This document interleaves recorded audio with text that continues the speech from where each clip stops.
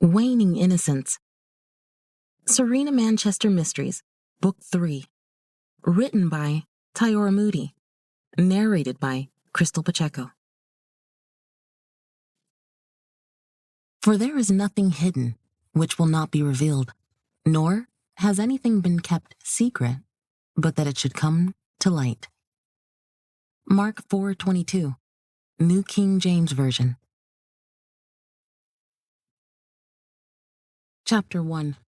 Georgetown, South Carolina, Sunday, May 19th, 1:05 p.m. Here I go again, running. To my chagrin, my pursuer wasn't comprehending my desire to escape.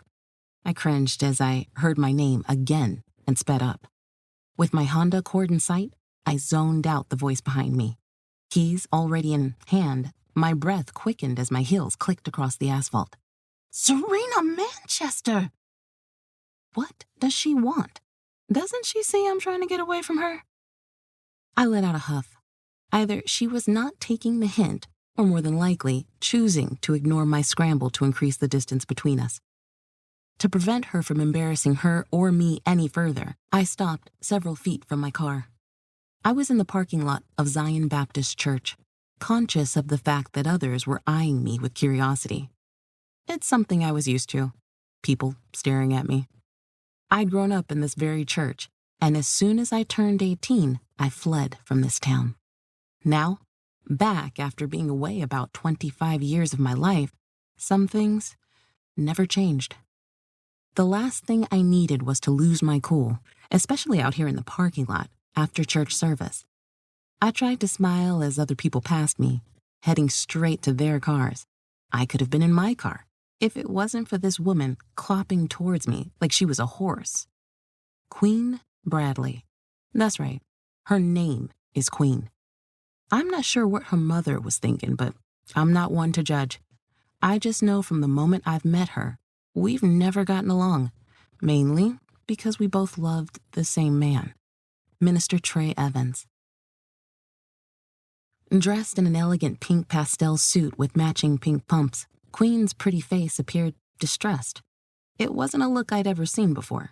She stopped abruptly in front of me, placing her hands on her hips, her wide-brim fuchsia hat tilted dangerously close to the side, as if it would topple off her head. She bent at her waist like she'd run a marathon.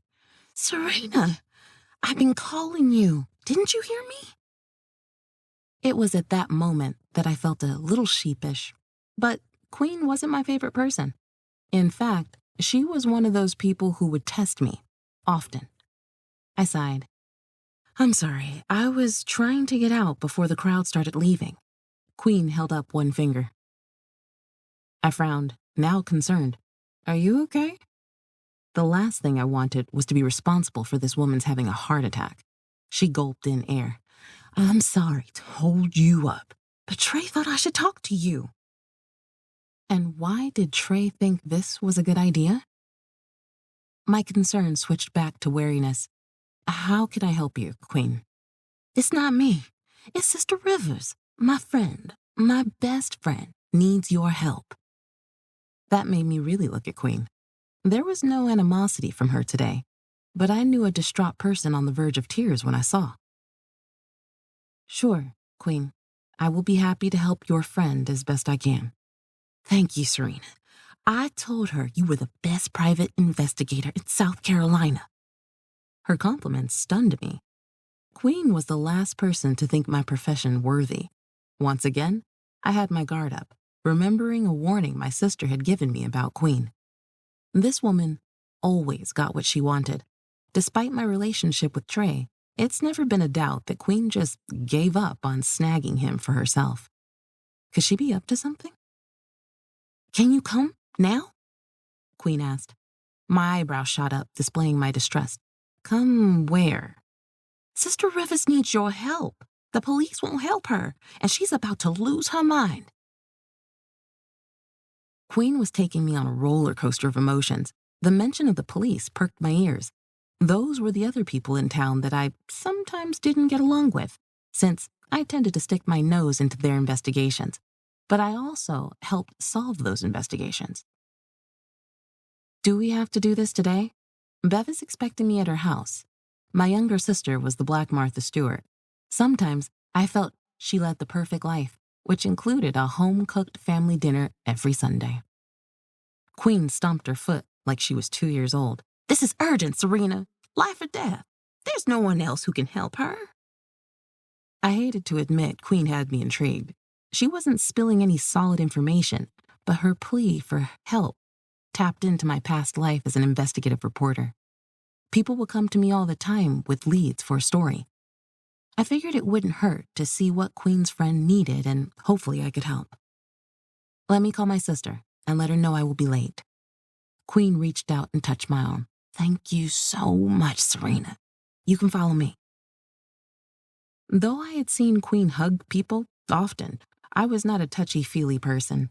I decided it was best to see what I could do. All the uncharacteristic actions displayed by Queen showed something was wrong. I climbed into my Honda and waited until I saw Queen right up beside me in her older Mercedes-Benz. Instead of calling my sister, I sent her a quick text. Queen asked me to help her with a friend. May not make it to dinner. Save me a plate, please. If I had called, my inquisitive sister would want to discuss this new development. Even though Bev was friends with Queen, she knew about the tension between Queen and I. The next person I texted was Trey.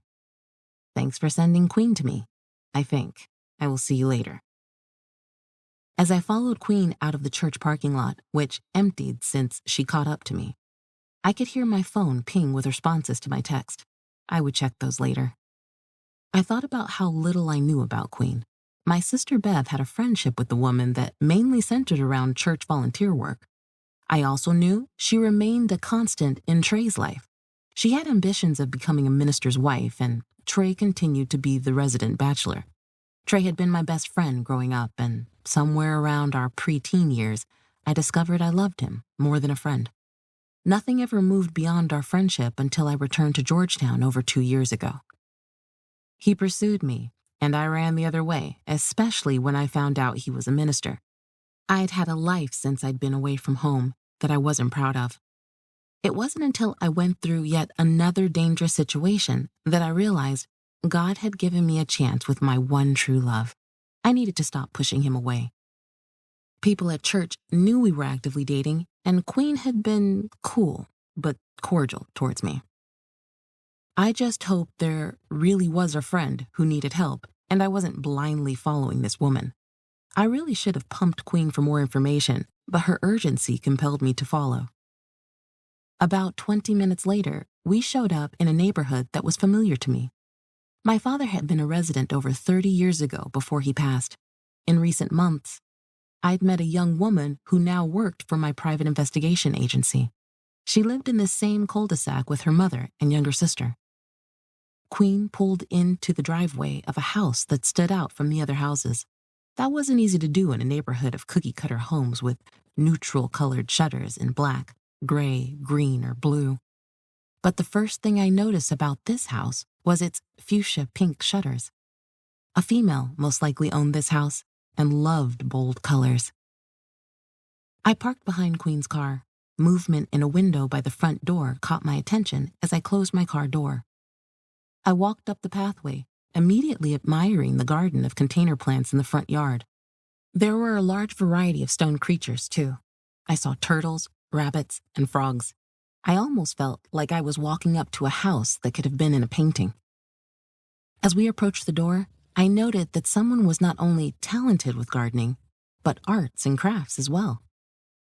Memorial Day was around the corner, and a large wreath hung on the door with a small American flag in the center.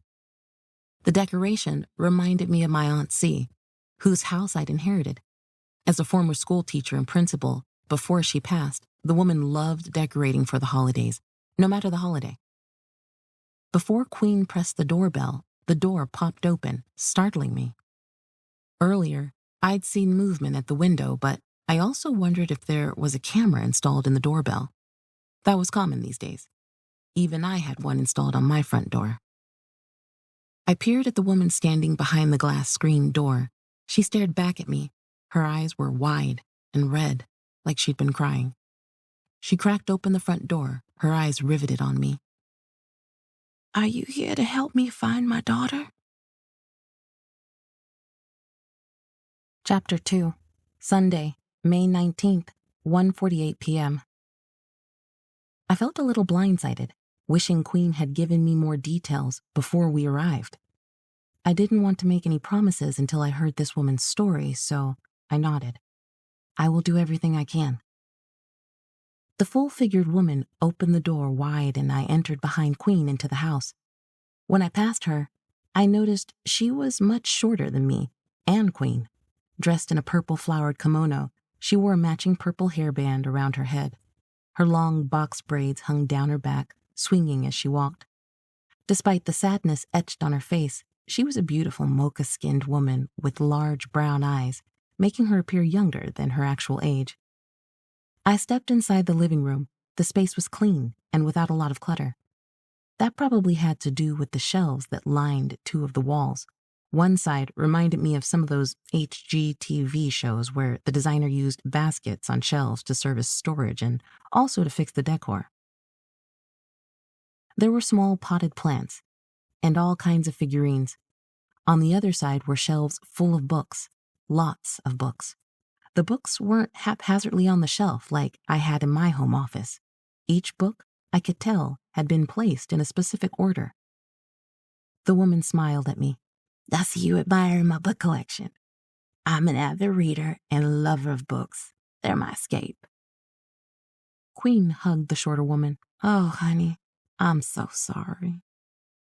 Watching awkwardly as the two friends hugged, I wondered what Queen had gotten me into. Queen turned, her eyes now teary. "Sorry, I should have made formal introductions. Portia, this is Serena Manchester. She owns Manchester Private Investigations, and I know she can help you. Serena, this is my best friend, Portia Rivers." "Thank you, Queen." "It's nice to meet you, Portia."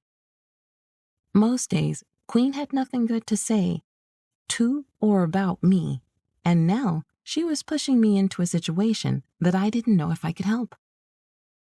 While flattered by Queen's confidence, I was still suspicious and feeling shaky on my feet. An uneasiness creeped over me as I observed the woman in front of me. She'd been crying, and hope blossomed on her haggard face. Would I disappoint her? Dash her hopes? I had a case a few months ago when a young woman went missing, and that turned out much differently than normal.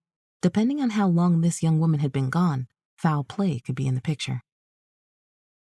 Portia extended her hands to her couches. "Please, have a seat.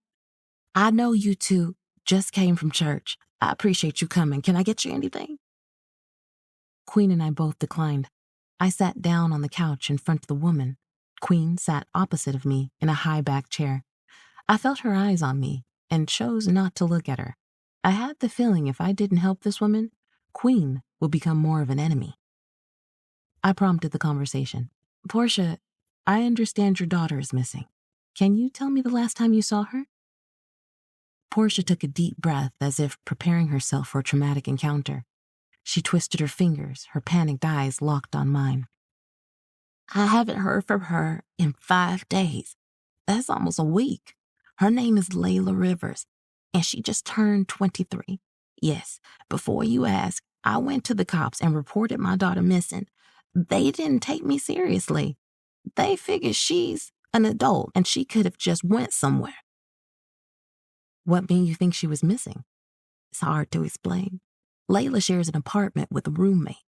I raised her to be an independent woman, but she would stop by after work and we'd have dinner to catch up. Mama's home cooking was still a comfort to her. The last time we ate together was 2 weeks ago. She graduated from the University of South Carolina about 2 years ago. She's actually planning a return to USC in the fall for law school. I'm so proud of her." Portia laughed, but it sounded more like a sob as she tried to contain her emotions. I flashed a sympathetic smile. "Where does she work?" "She's a bank teller at First National Bank. It's taken her a while to figure out what to do with her liberal arts degree, but I know she'll do well in a law school. She's always been a brilliant strategist, even as a young girl." I smiled. warmed by how Portia's face glowed as she talked about her daughter. Just as suddenly as her face brightened, her countenance returned to despair. I texted her Tuesday night and asked her to come by for dinner on Wednesday. She texted back that she couldn't wait, but she never showed up. The mention of food made me remember I was missing Sunday dinner at my sister's house. I refocused back on Portia. I would survive. Then I thought about what Portia said. You text your daughter, but didn't actually talk to her? Portia shook her head, tears filling her eyes. That's what the cops asked me. I just did what she wanted. Young folks love texting. Layla would say, no one uses the phone to talk, Mom. But I knew something was wrong when she didn't show up. That's not like her at all. She definitely would never miss a meal. And she would have told me if she could make it. I assume you've called the local hospitals? I have, and Queen's been helping me with that. Queen nodded. I work in accounts with the hospital, specifically in the ER, so I can easily keep an eye out. Oh, I didn't know that. Queen knew more about me than I knew about her. My impression of her certainly didn't have her working in the office of a hospital. I couldn't say I'd even thought about where she worked. I only saw her at church. I asked, Portia, do you have a recent photo of your daughter? It may be a good idea to get some posters up around town. Yes. Queen and I were talking about that. But I wanted to meet you first. Portia went over to a buffet table that was off to the side near the dining room. I noticed there were pictures lined up all along the wall of a girl at various ages. Portia grabbed a photo frame from the top of the table and brought it over to me. The first thing I noticed was Layla looked so different from her mother. She must resemble her dad. I could tell by the girl's stature that she had long legs and was taller than her mother. Her skin tone shone lighter than her mother's, but she had Portia's beautiful, flawless skin, no makeup needed. Her mass of dark curls fanned around her face in this photo. I peered over at other photos of a younger version. Layla wore glasses in most of the photos. I could tell she'd been a brainy girl who had blossomed into a beautiful woman. She's beautiful. Is she your only child? Portia nodded. Yes, she's my only child. So her dad is not in the picture? Portia's face contorted as if she smelled something bad. He's in her life. I divorced her father when she was 10, but he's still been a good father.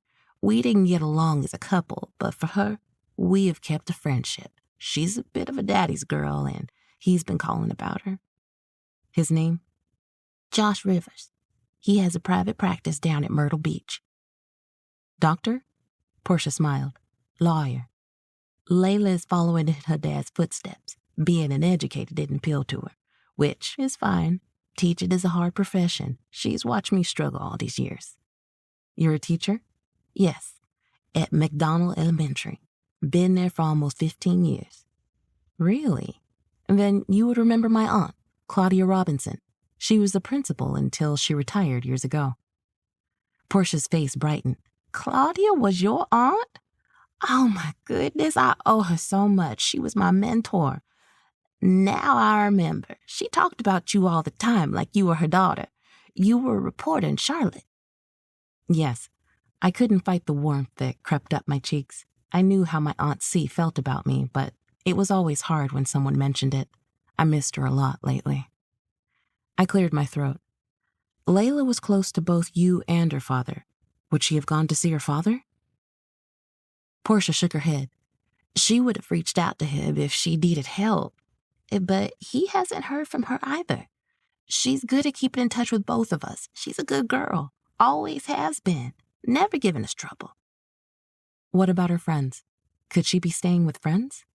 Portia shook her head, but she stopped midway. It's possible, but it doesn't explain why she hasn't called back. Can you list all of her friends? That would be helpful. I'm assuming you reached out to them. Portia grabbed a notebook and pen that were sitting between us on the coffee table. I know her two closest friends, and I've only been able to get in touch with one. She's worried, too. I watched as Portia jotted the names down. She wrote slowly, like she was in pain. Then she tore the paper from the notebook and handed it to me. Can you tell me about them? Yes, Tamia Owens is her oldest friend. They known each other since they were in elementary school, so I watched both girls grow up together. I'm also good friends with Tamia's parents. Tamia got pregnant during their senior year of high school, but she still graduated. She has an adorable little boy that Layla loves to spoil. Everyone loves little Terrence. She's the one I've touched base with. I nodded. And this other person, Mary Kate Cook? Layla met Mary Kate in the past 2 years. Layla moved in here for a while after she graduated from U of SC, but then about a year ago she moved in with Mary Kate. Sounds like they're pretty tight too. Portia nodded. Layla is close to both women. I've heard her fret about how her two best friends don't like each other. Interesting. Does she have a boyfriend? Portia's features morphed from sad to fury. The anger energized her entire body as she stiffened in front of me. I glanced over at Queen, who'd been uncharacteristically quiet since we arrived. She met my gaze and then looked away as if she was afraid of something. Okay, so Layla has a boyfriend. You obviously don't approve of him. How long have they been dating? Portia's shoulders wilted as if she was ashamed of her reaction. About a year. He's a charming, handsome young man. They're the same age. I believe Mary Kate introduced them. Layla's crazy in love with him. What's his name? Donovan Tucker. The Tucker family is well known in Georgetown. Donovan invited Layla to come over to the family home this past Christmas. She wanted me to come along with her, so I did. I've never felt more uncomfortable in my life. Donovan's mother was so snobby. I could tell she didn't want us there, and that she didn't approve of Layla. Her husband, being a politician, was more cordial, but he gave me the creeps. Portia's statement, "he gave me the creeps," made my body still. What about him creeped you out? Looking down at her fingers, Portia seemed to shrink into herself. I didn't like how he looked at Layla. My daughter is pretty. As you could see, she's biracial.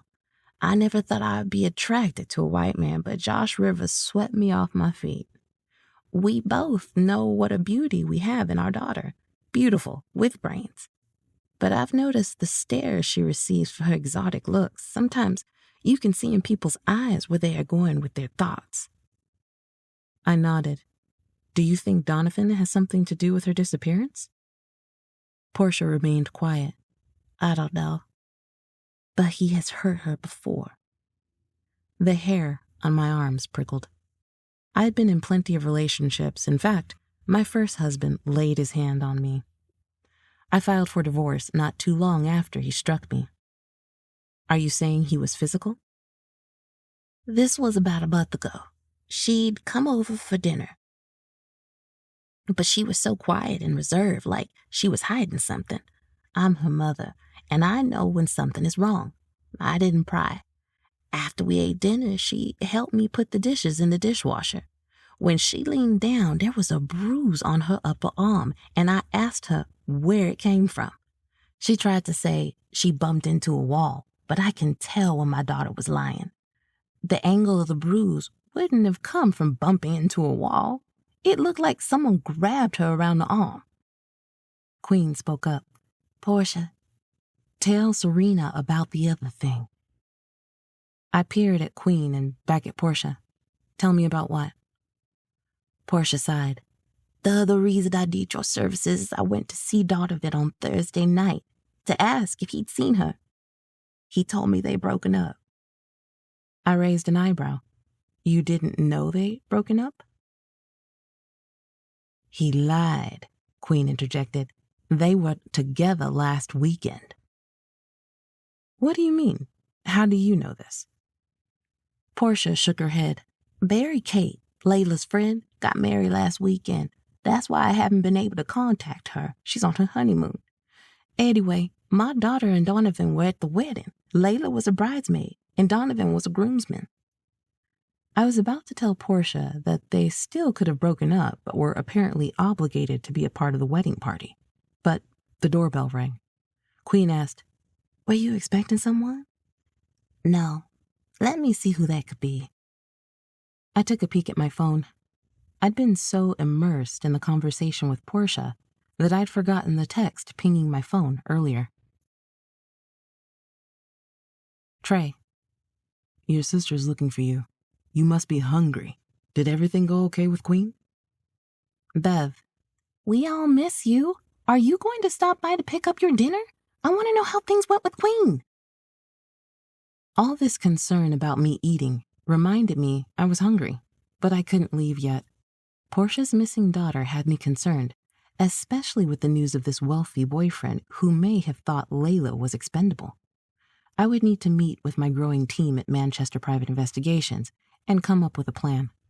I feared Layla had been missing entirely too many days. Recognizing the baritone voice at the door, I froze. As I looked up from my phone, my blood ran cold. Why was one of GPD's homicide detectives at Portia's door? Were we too late?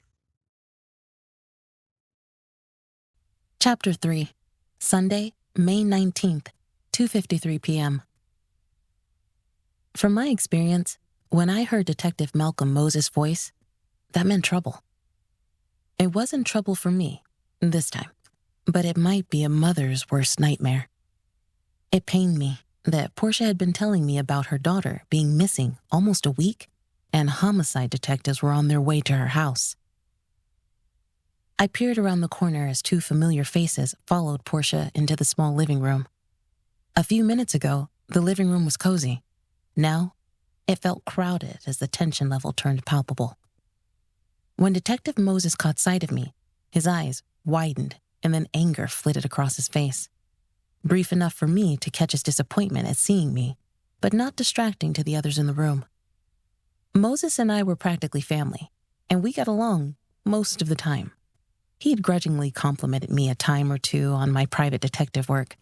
Still, whether it was his ego or fear for my safety, he didn't like me interfering in his cases.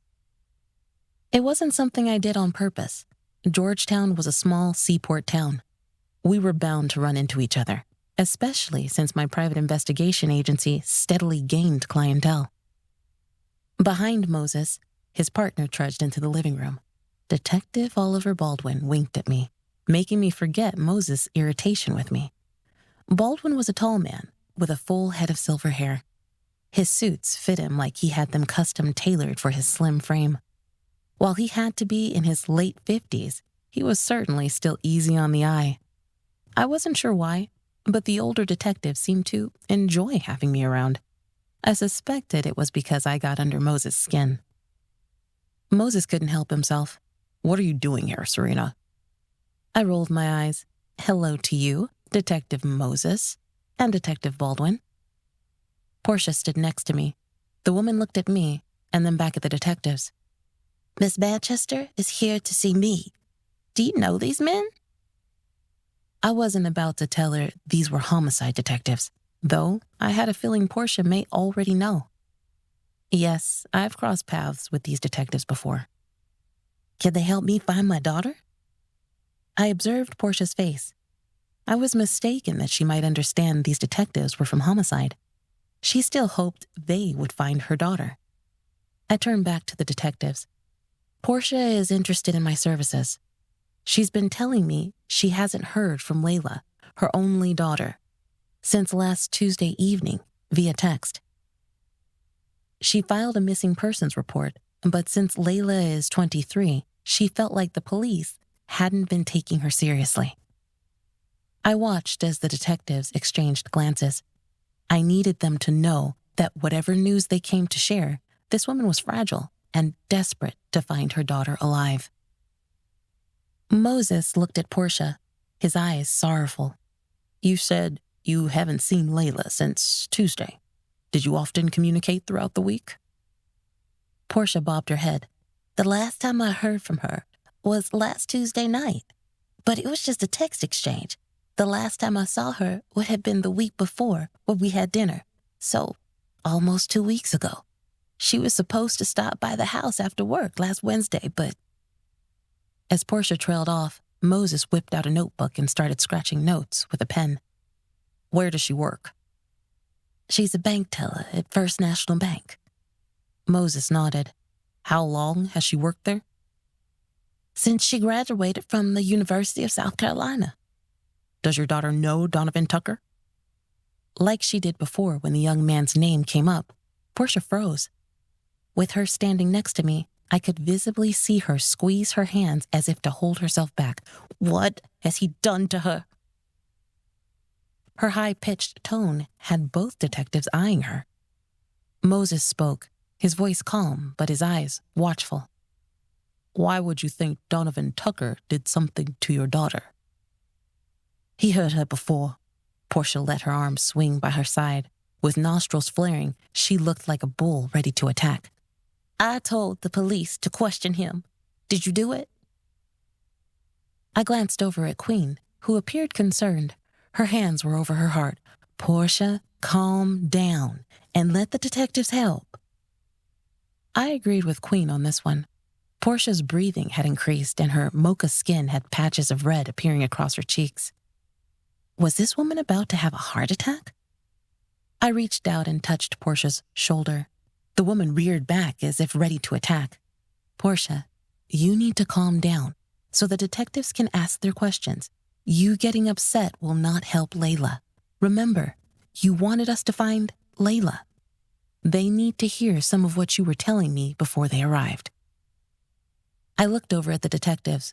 Both men looked uncomfortable. Can we have a seat? Queen, can you get Portia some water?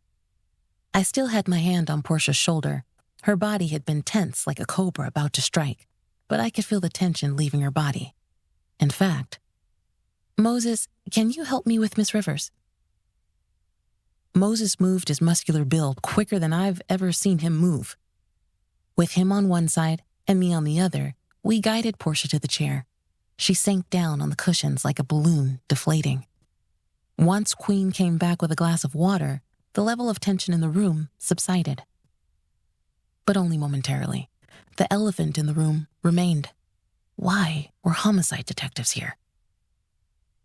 Portia rocked side to side, muttering, Lord, please let my daughter be okay. Please let my daughter be okay. Queen rubbed her friend's back and bent her head. I watched as Queen's lips moved, knowing she was praying over her distraught friend. Moses stepped up beside me. Come outside. I took another glance at the two women, Queen praying softly and Portia pleading. Her mouth moved, but no words came out. I met Moses and Baldwin outside on the small porch. Moses asked, How do you know the Rivers? A sarcastic statement sat on my tongue, but I thought better of it. I just met Portia Rivers less than an hour ago. Queen caught me as I was leaving church today. She wanted me to come and meet a friend who needed help. That's all I knew when I arrived, that her friend needed help. I just learned about her missing daughter. Moses nodded. I needed these guys to talk. This suspense had me in knots. Guys, is she dead? Is that why you both are here? Baldwin spoke quietly. No, we're trying to find her. I frowned. So, you both are on a missing persons case now? When did you learn about it? The woman's been missing for 5 days. That's not good. Baldwin and Moses exchanged glances again. What? Tell me what's going on. If she's not dead, then why are you here? You saw her mother. She's about to have a nervous breakdown. Moses let out a sigh. It's only going to get worse when she finds out what we discovered last night. Donovan Tucker is dead. Definitely foul play. My jaw dropped open. When? How? Baldwin raised an eyebrow. That's why we're here. Wait, you think her daughter is responsible? That explained why the detectives were asking about him. I had to ask, though neither detective had to share. Are you going to tell me anything about his death? Moses started. This is an ongoing investigation, Serena. Baldwin didn't get the same memo. He was found early this morning. Someone bashed his head in. Pretty good. Moses swerved towards his partner. "Man, what are you doing?" Baldwin shrugged. "Answering a question. Serena's on the case anyway. She finds the girl, we get more answers." Moses shook his head. "Man, I know you were ready to retire, but we don't just give up information." Uncomfortable with Moses berating his older partner, I interrupted. "I'm not a reporter anymore. You don't have to worry about me leaking anything to the media. You know Layla has been gone at least since last Wednesday. When did this boyfriend get killed?" Baldwin glanced at Moses. "A friend called in his death Friday night, or more likely early Saturday morning."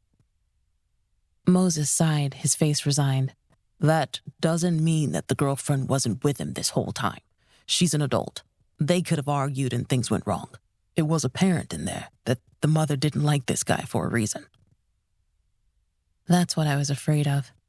I hoped Portia's tirade about Donovan's didn't damage her daughter, who could certainly be innocent. "This guy, I understand he came from a wealthy family." Moses nodded. "Yeah, and they are already breathing down our backs. These folks have pull with our superiors. The dad is a representative in the house. We got to find this girl and find out what happened. This case is going to get real ugly, fast." I cringed. A politician's son. I didn't doubt Moses' statement one bit. Baldwin followed up. "Which is why we need your help. You have shown that you're a good investigator." "Thank you, sir. I appreciate that, Baldwin." Baldwin tipped his head towards me.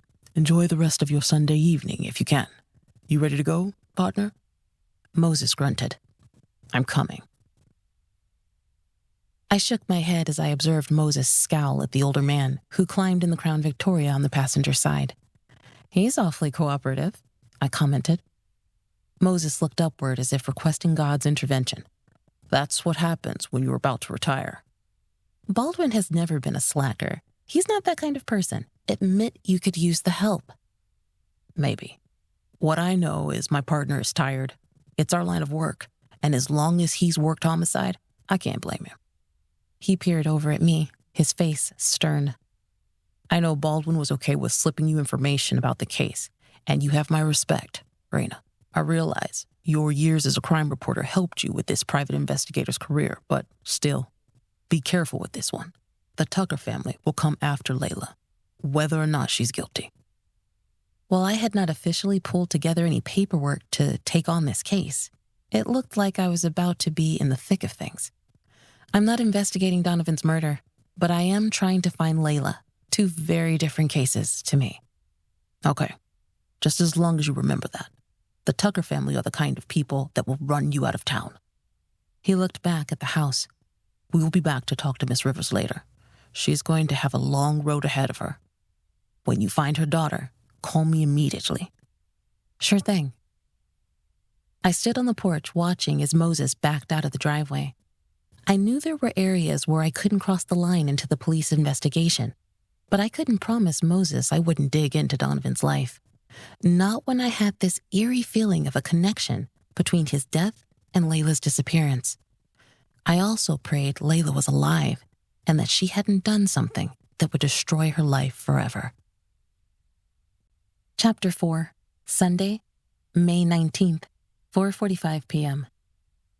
I could have dropped by my sister's house for the weekly Sunday dinner, but the afternoon over at Portia Rivers had drained me. It had been some time since I had a case that stirred the former reporter in me, but even back then, these types of cases left their mark. I knew once I left Portia's house that trying to locate her missing daughter would be an emotional upheaval for all. I pulled into my home, which I'd inherited. Over 2 years ago, my beloved Aunt C, my father's only sister, died. I found out she left me her home in her will. I'd been suffering from a head injury and finding it hard to make a comeback in my career as a reporter. So, after being gone for 25 years, I returned to Georgetown, South Carolina, my hometown. Over the past few months, I finally allowed myself to put my personal stamp on the house. Really, I had no choice after a break-in that could have left me dead. If I thought about it long enough, the violation of my home still made my blood boil. Thanks to a young man who worked with me, I had more security around my house than I had in any place I'd ever lived. It was mid-May, but summer seemed to always come early in the South. The heat from the day remained even as the sun made its descent for the night. In the shadier areas of my yard, the outside lights lit the dark shadows. I sat in my car for a few minutes with Detective Moses' warning in my ear. This case is going to get really ugly. With Donovan Tucker turning up dead, that put a whole new wrinkle in what started out as a missing persons case. I told Portia I would take on the case and broke the news to her about Donovan's death. I was grateful the detectives left her alone for now.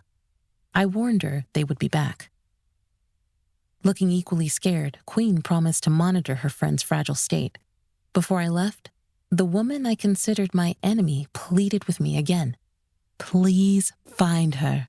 I watched Layla growing up. She's my goddaughter, and Portia's been my best friend forever. This is going to kill her. I told Queen I would do my best, but we both exchanged a look, and I'm sure the concern in my eyes didn't help matters. In my past, I'd seen and reported on too many stories of young women meeting tragedy. Even being back home these past few years, I'd had cases that reminded me how cruel the world was to women, especially young, vulnerable women. Hunger pangs motivated me to climb out of the car and head inside the house. My four-legged roommate met me at the door with yowls of her own need for food. I'd never been a person to have a pet, but when I was growing up, my aunt always had either a cat or dog, sometimes both. Along with the house, she'd also left me Callie. I didn't have children of my own, but taking care of a demanding cat was the closest thing to having a child. And now that she was used to another human in her house, we got along better. It was also easier to feed the cat than myself. But before either of us ate, I needed to strip out of my church clothes. For most of the time I lived in Charlotte, I attended church only on special occasions. Growing up with a stepfather as a preacher affected me, especially since Reverend Thomas seemed harsh to me. Since being back home, I'd fallen into the rhythm of Sunday morning worship, but it was different for me now than when I was the sullen girl who sat in the back pew out of defiance. Dressed down in a t-shirt and shorts, I entered the kitchen hopeful that I could finally satisfy my hunger. I popped open a can of chicken and liver, and a minute later the cat chewed greedily while I pondered my own options. I didn't have any options. Missing out on my sister's cooking today left me with nothing decent to eat. Since I didn't cook and most of the time was too lazy to go to the grocery store, I'd cleaned out my freezer. The stock freezer was now empty, except for some ice cream containers. It looks like I will be eating ice cream for dinner. The doorbell rang as I reached for the tub of butter pecan. Peering at the app on my phone, I checked to see who visited me on a Sunday evening. My mouth stretched into a wide grin. I loved butter pecan, but the ice cream wasn't as appealing as who was at my door. I'd never been so happy to see a man. Trey stepped through the door, bags in hand. Before he could close the door behind him, I had my arms around him, planting a kiss on his lips. Careful now, Miss Manchester. You might start something. I stepped back and reached for the bag in his hand. You saved me. He snatched the bag back. If I'd known bringing you food would garner me this type of attention. I arched an eyebrow and placed my hands on his chest. Careful, Minister Trey. A few months ago, I finally stopped trying to fight my feelings for Trey. I'd been in love with the man as far back as my preteens, but circumstances would not allow us to be together. When I returned home, to my surprise, Trey pursued me. I had settled on being the girl he shared his deepest secrets and dreams with, his female best friend. Girlfriend status was destined for other women. And there was him being a minister. I didn't know how to handle this new direction in our relationship. I'd spent the better part of adult life as a heathen. How would this work? Trey wasn't a pastor of a church yet, but he'd gone to seminary and served as the minister of music at Zion Baptist Church the past 5 years. I'd asked him if he ever wanted to be a pastor, but he claimed he had no desire. His love, pure and simple, was music. He taught the men's Bible study, occasionally Sunday school, and counseled youth at church and through other organizations. He was always serving on some nonprofit committee. Being a former hometown football hero, Trey fit into most roles easily. Me being a bit of a bad girl most of my life, I just knew we weren't going to ever be together. So for the past 2 years since I'd returned to our hometown, I'd almost made a mistake I would regret. I was ready to push Trey toward the woman I thought worked best for him. The woman who made her business known to most that she wanted Minister Trey Evans, Queen Bradley. Queen seemed like a perfect fit for Trey. She was involved in every committee or auxiliary at Zion Baptist. Always eloquently dressed in the finest fashion, she stood before the congregation every Sunday to share the announcements. She would be perfect as a pastor's wife. But Trey wasn't interested in her that way. He claimed he only had eyes for me. As Trey placed the bags of food from my sister on my kitchen counter, I leaned against the wall and crossed my arms, observing him unpack the bags. He moved about my kitchen with ease. We frequented each other's homes throughout the week, skirting around the tension that hung between us. In a polo shirt that hugged his well-toned arms, the former football player maintained his athletic physique, despite being in his 40s. His abstaining from alcohol helped him not have the typical beer belly or middle-aged thickness. He glanced up at me and smiled. He probably knew I'd been checking him out. "I know you were hungry, so there's no need to be shy. Sit so you can eat. You look like you were about to fall over." I didn't doubt it. When I was tired, my mind wandered into what I still tried to label forbidden territory. I pulled out the kitchen chair and sat down, feeling the tired sneak back in. I cleared my throat. "Did you really send Queen to talk to me today?" Trey sat across from me. He peered over at me, his eyes suddenly wary. "Well, I know you two don't get along. She seemed to want your help, and she asked me to reach out to you. It felt like it was a better opportunity for you two to talk. Did it go well?" I sighed. She brought me another case. Quite a doozy. I'll tell you more about it after I get a plate of food. I've survived on a cup of coffee today. Trey shook his head. "You haven't eaten all day? Why do you do that to yourself?" I had a tendency to go a long time without eating. It was a bit of a habit that I brought over from my reporting days. You would think as much as I forget to eat, I would lose weight. Trey gave me a sly smile. "You look good." That made me blush, and I didn't do that often. Trey had that kind of power to look at me and make me forget I'm not the girl who'd hung on his every word. I watched as he pulled open the Tupperware my sister had probably packed. It was good to know that my man liked my thickness. I'd never been a super skinny girl, but now, at age 42, my hips were at their widest. I could thank my sister for that.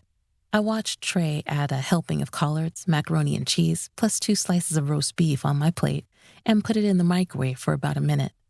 Not one to drown in body image issues, I dived into the plate of steaming food as soon as he set it in front of me. He'd poured a glass of iced tea, which I had to assume came from my sister as well. With the tea in front of me, Trey sat across from me and asked, "So, tell me, what did Queen want from you?" I held my hand over my mouth, savoring the tangy cheddar cheese and cringing over my burned mouth. I swallowed and answered, "To help her friend, Portia Rivers." "Portia? I know her." "You do? What can you tell me about her?" She's Queen's BFF. They're complete opposites, but have a bond like sisters." I nodded. Queen mentioned Portia's daughter is her goddaughter. "That sounds about right." "Well, the daughter is missing." Trey raised his eyebrows in surprise. "Missing? I haven't heard anything on the news." My sweetheart was a news buff, and often on Twitter more than he liked to admit. "She's been missing since last Tuesday, or at least that's the last time Portia heard from her. I still need to verify a few things at her job. She's a bank teller. Anyway, Portia filed a missing persons report, but Layla is also 23. Trey shook his head. "Still, they should take it seriously. Layla's a really smart girl. Graduated valedictorian from Georgetown High School, summa cum laude from University of South Carolina." "How do you know this?" "Layla attended Zion until she went off to college. Portia still attends service, but not as much. She used to be just as active as Queen, but I noticed she backed out of a lot of volunteering. Well, I haven't exactly been the best church volunteer either. Trey chuckled. Yes, but you have your own mission in life. Yes, I do. I pushed back my plate, my belly happy and full. I don't know about this one, Trey. I can tell Layla is super intelligent, but a woman will forget her brain for a man. Portia definitely doesn't like her daughter's boyfriend. Who's the boyfriend? Trey asked. Donovan Tucker. Trey frowned. Wait, I know the Tuckers. The oldest son, Mark Tucker, has been a friend of mine for years. He heads up the family law firm, Barnaby and Tucker. I met Mark when I was working at Waterway. He's a good guy, hilarious. His dad, William Tucker, has been in the House of Representatives for District 103 past 10 years. Wealthy family, too. Oh, yeah. The Tuckers are pretty big around here in Georgetown. One of the wealthier families. They were probably plantation owners back in the day. The current generation, from what I can tell, are good people. I tilted my head to the side. You seem to know the family well. Not sure why I was surprised. Trey had been catching people's attention since his days playing football at Georgetown High School. A football hero from yesteryear, heavily involved in the community today. Trey commented, I wouldn't say I know them all well. Mark I know the best. He recruited me for an annual baseball team, and I've asked him to help mentor some kids over the years. He's a pretty good coach when he has time. Since he took over the family law firm, he's not as available as he once was, but we keep in touch a few times a year through various community events.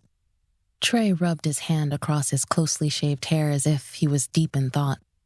You know, I've been on a few committees and boards with Allison Tucker. She's definitely a force. Most of those committees, she's usually chairing. And if I'm not mistaken, she's the second Mrs. Tucker. I reached for the glass, draining the remainder of the tea. So, the current Mrs. Tucker isn't Mark's mother? Just Donovan? Trey answered. That's right, she's his stepmother. His mother passed away when he was younger. I never met the youngest son. That's a shame. Yeah, what's even more a shame is that Portia believes Donovan has something to do with her daughter going missing. But that's going to be hard to prove or find out with the young man. Trey leaned in. Rena, are you okay? Do you need to lay down? I waved my hand. I'm fine. I wasn't, really. I suddenly felt the weight of the afternoon information dump on me. I blew out a breath to ease some of the tension in my body. You haven't heard the news yet? About what? Donovan Tucker. They found his body Friday night, early Saturday morning. I have very little details, but, of course, Moses has already warned me to stay away from the investigation. No, I hadn't heard. I turned the news off on Sundays.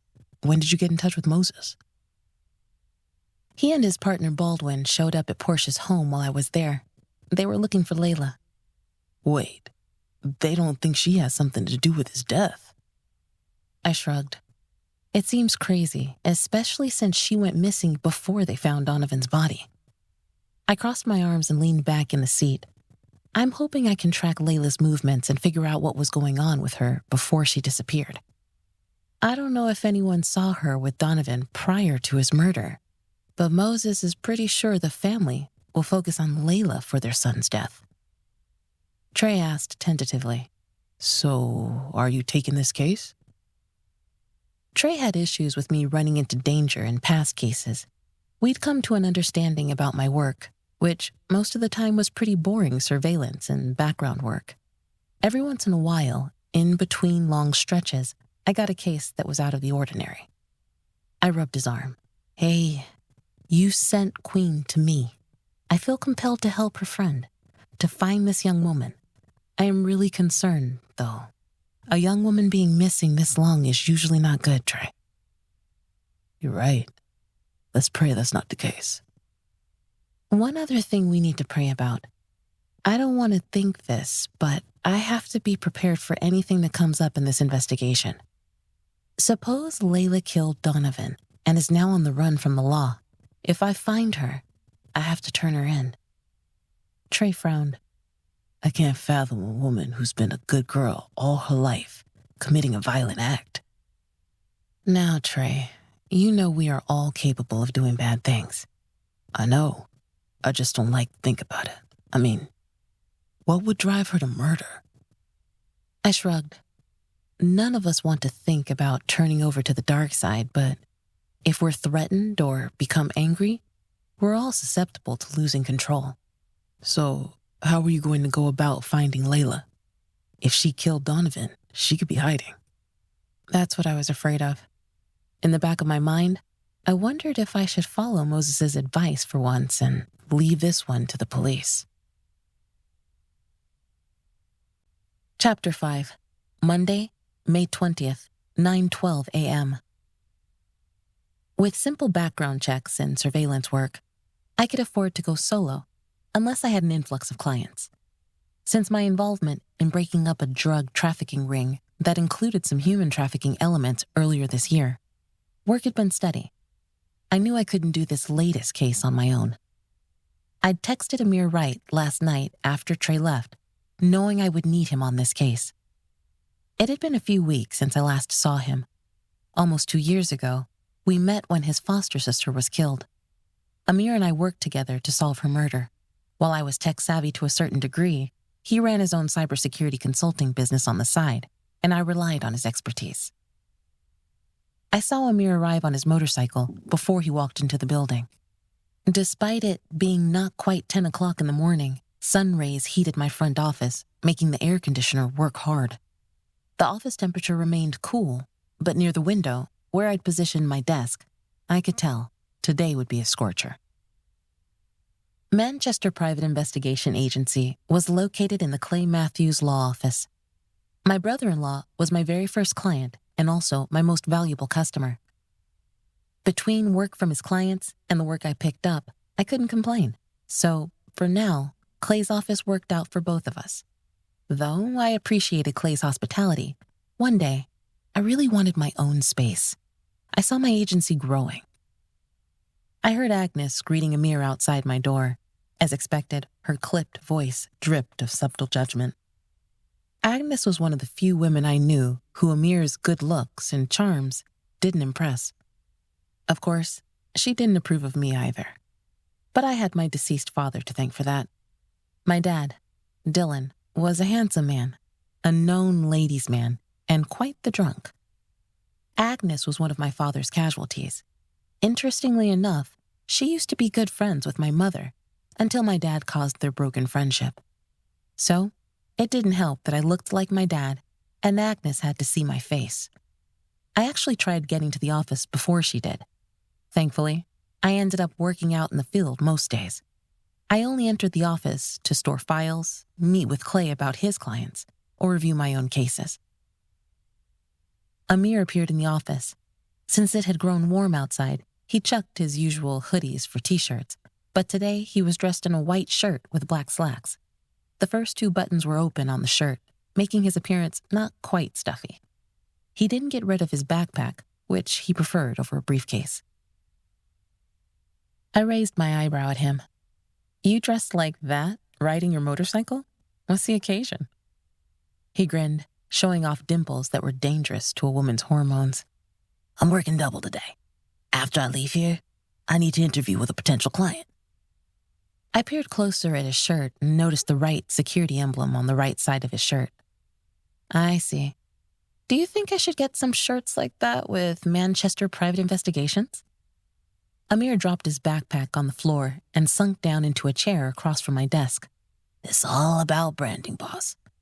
I'd wear one if you decided to indulge in the marketing expense." I smirked. I don't know why you call me boss.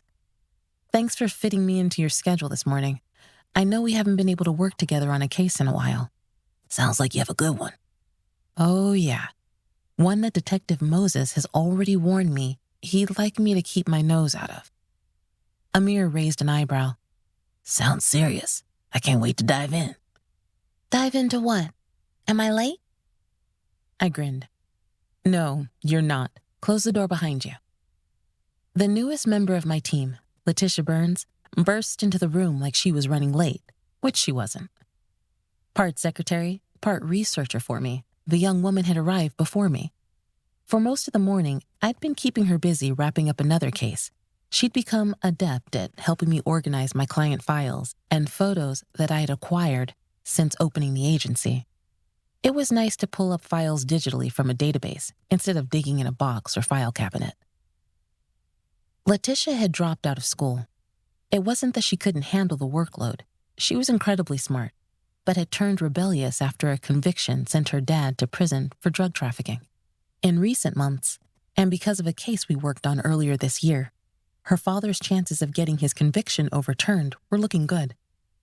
When she wasn't helping me, she spent much of her time helping her dad's lawyer. Letitia closed the door and hurried over to the other seat. Then she frowned as she looked Amir up and down. "Hey, Amir, you're looking professional today. Maybe I should have worn something else." Amir chuckled. "You look fine, kiddo."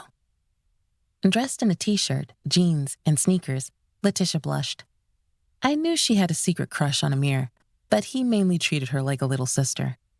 I loved how Amir had been teaching her the ropes of his business. Being an avid gamer on the side, I knew Letitia could handle jumping into learning the cyber side of the investigative business. I warned them both to be careful, since Amir had been in trouble for his tendency to hack into places he had no business being. "All right, you two. Let me explain why I need all hands on deck." I shared about yesterday's request to find missing Layla Rivers. By the time I got to the part about Donovan Tucker, I stood up and started marking things on the whiteboard installed behind my desk. It was a pretty fancy setup I could conceal by pulling a shade down over the whiteboard. I turned around after pinning a photo I'd found on the internet of Donovan Tucker. The printed version was next to a photo of Layla. We observed the board for a few moments until both my young associates started talking at the same time. Amir asked, "So what's the plan?" "Do you think she killed him?" Letitia inquired, her eyes wide. Letitia had been working with me on much smaller cases. Sadly, she wasn't foreign to violent crime. That's how we met. She got caught in an escort service that exploited young women like her, unsure of their place in the world, but seeking something better. The murdered madam was someone we both knew.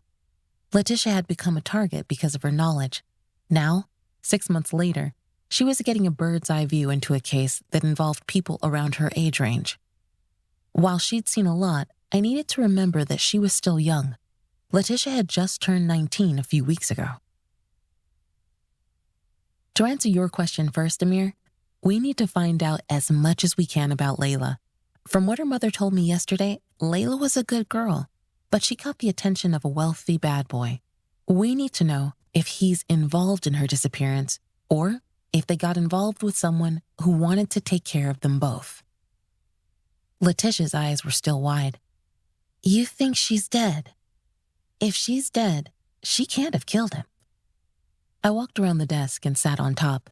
We can only ask questions like you are asking now and work backwards. We will follow the timeline, which means talking to people who had contact with both of them. Amir glanced at me. "I imagine the police are more focused on Donovan right now, since his body was just found early Saturday morning." I nodded, going back to what Letitia just asked.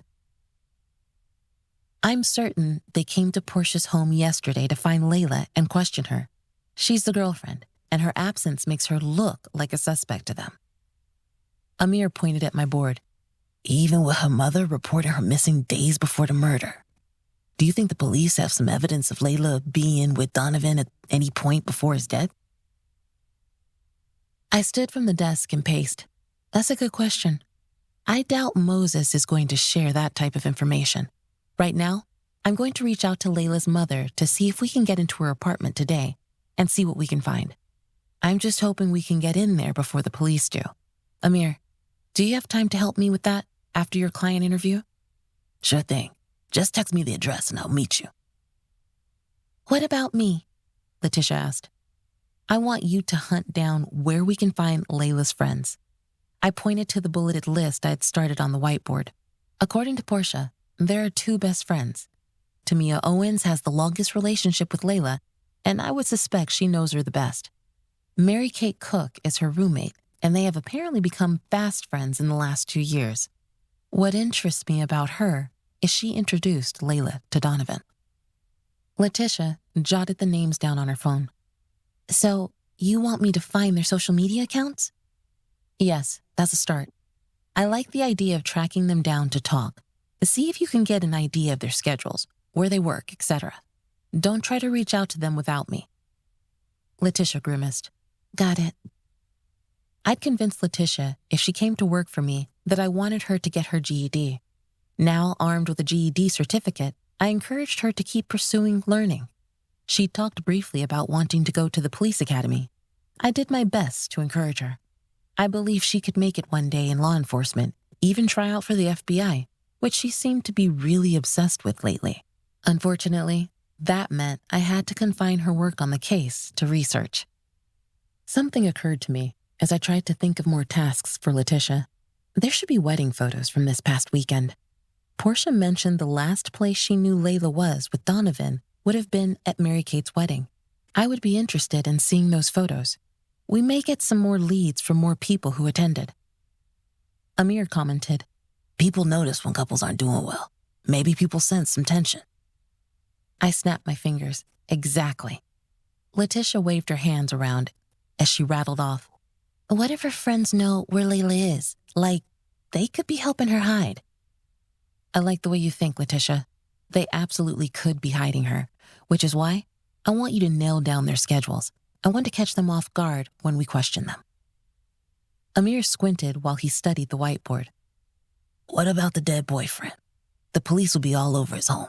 Do you think we should venture over to his place? I sighed deeply. Moses really wanted us to stay away from the Donovan Tucker case. His family is really wealthy. They're old money here in Georgetown. I imagine we can't do too much snooping without getting the family's attention. Still, I like the idea of covering our bases. Portia clearly didn't like Donovan and thought he was all wrong for Layla. She thinks he may have hurt Layla in the past. Letitia crossed her arms. That has me worried. I hope she's still alive. I sucked in air as a chill went down my spine. I'm worried too. I stared at the picture of Layla and Donovan. I had a feeling Portia's desire for me to find her daughter would also dig up some disturbing details. Parents never knew their children as well as they thought. Chapter 6, Monday, May 20th, 1:04 p.m. I arrived at Portia's house and parked behind a white Cadillac Escalade. Before I could ring the doorbell, I heard shouting from the house. I hesitated for a moment, but I knew Portia was expecting me, so I rang the doorbell and waited. Distinct voices, Portia's and a man, drifted through the door. Did they not hear the doorbell? I wasn't trying to eavesdrop, but I was sure if there were any neighbors around this time of morning, they could hear everything. For a minute, while listening to Portia's high-pitched voice, I pondered if this was some type of domestic situation. This is all your fault, she said. I don't know why you insisted on introducing her to those people. I only wanted to make sure she had a decent start in the world, and you are making big assumptions, as usual. I know when something isn't right with people. She changed once she got around them. No, she grew up, Portia. You're upset because she doesn't cling to you anymore. I tried to protect her, but you managed to manipulate her to your thinking anyway. I rang the doorbell again. This time, I pressed a little harder. I took a deep breath as I heard footsteps approach. Portia opened the door, appearing breathless as if she'd been in the boxing ring. Sorry, Serena. Come in. I had a feeling I knew who was here, and while I felt uncomfortable overhearing their argument through the door, I wanted to meet the man. Josh Rivers stood in the living room. I recognized Layla's high cheekbones in the man who watched me as I entered. I didn't need Portia to give me any introductions. You must be Layla's father? The tall man nodded. You're the private detective? Yes. Portia stood beside me as if I was here to do battle with her. She crossed her arms. I told you I was not waiting on the police anymore. Josh opened his mouth as if he wanted to say something, but instead, set his mouth into a hard line. You disapprove, Mr. Rivers. Do you think there is some place where we can find Layla? Maybe another friend that Portia doesn't know about? Beside me, Portia grunted. I know of all of her friends. Some of them aren't even her friends, just people taking up space in her life. Josh rolled his eyes at his ex-wife's statement. Portia, it would help if you would stop thinking you know everything about our daughter. I know her better than you. Whoa. I held up my hands. I understand, emotions are high, but let's concentrate on finding Layla. I'm sure she wouldn't want you guys to argue like this. Now, Mr. Rivers, do you know of any other people who could tell us where Layla has gone? Portia bristled. I eyed her. She sighed and walked away, leaving me in the living room with Josh. Josh watched her exit before turning his attention to me. We still love each other, even though it looks like we're at each other's throats. I grinned. You both co-parented a lovely young woman. Yes, the best thing we did together. And to answer your question, I don't know of anyone else. I'm sure Portia told you about Tamia and Mary Kate. Layla's usually hanging out with one or the other when she's not at work. When was the last time you saw her? At Mary Kate's wedding. That surprised me. You went to the wedding too. He chuckled. I felt obligated. I received an invitation, and I go way back with Mary Kate's dad, Don Cook. When I was a struggling lawyer, Don sent me clients. You may know my brother-in-law, Clay Matthews? Clay, yes, I know him. Now that I think about it, I have heard Clay brag about his detective. You helped him solve some big cases with the police. I like to think I assisted.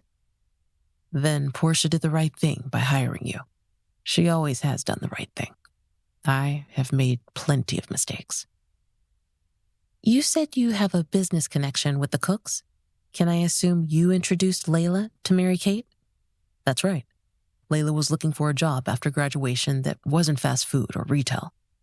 She made the same mistake as me with a liberal arts degree. I heard Cook's daughter had started working at the bank and asked if there were available positions. They came through with the teller job for my daughter. I didn't know they would become such good friends. I see. How was Layla at the wedding? Josh looked away for a second. She seemed to enjoy herself. She even gave her dad one dance. I didn't see her anymore after we danced. I frowned. Did she leave? I'm afraid I don't know. Someone had to call an Uber for me. Those events always have way too much booze, and it'd been a long week in court. I needed to blow off some steam. Do you know if Donovan and Layla talked? Anger flashed briefly in Josh's eyes before he caught himself. I saw him follow her outside. It appeared he had a similar sentiment about the young man as his ex-wife. Did you see them come back in together? I can't say I was paying attention. This man's daughter went outside with a young man that he clearly had some reservations about. If I was him, I would have had my nose to the window trying to peer out and see what was going on. I know this young man is gone from this world now, but I'm curious to know how volatile you think the relationship was between your daughter and Donovan. Volatile? Portia mentioned it appeared as if Donovan had hurt Layla. Josh's eyes opened. What? I hadn't heard this. Layla would have told me, and I would have dealt with that young man. Have the police detectives talked to you yet? He shook his head. No, not yet, but they left a message on my phone this morning. You should be aware that they want Layla found. I'm sure it's to see if she had any involvement in Donovan's death. I'm not sure the nature of how he died, but it could have been self-defense, and Layla is scared. No, Josh shouted forcefully. I stepped away from his booming voice. Okay. She wouldn't hurt Donovan, and I don't believe he would hurt her, at least not physically. What do you mean? He was a good-looking guy, spoiled, but he wouldn't do anything to embarrass his parents, especially his father. The boy loved attention. Layla is quiet and unassuming, like her mother. Sometimes, when you are around another person who has to soak up that much attention, it's draining. I knew Portia wasn't aware of this, but I wondered how much Layla shared with her father. Is that why she broke up with him? He was too much for her? Josh looked at me. Partly, but there was another reason. She wouldn't tell me. Why do you think Layla was secretive about her breakup? Josh stared at me for a full few seconds before he responded. His green eyes chilled me as he said, Maybe she thought I would kill him. I'd warned him to never hurt her.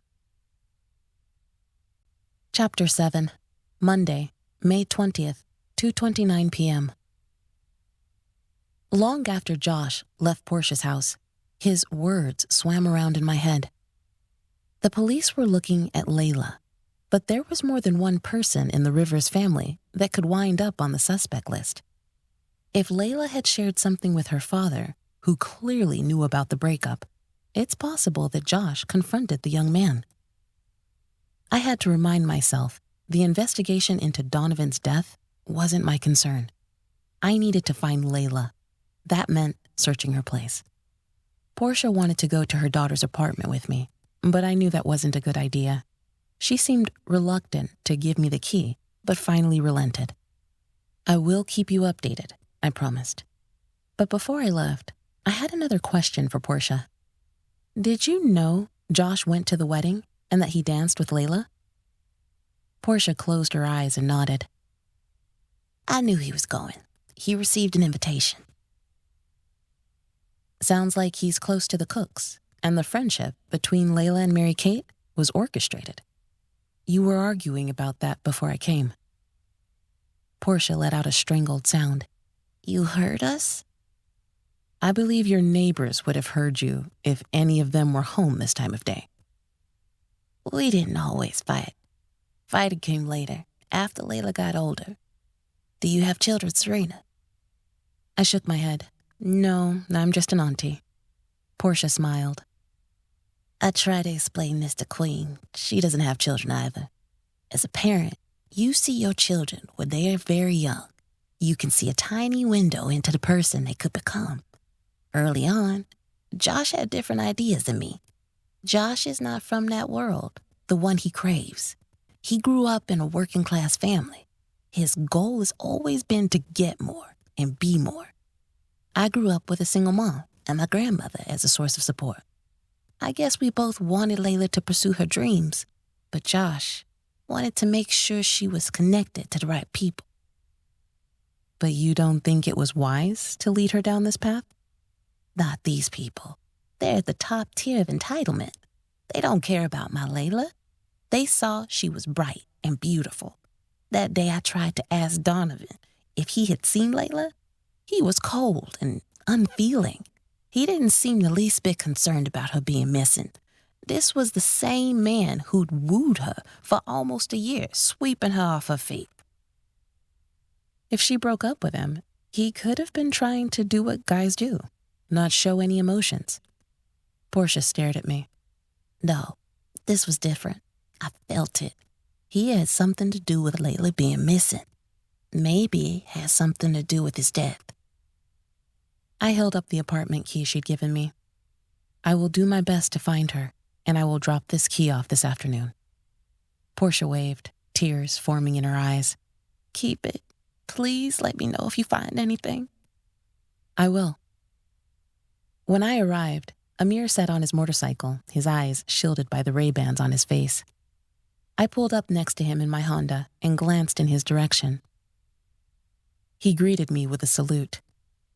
As soon as I climbed out of the car, the humidity had my tunic clinging to my back. I held up the key Portia provided me. Well, at least we don't have to be out in this heat. Amir swung his long legs around and stood in front of me. He was a little over 6 feet. That's a good thing. I peered up at him. You changed clothes. He'd replaced the nice shirt and slacks with a t-shirt of the legendary rapper Biggie Smalls' face plastered across the front, and jeans that fit snug and loose all at the same time, over bright white Nikes. He removed his sunglasses, clipping them on the neck of his shirt. You know I have to float between two worlds, professional and just being me. I grinned. Don't we all? Did things go well with your client? He shrugged. We'll see. Sometimes I don't enjoy playing salesperson, but this client will be good to have around. I'm sure you impressed them. I stepped up on the sidewalk and started towards the apartment. What do you think we're going to find in here? I don't know. Maybe a clue about what happened in between the time she left and was supposed to arrive at her mother's. She drives a red Toyota Prius, but there's been no sign of it. Amir followed me down the corridor leading to Layla's apartment, which was in the back corner on the left. Rush hour traffic would soon start, so I expected we would hear people returning home as we searched Layla's apartment. When I opened the door, cold air blasted us, feeling welcome. Amir closed the door once we were both inside. For a few minutes, we stood side by side, glancing around the place. Let's remember to use gloves. I pulled out 2 pair of latex gloves from the small bag I'd worn across my shoulder and handed a set to Amir. Amir pointed toward a room across from us with the door slightly ajar. I'm going to start in there. When Amir widened the door, I glimpsed a desk with a laptop. I figured Amir would tackle wherever there were electronics. From inside the room, he commented, I'm surprised the police haven't been here yet and confiscated the computer. They would need a warrant. Right now, they don't know where she is. I don't doubt that they will be here soon enough. It's one reason I wanted us to search her apartment first. I moved further into the apartment, my eyes sweeping over the room. The carpet had streaks like it had recently been vacuumed. The living room appeared modern, with an L-shaped white couch facing a flat-screen television. Various shaped, colored throw pillows adorned the couch. Someone had draped an Afghan throw across the back of the couch. The apartment seemed overly neat and stylish for a woman in her early 20s. Of course, my opinion was based on my experience. I barely had furniture in my first apartment. Interior decorating came much later for me when I was closer to 30. But Layla shared this apartment with her friend, Mary Kate. Now I wondered how much of this decor was Layla at all. I walked towards the coffee table in the center, my eyes drawn to a stack of oversized books. I picked up one and then another. They were all travel books, one for France, one for Spain, and the last one for Italy. Someone was interested in traveling. I opened the inside of the book. To my daughter, Layla, the world is yours, honey. I hope you go to the places you've always dreamed about traveling to. Love, Mom. I looked at the other books. Same. These were Layla's books. I thought they were interesting books, but then remembering Portia's home, where there were bookshelves filled with all kinds of genres, I wasn't surprised that Portia introduced her daughter to the world with books. I walked towards a room, which I assumed was the other bedroom. When I opened the door, the room appeared bare. This must have been Mary Kate's bedroom. If the best friend had gotten married, it made sense she probably moved her stuff out of the apartment prior to the wedding. I turned and walked back toward the room, where Amir had a laptop open. He looked up at me when I entered. Did you find anything? No, I'm assuming the practically empty room down the hallway was Mary Kate's. So, was Layla going to stay here on her own or get another roommate? This is a pretty pricey apartment for someone in their 20s. Her mother said she was returning to U of SC this fall for law school. School around here usually starts in early August. With June on the horizon, she would have only had to swing this place about 2 months.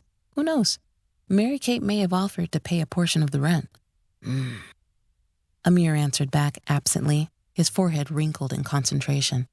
What are you doing? Trying to see if I can get into her computer, and wow. Amir's mouth turned down as if something disappointed him. That was too easy. What, you got in? Her password was pretty simple. He held up his phone. When you told us about the case this morning, I took a quick surf through Layla's social media, mainly to find information like her birthday, to see if she had a pet, anything that people like to use for creating passwords. Amir had warned me about this, but I still was bad about choosing super simple passwords. Who could keep up with all the passwords a person had to use? Everything these days required it. So what does she use? And how did you guess? Don't you only get like 3 attempts? He grinned. Just made it on the 3rd attempt. Most people are going to be relaxed on their personal computer. You know they don't want the hassle of logging in with something complicated. Layla used her mother's birth date, which I copied down as well. By the way, Portia and Layla add too much stuff to their social media. Letitia should be able to find some interesting things on there. Okay, well, I will let you take a crack at the laptop. I walked around the bedroom. While I didn't know her, this room felt more like it belonged to Layla. It wasn't messy, but not as neat as the living room. Layla had her mother's love of handmade. A quilt lay across her bed that reminded me of some of the quilts Aunt C had locked away in a trunk. I used one in the living room when I fell asleep. I walked over to Layla's dresser, which was a smorgasbord of items from makeup case, perfumes, loose change, hair accessories, and jewelry. A few items interested me right away, one being an Apple Watch. I would have thought she'd had this with her. It was a wish list item for me, something not really in my budget. I could understand the large watch not being fashionable or an acceptable accessory for the wedding attire, but Layla had to have come back here Saturday night after the wedding. Wouldn't she wear the watch every day? I turned towards the other side of the room where I could see a walk-in closet. The closet door had been left ajar. I walked over and opened it further. Despite it being a large closet, it felt cluttered. On one side were rows and rows of clothing. I turned to the other side to find suitcases stacked in the corner. If Layla went into hiding, wouldn't she pack some clothes? Maybe she didn't want to be obvious with the suitcases and had an overnight bag. I was guessing. I'd never met the young woman and didn't have any idea if she had taken anything from the closet. I turned 360 degrees inside the closet. Looking up at the top of the closet, there were shoe boxes stacked on the shelf above the rack of clothes. Lots and lots of shoe boxes. I pulled out a stepladder that leaned against the opposite wall. I wasn't sure what I was looking for, but all I found as I shifted carefully through boxes were shoes. I had a shoebox in my closet when I was younger where I kept all kinds of silly mementos that meant nothing to anyone but me. That box had one of the few gifts my father had ever given me. On a rare outing, we went to the fair. I couldn't recall my age, but my hand was small inside of his. I vividly remembered Dallas's hand going up in the air as he won a game. He handed me a tiny pink bear. I'd kept that thing until it grew a dirty pink and lost an eye.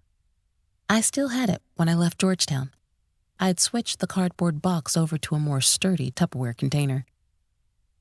I hadn't seen it in a long time, but it may still be in storage. I hoped Layla had something similar in her closet. I wasn't sure why I thought mementos would help with finding her. I reached for another box when Amir showed up at the closet door. He waved at me to get down from the stepladder. Not sure what was going on, I started to speak as I stepped out of the closet. He held his fingers to his lips. Confused, I listened, and then alarm penetrated my body as I realized someone was trying to get inside the apartment. Chapter 8, Monday, May 20th, 4:49 p.m. I didn't think anyone else would be here, but as a safety precaution and promise to Trey, I figured it was best to have Amir at my side. I was grateful for that decision. I peered over at Amir, and he looked back at me, silently asking if I wanted him to take out whoever was coming through the door. Amir's taut body showed me he was ready to spring into action. He stood slightly off to the door so a person entering wouldn't see him. I held up my hand for him to back down. I wanted him to wait and not cause harm to the person coming through the door unless absolutely necessary. I'd left the bedroom and stood in the living room, poised to dive behind the couch if needed. It was the middle of the day. I'd left my cig in the car. While I carried it around along with my carry permit, I'd rather not have to use it. In the last year, I'd shot 2 people. Neither were fatal, but I really didn't care to use the gun. Whoever was coming through that door was going to be the cops, and most of them knew who I was. I had also had official private investigation badges made, and Portia on speed dial if we needed her to confirm our permission to enter the apartment. Or it would be one of Layla's trusted friends with a key. They could be looking for her, or she could be hiding out with them and they were coming to get her some more clothes. It also could have been Layla finally returning home, and I could drop this case. Or it could be the person responsible for Layla's disappearance. I gripped my hands into fists as the door swung open and a clean-shaven young man stepped inside. He closed the door behind him, not noticing me or Amir. His eyes were focused on his phone. I couldn't resist rolling my eyes. These people and their phones. We could have killed this young man easily. He was so unaware of his surroundings. I cleared my throat. Can we help you? The young man's eyes widened as he caught sight of me. Then he let out a high-pitched scream like someone had dropped him in a horror movie. He turned and started for the door, but then stopped. Amir had blocked the door, standing with his arms crossed like he was a bouncer. The young man was shorter than Amir and scrambled backwards. Who are you? Why are you here? I'm calling the police. You don't need to do that. The last thing we needed was the police here. I'm Serena Manchester, a private investigator hired by Layla's mother. This is Amir Wright, my associate. The young man's chest heaved like a character from a vintage cartoon, as if his heart was about to beat out of his chest. He gulped in air and stared back and forth at us.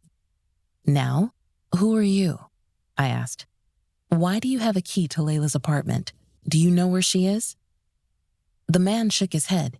He had green eyes and freckles spattered across his nose. No, I've been checking here every day before I go home. Your name? I snapped. Wallace Brown. I frowned, recalling the list of names Portia had given me. She didn't mention a Wallace. How do you know Layla? We work together. Our boss has been threatening to fire her.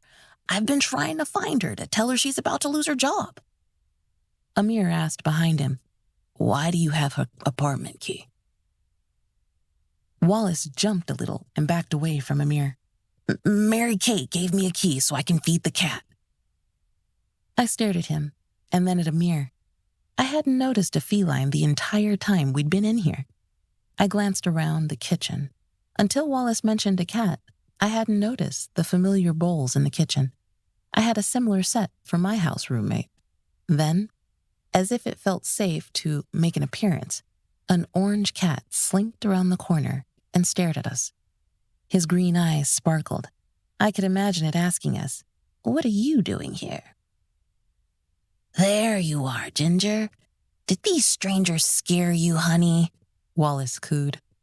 Wallace passed by me, giving me a wide berth as he headed to a cabinet in the kitchen. We watched as he pulled out a can of food. I peeked over at Amir, who wore the same skeptical look I had on my face. I crossed my arms and gave the man a look.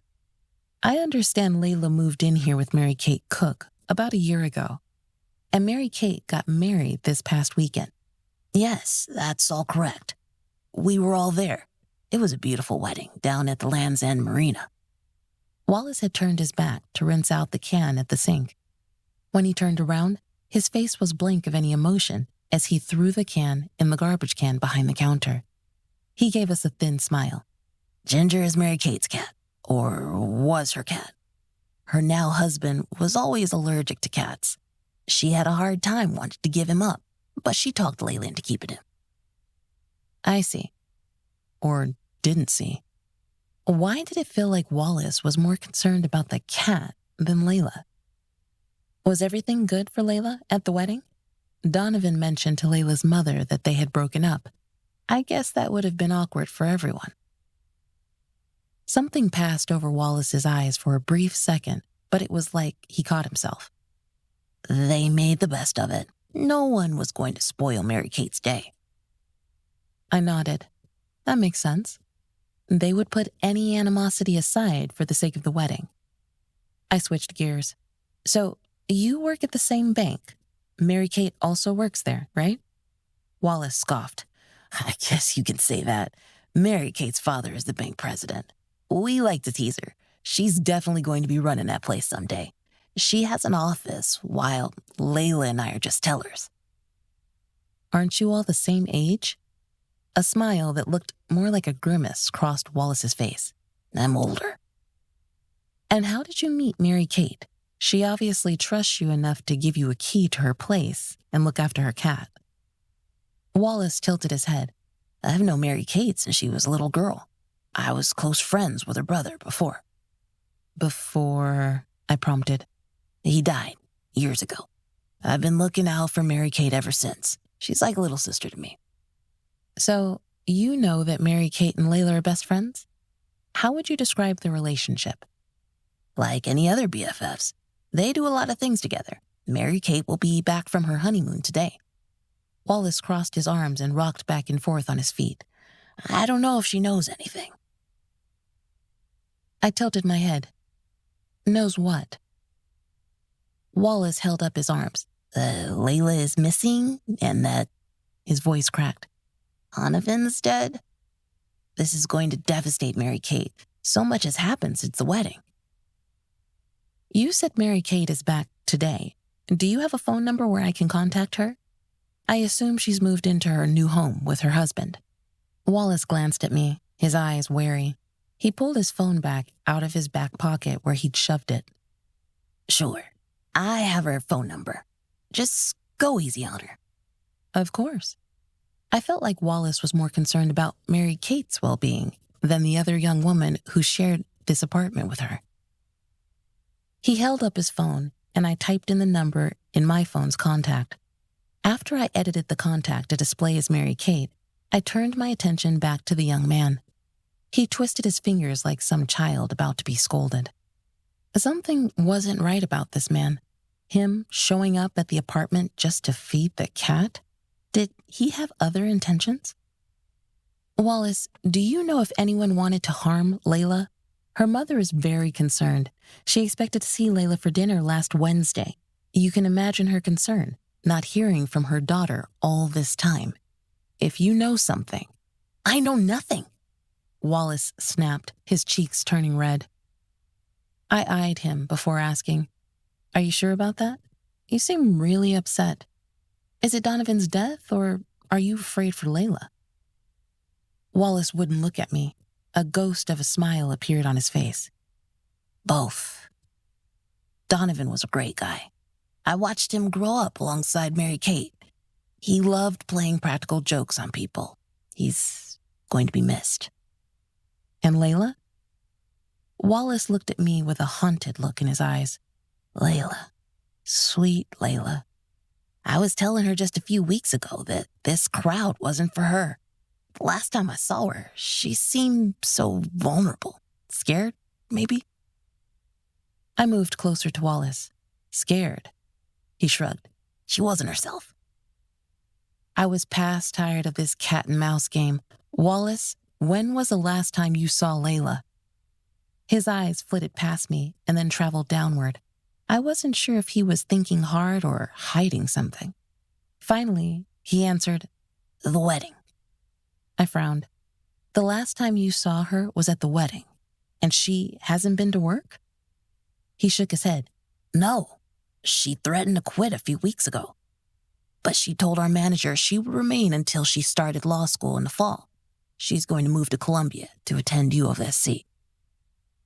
I glanced around the apartment. Did Layla come back to this place after the wedding? Where was she when her mother reached out to her on Tuesday? How was Layla at the wedding? Wallace opened his mouth and then shut it like he had to think before he spoke. She seemed sad, like the weight of the world was on her shoulders. Look, are you finished here? I just wanted to stop by to check on the cat. I have to go. And see if Layla was here, right? Of course. I'm worried about her. Was he really worried about Layla? Why was his last impression of her being scared? I stared at Wallace, not sure if I wanted to ask him more questions or throttle him. Something about him and the way he bounced around my questions had annoyed me. Don't worry, we will lock up and I will check on Ginger before we leave. Without saying another word, Wallace practically sprinted from the apartment. Amir shook his head. Weird guy. Why do I feel like he's hiding something? Because he probably is hiding something. I'm going to check with Detective Moses to see if they questioned him. He might get more from him. I And we need to talk to Mary Kate as soon as possible, too. I wondered what Wallace meant by this crowd wasn't for her. And what went wrong at the wedding to make Layla fearful? A chill snaked up my spine as a thought creeped into my mind. Based on being in Layla's room and this apartment, the place felt abandoned. Portia texted her daughter Tuesday night, and she received a response. But was that Layla who texted her back? Could someone else have Layla's phone? Why would they be so cruel to text her mother back? I tried to shake the thought away, the horror of it making me queasy. There was a real possibility Layla had been gone longer than Portia knew. Chapter 9, Tuesday, May 21st, 12:40 p.m. By Monday evening, I'd left 2 messages and a voicemail on the phone number I'd received from Wallace. Mary Kate's slow response irritated me. Why would she not want to assist in the investigation of her missing best friend? She finally called me as I headed out for lunch the next day. You're the private detective that Portia hired. I understand you want to talk to me. I'm so sorry I wasn't able to respond to your calls and messages. It's fine. I'm sorry that you returned home to bad news. All I could hear was the woman's breathing on the phone. I can't believe this is happening. I know this is a difficult time. Is there a convenient place for us to meet? I would really love to hear more about Layla. There was no answer, but I thought I heard a muffled sob. Mary Kate sniffled. I want to do what I can. I promised Portia. She called me this morning. Please, you can come to my home. About 45 minutes later, I drove up to the house in a neighborhood where an HOA must demand having manicured grass and flowers planted in the front yard. These weren't small yards or tiny homes. The houses were massive. I pulled up the curved driveway and wondered if this was Mary Kate and her husband's starter home. Most young couples purchased a much more modest home, but wealthy families bred this couple, so I imagined this house could have been a gift. I climbed out of my old Honda, which didn't quite fit with the rows of Mercedes, BMWs, and other high-end cars. In the distance, I could hear a small dog yapping, possibly tearing around a backyard, agitated by a stranger. That stranger being me. I walked up to the door and rang the doorbell. A few seconds later, the door popped open. A blonde-haired woman with large blue eyes stared at me. Miss Manchester? Yes. I flipped open the badge I wore. She held out her hand, and I shook it. Please, come in. We will sit in the living room. Mary Kate appeared more put together than I expected.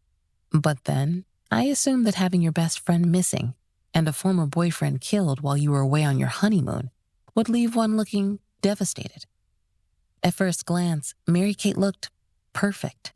Her blonde bob swung softly around her face, and her makeup was impeccable, elegantly applied, appearing natural. I followed her down a hallway, probably pulled together with the help of an interior designer.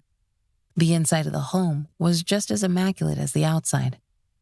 Once inside the living room, she invited me to sit in a high wing-back chair that looked odd next to the other modern furnishing. Sitting across from her, I peered at her more closely, easing my suspicions. Someone, probably her mother, had groomed Mary Kate as a young girl to always look her best, no matter the circumstances. But when I shook her hand, the tremble didn't escape me. Now, as she sat with her legs crossed, the slight movement of her foot betrayed her nervousness. I really wanted to know what bubbled under the surface. I hoped to talk to Mary Kate alone, but she was a pair now. A man dressed formally in a gray suit entered the living room at a brisk pace. He appeared shorter than me. I assumed this must be the husband as he stood beside Mary Kate. My first impression of the couple, they didn't match. The couple seemed rather formal, almost like they'd belonged to another era. Maybe it was the man's bow tie and the crow's feet around his green eyes that stared back at me like I didn't belong.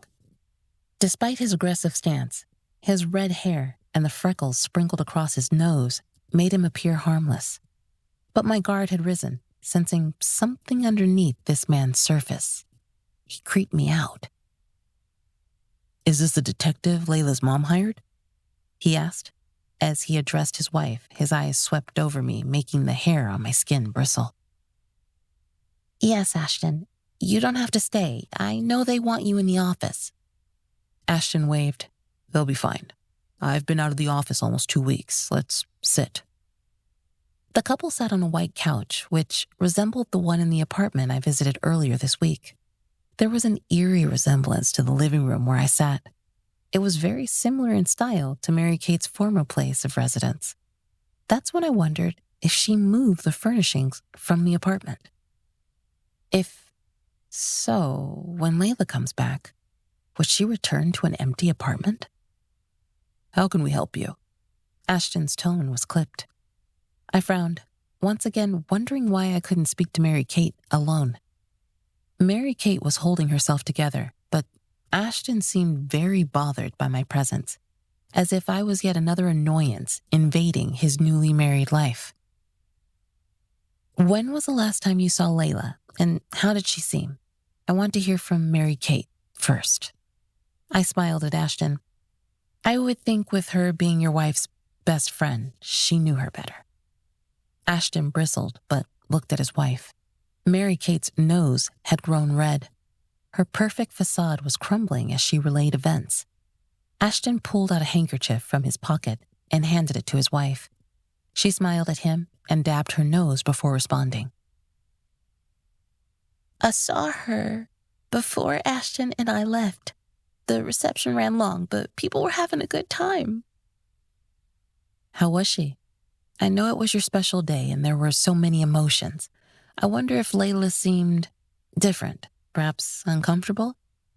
Ashton responded sharply. "Why would she be uncomfortable?" "Well, she broke up with one of your groomsmen, Donovan Tucker. There had to be some awkwardness between them." Mary-Kate's body stiffened. She quickly glanced at Ashton from the side before looking down at her hands. Ashton turned his body slightly away. I wondered what that's about. Mary-Kate sniffled and rubbed her nose again with the handkerchief. "She felt awkward around Donovan. It's unfortunate that Donovan fell back into his bad boy behavior prior to the wedding." Ashton stood abruptly. "He probably did it on purpose. Donovan liked being the center of attention. Maybe Layla did something to him. It wouldn't be like he didn't deserve it." I'd had about enough of this little man. I really wished he wasn't here in the room. He was one of those men who made up for his short stature by being overly aggressive. "Mr. Barnaby, Layla Rivers has been missing since your wedding day. No one has seen her. Her parents want to know what happened to her. I really would prefer you not make any rash statements." Mary-Kate cried out. "Layla wouldn't have done anything to Donovan. She moved on. He wouldn't move on. I wish I'd never encouraged him to pursue her. He wasn't right for her." Ashton flashed angry eyes at me, but then seemed to fizzle. He sat back on the couch. "I'm sorry. I didn't realize Layla had been missing since our wedding." Mary-Kate held her hands to her heart as if it was about to burst in her chest. "Usually, when Layla was upset, she withdrew and went off by herself. Are you sure she hasn't been back to the apartment?" "No. I went by the apartment you both shared. The place felt abandoned. Her suitcases were still in the closet, and I didn't see where she'd packed a bag. Your friend Wallace has been checking on the cat. He hasn't seen Layla at her apartment or at work." A haunted look crossed Mary-Kate's face. "Ginger, Layla loved that cat as much as me. We talked about her taking Ginger with her this fall when she started law school." Her voice dropped to a hoarse whisper. "Where could she be all this time?" My heart softened as Mary-Kate sobbed. Her walls had completely fallen around her. No amount of grooming could hold back her distress over knowing her friend had been missing the entire time she'd been on her honeymoon. After a few moments, Mary-Kate composed herself, and I asked, Is there anyone from the wedding who may have talked to Layla? I'd really like to get a timeline of where she might have gone and who she talked to at the wedding. I pulled out my notebook where I'd jotted some bullets. A wrinkle formed on Mary-Kate's eyebrow.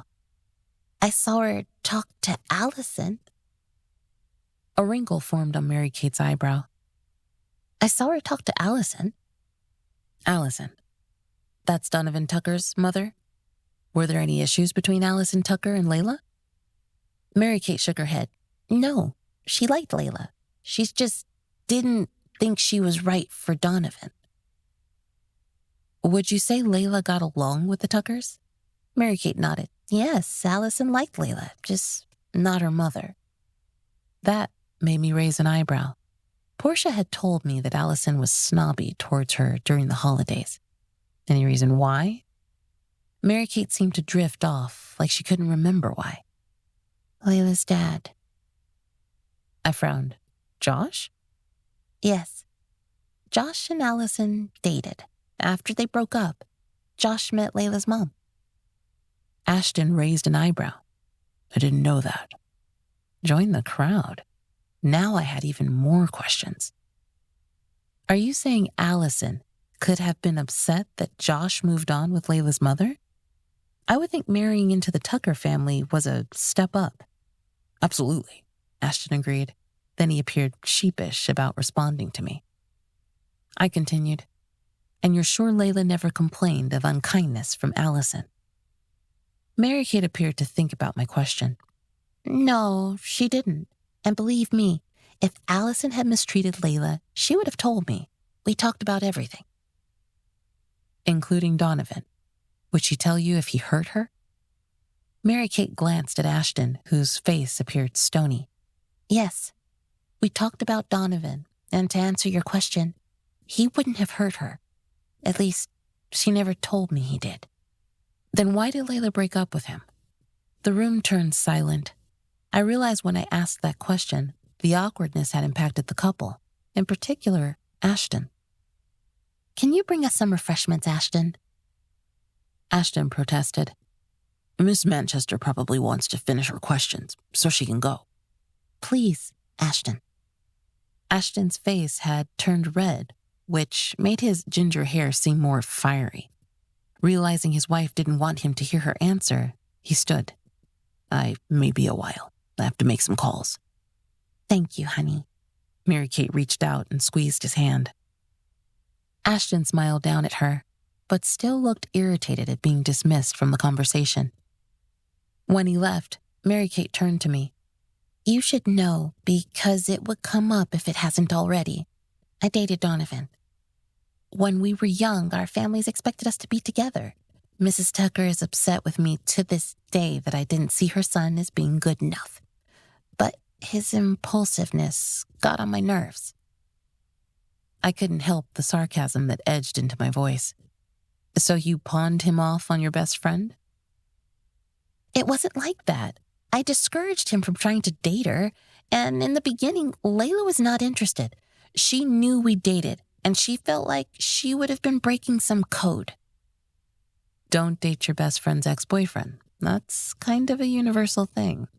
Although people break that unspoken rule all the time. There's a reason for that. It makes things awkward. Yes, it made things very awkward sometimes. But we all got along fine. Layla, Donovan, Ashton, and I spent a lot of time together. I nudged, but something fell apart. Why did Layla break up with Donovan? And why don't you want Ashton to know? Mary-Kate peered around as if she expected Ashton to return at any moment. I thought Donovan and I mutually agreed to break up, that he'd moved on with Layla. But one night, he'd been drinking too much and he kissed me.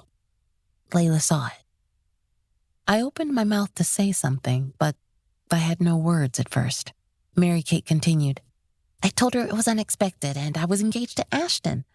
I don't know what Donovan was thinking. Anyway, Layla was mad at me for a while, but she really wanted nothing to do with Donovan. She'd been hesitant to date him for that very reason.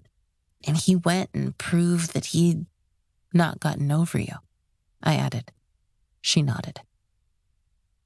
But you said Donovan wanted her back. He was horrified by what he did. He loved Layla. She was good for him. Many people assume because Layla is quiet that she isn't fun, but she's full of life and so smart. Mary-Kate laughed. I was happy when she finally decided to go to law school. You could never win an argument with her. What do you think happened to Donovan? Why would someone kill him? Mary-Kate shook her head. He had a bad habit of talking too much, trying to be the smartest or funniest person in the room. He played pranks on people and made them angry. Honestly, anyone might have had it out for Donovan. Are you sure there was no one who wanted to hurt Layla? Mary-Kate's voice cracked, tears flooding her eyes. She's my best friend. Such an incredibly sweet person. I can't think of anyone who wants to hurt her. I stood from the chair. Would you mind sharing your invitation list with me? Why? Mary-Kate cringed. There were over 200 people at my wedding. My heart dropped. Could you maybe mark off who would have had the most contact with Layla? Let's start with the bridesmaids. She nodded. I could do that for you. I'll email you the list. I pulled a card out of my pocket. That would be great. My email is on the card. Thank you for your time.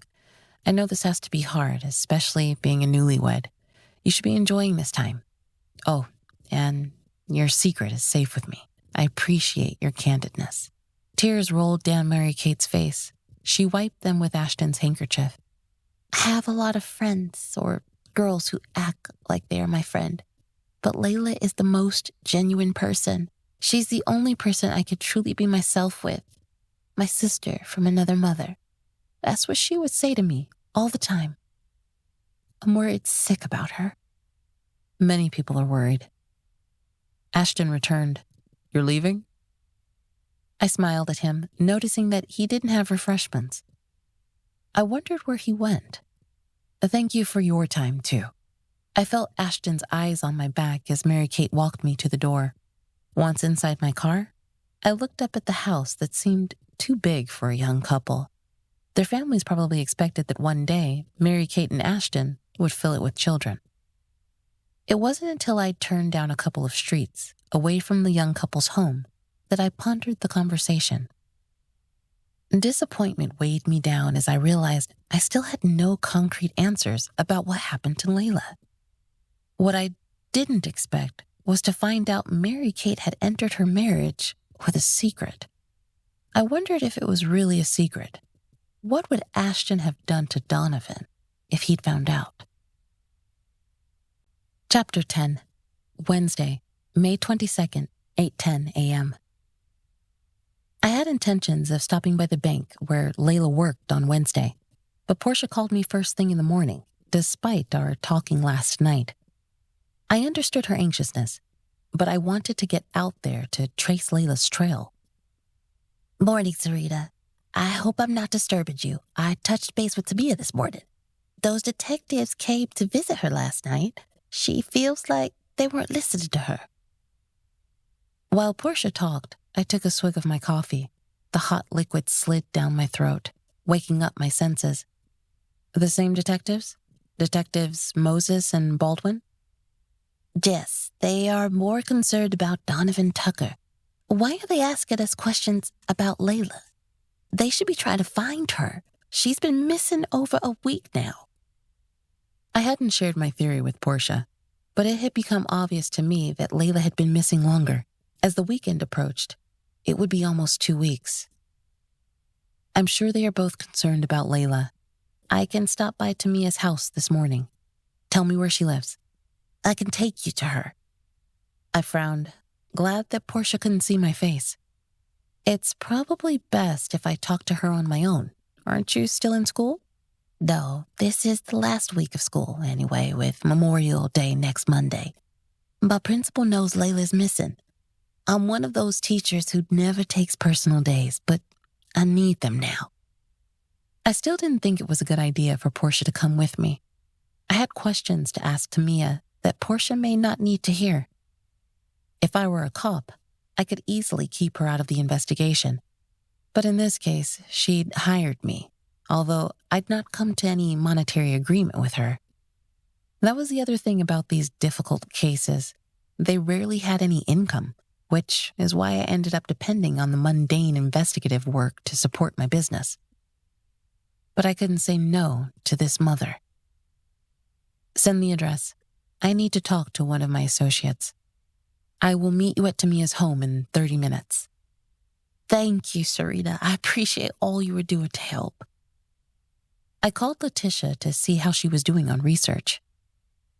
Hey, I want to add more to your list. Can you gather anything you can find on Wallace Brown? Yes, sure. Is he a friend of Layla's? I'm not sure yet. More of a friend to Mary Kate. See if he's on her profiles. I'm on it, boss. I cringed. Letitia had caught Amir's bad habit of calling me boss. I'd asked both of them just to call me Serena or Rena. But I guess boss was better than ma'am, which really set me on edge. That seemed so old school and also reminded me I was in the middle-aged part of my life. Armed with Tamia's address, I pulled up to an older apartment complex and parked beside a familiar white Nissan Rogue that I'd seen in front of Portia's house. As I approached the apartment door, I could hear a baby crying from within the apartment. I pressed the doorbell and waited. The door swung open and Portia stood there. Oh, good. You're here. Come in. I smiled, but I still didn't like the idea of Portia being here. As I stepped inside, I could hear the muffled cries of the crying baby. Tobias putting the little one down. I recalled a previous conversation. Terrence? No. Terrence was born years ago. He's a first grader now. This baby is her second child, a little girl, Stephanie. Here she comes. I looked to see a young woman approach down the hall. She was taller than Portia, but slightly shorter than me. Her box braids were pulled to the top of her head and secured with a bright red scarf. She had a pretty face, but I could see where she had acne scars around her cheeks. You must be the detective. Yes, I'm Serena. I held out my hand, but then realized she wouldn't have been able to shake it. The toddler on her hip stared back at me with fat crocodile tears sliding down her chubby cheeks. The cutie reminded me of chickmunks. I couldn't help but smile back when the baby showed off a toothy smile. Well, aren't you gorgeous? I cooed. Tamia smiled. She refuses to lie down for a nap today. I'm sorry. It's fine. I just have a few questions and I won't hold you. Sure. Let me see if I can find a place for us to sit. I glanced around, noticing how much different Tamia lived from her friend. Layla's living room had a hint of sophistication, while Tamia's living space clearly alluded to her being the mother of young children. I dodged around a stroller as we entered the living room. On one side, there lay a pile of clothes in a basket. I noticed most of them were baby clothes. Tamia placed her daughter in a playpen right off the living room. She turned around and looked at us. I'm sorry. The place is a mess. I tried to clean, but as fast as I clean, things just get messed up again, so sometimes I just leave it like that for a while. Don't worry about it. I spied the kitchen table, which looked to be the safest spot. Why don't we sit at the table? Tamia seemed relieved. Yes, please. Would you like coffee? Portia nodded. Coffee would be good. I agreed as I pulled out a chair and sat down. We watched the young woman run around her kitchen, placing water in the carafe and then setting up the coffee maker with ground coffee to brew. She grabbed coffee mugs from the cabinet above and sat them, along with a bowl of sugar, in front of us. 5 minutes later, we had steaming mugs in front of us. I added some creamer to mine, while the other woman waited for me. Tamia sat down with her elbows on her table, her hands gripping the coffee mug. I'm really worried about Layla. Portia nodded. I am too. I glanced at Portia, trying to tamp down my uneasiness with her presence. I would need to ask some hard questions, and I could only hope Portia would still think I'm helping her. Tamia, thanks for seeing me. I understand the cops were here yesterday. She nodded. They asked me more questions about Donovan Tucker than Layla, like she didn't matter. I'm sorry to hear that. I'm sure they are doing their best to find her. When was the last time you saw her? It would have been the Friday before the wedding. Mary Kate's wedding? Yes. Layla was really nervous about the wedding. About being a bridesmaid? I asked. Tamia glanced at Portia, who turned her head back and forth following the conversation. I hoped Tamia wouldn't censor what she said with Portia here. No, it was more than that. I don't know if you knew this, Miss Rivers, but Layla broke it off with Donovan. Portia's eyebrows rose in surprise. She did. I would have thought Donovan would have. Tamia nodded. I thought the same thing, but she saw the light. What light? I nudged. That he wasn't for her. I'm sure he cared about her, but Donovan couldn't always relate to her. They were from two different worlds. But Layla got along great with Mary Kate. Isn't she from the same world? Tamia's face shifted from concern to annoyance. I understand you don't like Mary Kate. The young woman sat back in her chair, a deep sigh rising from her lungs. I tried to get along at first because Layla would get upset. I told her I just didn't like Mary Kate. What don't you like about her? She uppity. Layla doesn't see it. I'm sorry, Miss Rivers, but most of the time I've known Layla, she's wanted to be part of the popular crowd. Often the ones she wanted to be around were the ones who used to bully her and make fun of her. To me, Mary Kate is just like those people. I peered over at a teary-eyed Portia. Is it true about Layla being bullied? Portia glanced at me. Yes, partly because I was a teacher at her school. As she got older, she had her awkward phases. She grew tall really early, and she wore glasses and braces, and we never could figure out what to do with her hair. It wasn't easy to braid, so she had a lot of frizzy days. Now there are great products for really curly hair. Sporting my natural tresses, I could relate. Yes, there are. Do you know how Layla met Donovan? Tamia looked at Portia again, as if she was unsure if she should say anything. I know she met him at one of Mary Kate's parties. Well, it was more like Mary Kate's parents' party. They have a big house, almost like a mansion, and they host parties on major holidays. Memorial Day is big, along with the 4th of July. Have you ever gone to one of these parties? Tamia nodded. Last year, on the 4th of July, I was pregnant with Stephanie, and I brought Terrence. They had great fireworks, but after the fireworks show, I was ready to go. I just didn't feel right, like I didn't belong. And you met Donovan? Plenty of times. Was a good-looking man. I thought Layla did good getting with him, but I looked at Portia, who seemed to hang on every word coming out of Tamia's mouth. I really felt like Tamia was holding things back because of Portia's presence. The baby had been quiet for some time, but wailed at that moment. Tamia rose from her seat and picked the baby up out of the playpen. Portia stood. Why don't you let me take her while you talk to the detective? Serena is a busy woman. I said a silent prayer of thanks that Portia would step to the side for a while. Once seated, I prompted Tamia. You were saying something about Donovan. He was good-looking, but there was something about him that bothered you? Tamia watched as Portia rocked the baby in her arms. He was a flirt. Like, when I met him the first few times, I thought he was just friendly. But then I realized he was purposely flirting. It would hurt Layla's feelings and make her wonder why she wasn't enough for him. I was so happy she kicked him to the curb, but I'm sorry that he's dead now. Can you tell me again how Layla and Mary Kate became such good friends? You know, it's funny. At first, Layla didn't like Mary Kate. I remember when she first started working at the bank, she didn't like the snobby girl. The bank has been in the Cook family for years. To me, Mary Kate seemed like the typical spoiled child with a silver spoon in her mouth.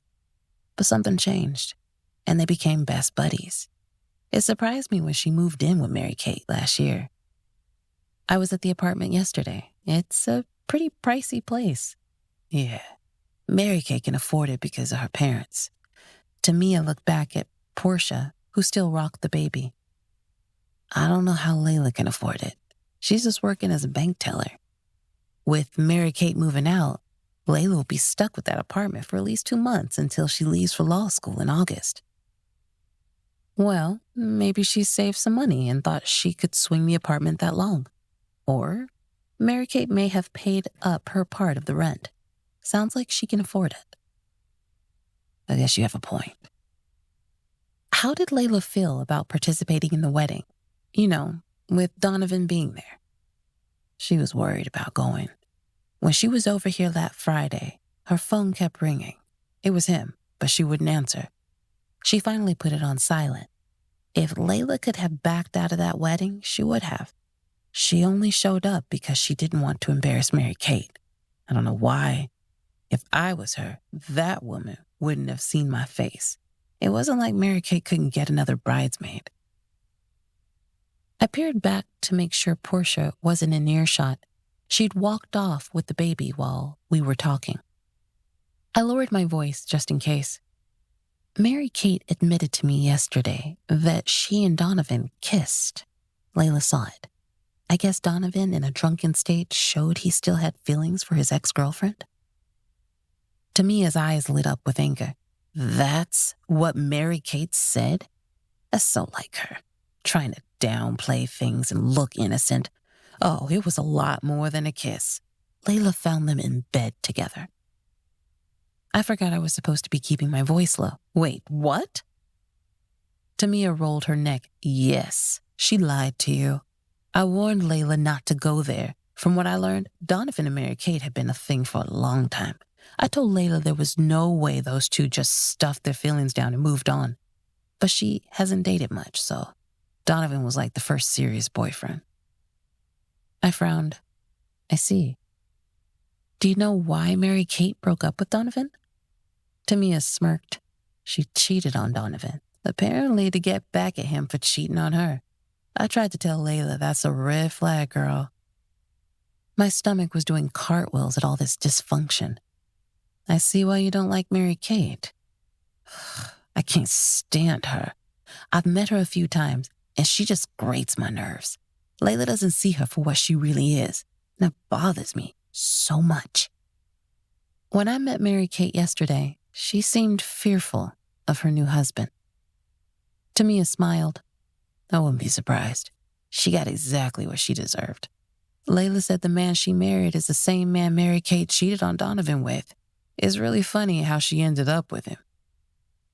By this time, my head was hurting.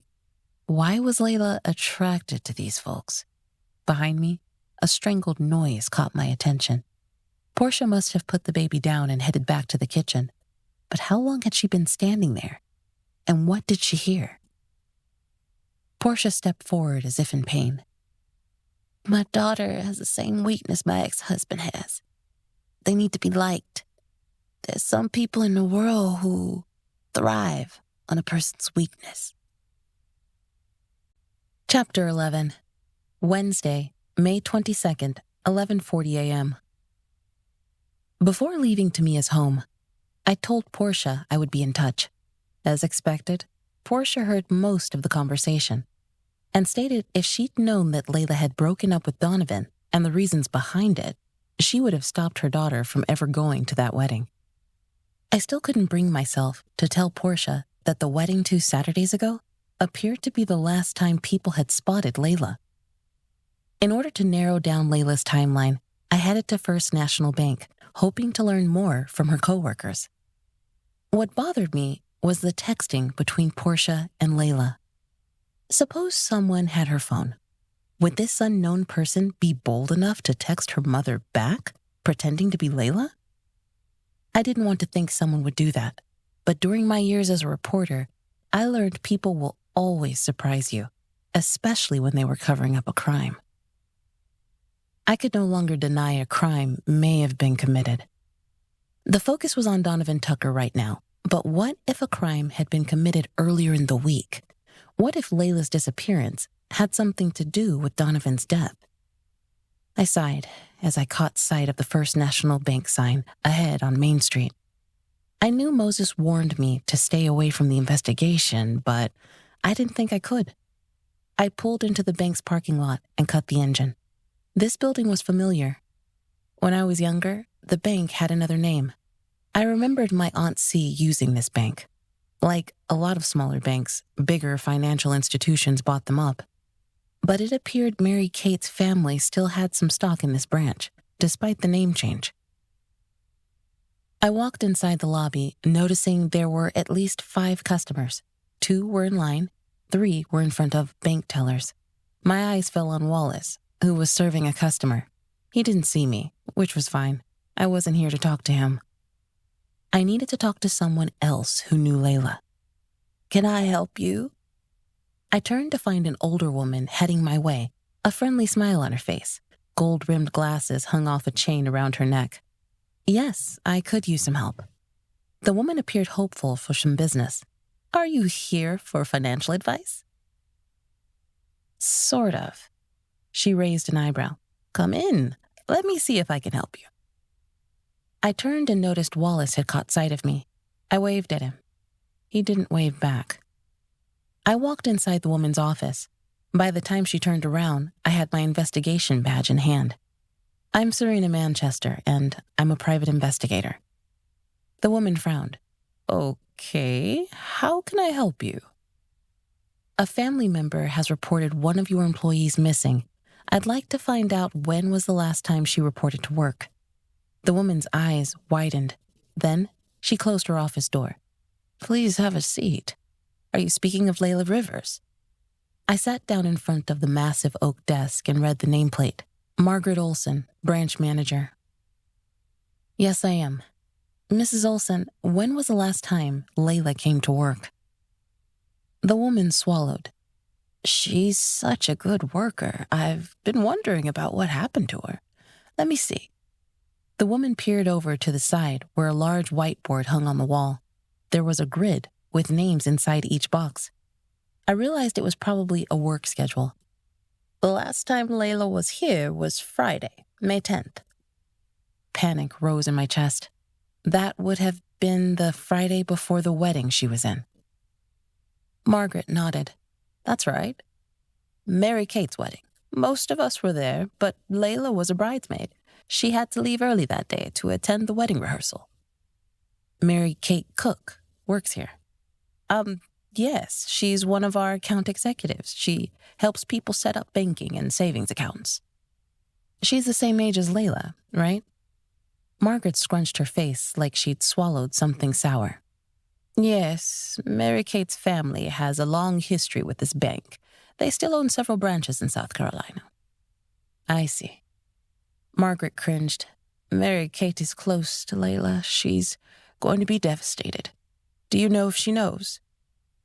"I talked to her yesterday. This has been awful news to return home to after a honeymoon." "Oh my." Margaret held her hand to her chest. "The police came by yesterday and I told them this too." "Detectives? Moses and Baldwin?" Margaret nodded. "I believe that was their names." "I know them. Did Layla have any problems with anyone here at work?" "No, she's such a bubbly person. Everyone loves her. We're excited for her. She's going to law school in the fall." I nodded. "Has anyone else inquired about Layla besides me and the detectives?" "No, not that I know of." I observed Margaret, wondering how much she would reveal about Mary Kate. I could sense the older woman didn't like that Mary Kate had probably jumped hoops to get an office job. All because she was a cook. "How was the wedding?" Margaret's eyes widened as her smile grew brighter. "It was lovely. Mary Kate was beautiful. So was Layla." "Do you know Donovan Tucker?" Margaret's smile faltered. "I know him. I know who he is and who his family is. I've been on a few committees at church with his mother, Allison Tucker." "Have you ever seen Donovan and Layla together? Maybe he picked her up from work?" "I don't know if we should talk about this." "I imagine you've heard the news by now. I know it's awkward since he's dead. No one wants to talk ill of the dead, right? The problem is, Layla has been missing for over a week now. No one has been concerned enough about a young woman who you said everyone loves. Does that seem fair? No one has seen Layla since the wedding. It sounds like you saw her at the wedding. Did you notice anything about her? Margaret sat back in her chair as if she was exhausted. I went to the wedding, but I didn't stay long at the reception. Layla looked beautiful coming down the aisle as one of the bridesmaids. She took a breath. There was one time, a few weeks ago, when Donovan showed up. Layla and I were walking out to the parking lot after hours. She saw him and stopped walking. It was like she froze at the sight of him. She seemed scared? That's the way it looked. I asked her if everything was okay. She said it was fine, but I waited in my car and watched them. He was yelling at her. Could you hear what he was saying? I can't be certain. Anyway, I think he realized I was still there, and I hadn't left. He got in his car and drove off. Layla waved goodbye to me, but she had this look before she drove off, like her entire world had fallen apart.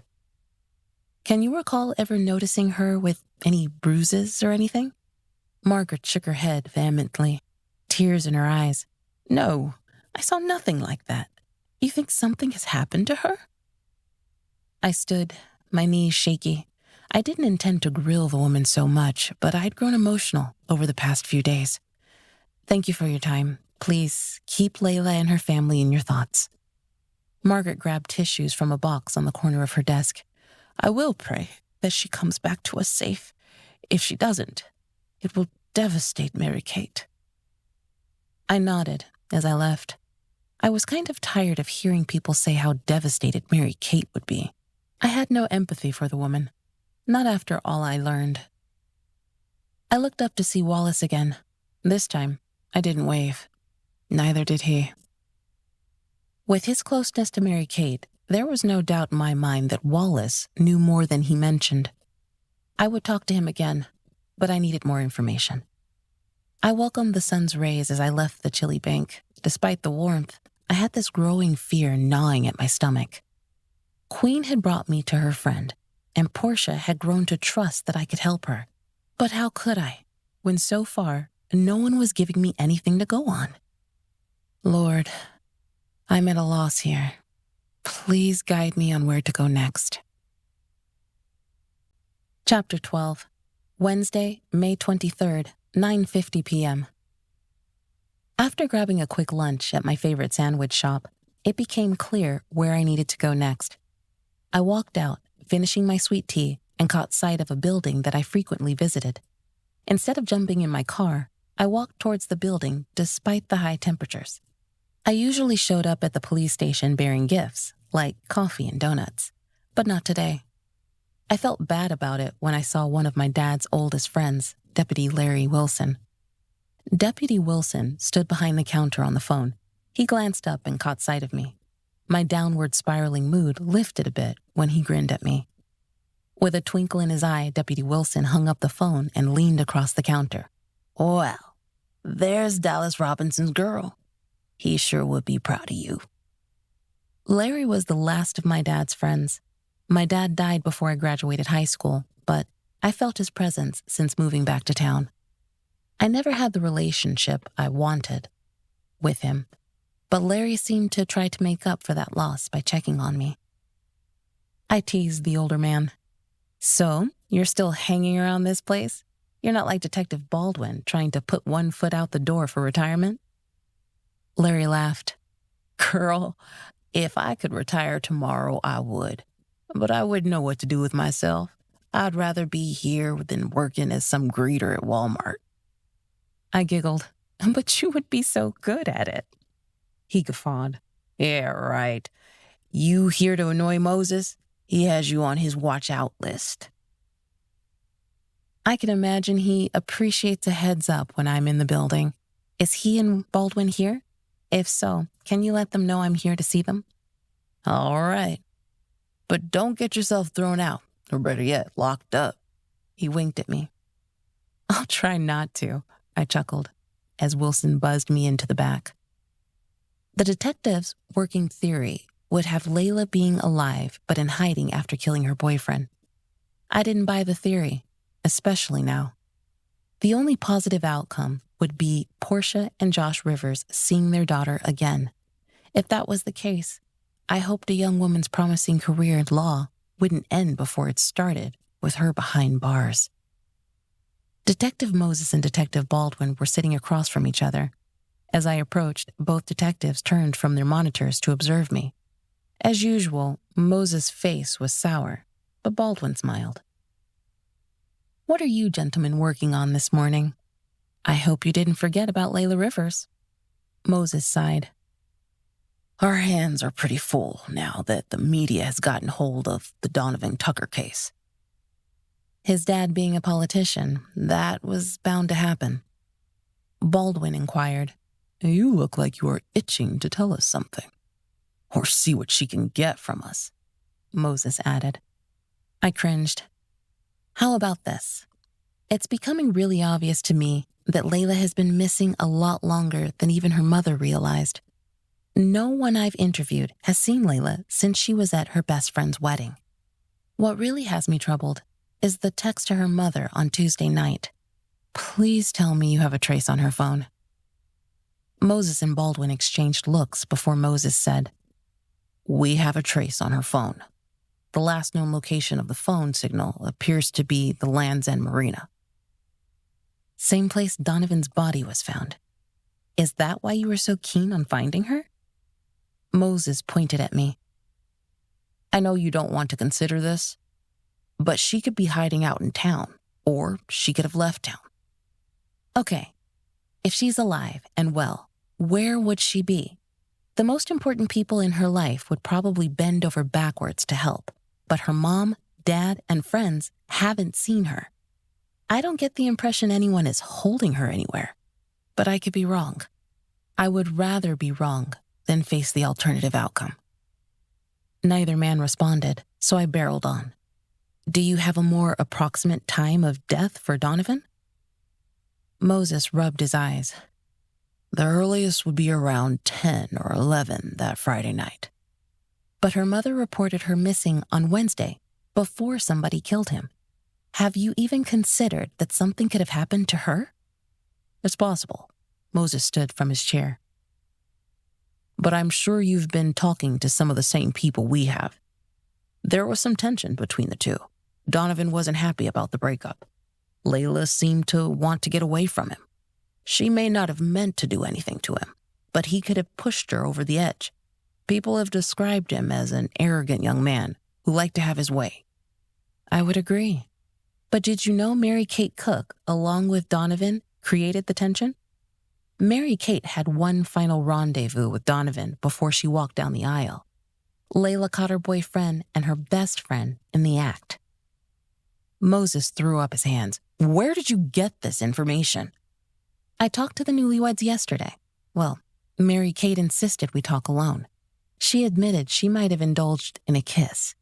Her new husband doesn't know. But to Mia, Layla's longest friendship says a lot more went on than a kiss. Layla was pretty shaken and wanted to back out of the wedding party. Baldwin grumbled. "How did you get Mary-Kate to talk? We've been trying to get a hold of her for an interview." I frowned. Really?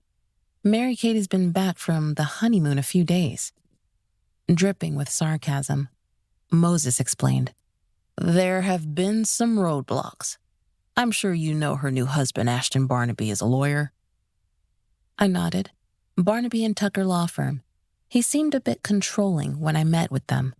But why throw up roadblocks unless they have something to hide? His wife clearly had her secret. Baldwin leaned back in his chair. He counted off on his fingers. "Ashton claims his wife is too distraught to talk. The Tuckers, the Barnabys, and the Cooks are a bit of a dysfunctional group. They've always been able to hide behind their money, influence, and their fancy law degrees." Well, you know me. I don't care who you are. I'm going to insist on getting my questions answered. Moses actually grinned. "That should do well, Serena." What can I say? It's the former reporter in me. You know what? I wonder how Mary-Kate ended up with Ashton. That relationship seems odd to me. Moses poured more coffee in his mug and returned to his desk. People swapping mates is apparently not a big deal to some people. I shrugged. It's a recipe for toxicity. Thoughts of the conversation with Wallace Brown stirred. This crowd wasn't for her. I needed to ask the detectives about Wallace, but that would mean having to disclose I'd been in her apartment. Have you been to Layla's apartment? You know she shared it with Mary-Kate.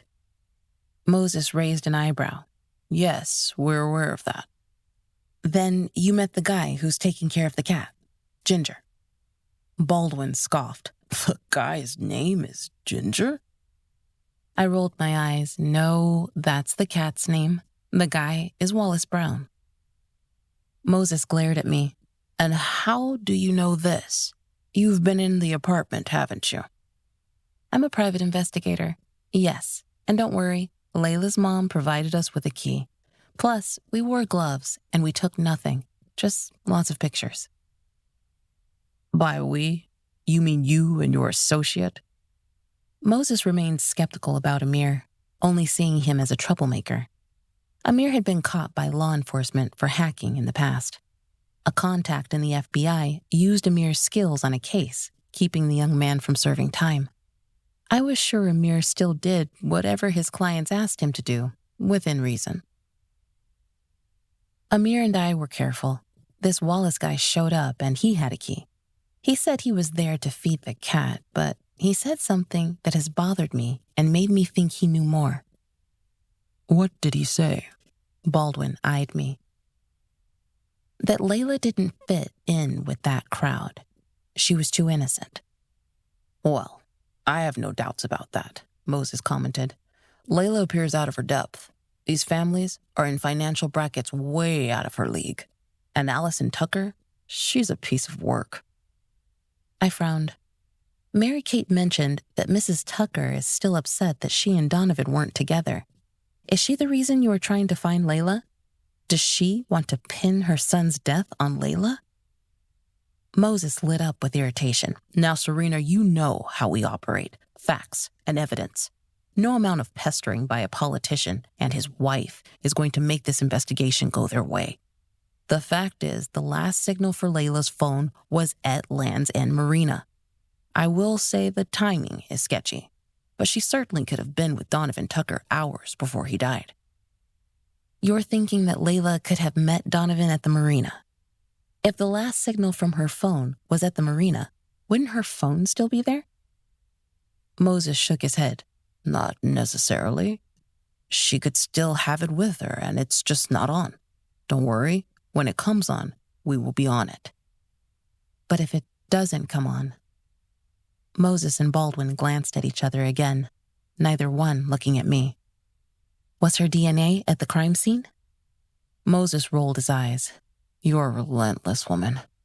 We're waiting on forensics. The evidence will tell us what went down on that yacht. I smiled at Moses' slip. He was on a yacht. I assume the family yacht. Moses rubbed his hands over his head. Yes.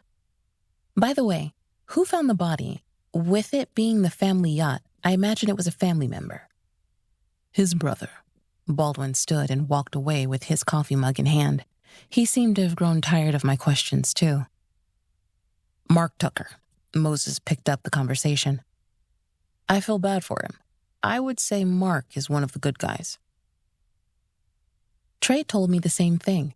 So, you all know him? Moses responded. I've been on the baseball field with him a few times. Like Trey, Mark could have gone to the pros, played professional baseball. Trey knows him better than me. I know Mark's a beast in the courtroom. For someone who's so likable, he has a pretty high rate at keeping people out of a prison. So, he's a defense lawyer. Barnaby and Tucker's law firm deals mainly with criminal defense cases. Mainly, yes. Why? Just curious. Moses eyed me. Just remember what I told you. Do what you have to do to find Layla Rivers, but stay away from the Tuckers. I would be wary of the Barnaby clan, too. It's why we haven't pushed as hard as you have with Mary-Kate. These families have political pull with my superiors. They have power and money, and they're not afraid to throw it around.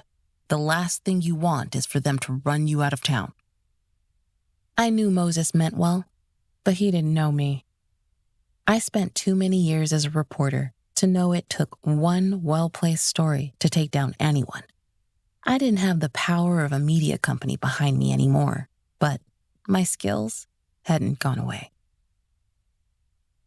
Chapter 13, Wednesday, May 22nd, 5:50 p.m. After catching up with the detectives, I decided it was best to head home. On the drive home, I caught the scent of the water. I'd spent so long in the city, I didn't realize until I returned to my hometown how much I missed being in the water's vicinity. There were a few marinas in the area, but I wasn't familiar with Land's End Marina. It was like an exclusive country club for the wealthy families here. I'd always been curious about how the other side lived. Not that I wanted to be in their shoes. I didn't feel like I grew up poor. My stepdad and mother were from the Black working class, not quite middle class. Aunt C often talked about how she and her brother went without food as a child. Becoming an educator, she'd been determined to live her life differently. Upon retirement, Aunt C lived comfortably, not wanting for much, but her home remained quite modest. Whatever childhood traumas my aunt endured, she survived and moved past them, while her younger brother could not. Due to alcoholism, he couldn't hold down a job for very long, and while I had some good memories of my father, I mainly remembered his rejection of my mother and me. I wondered what drove people like Mary Kate, Ashton, and Donovan. One's emotional and mental state didn't care about race, gender, or if you had a trust fund. Unfortunately, getting bogged down in these people's lives had not brought me any closer to finding Layla. There was a reason for my wide hips, besides being over 40. When I couldn't get anywhere with a case, or back in the day, a story, I ate badly. On impulse, I drove to one of my favorite restaurants and ordered Chinese food. I ordered food there so much the owners knew my name. Armed with a bag of shrimp fried rice and 2 egg rolls, I was hoping to let my brain relax.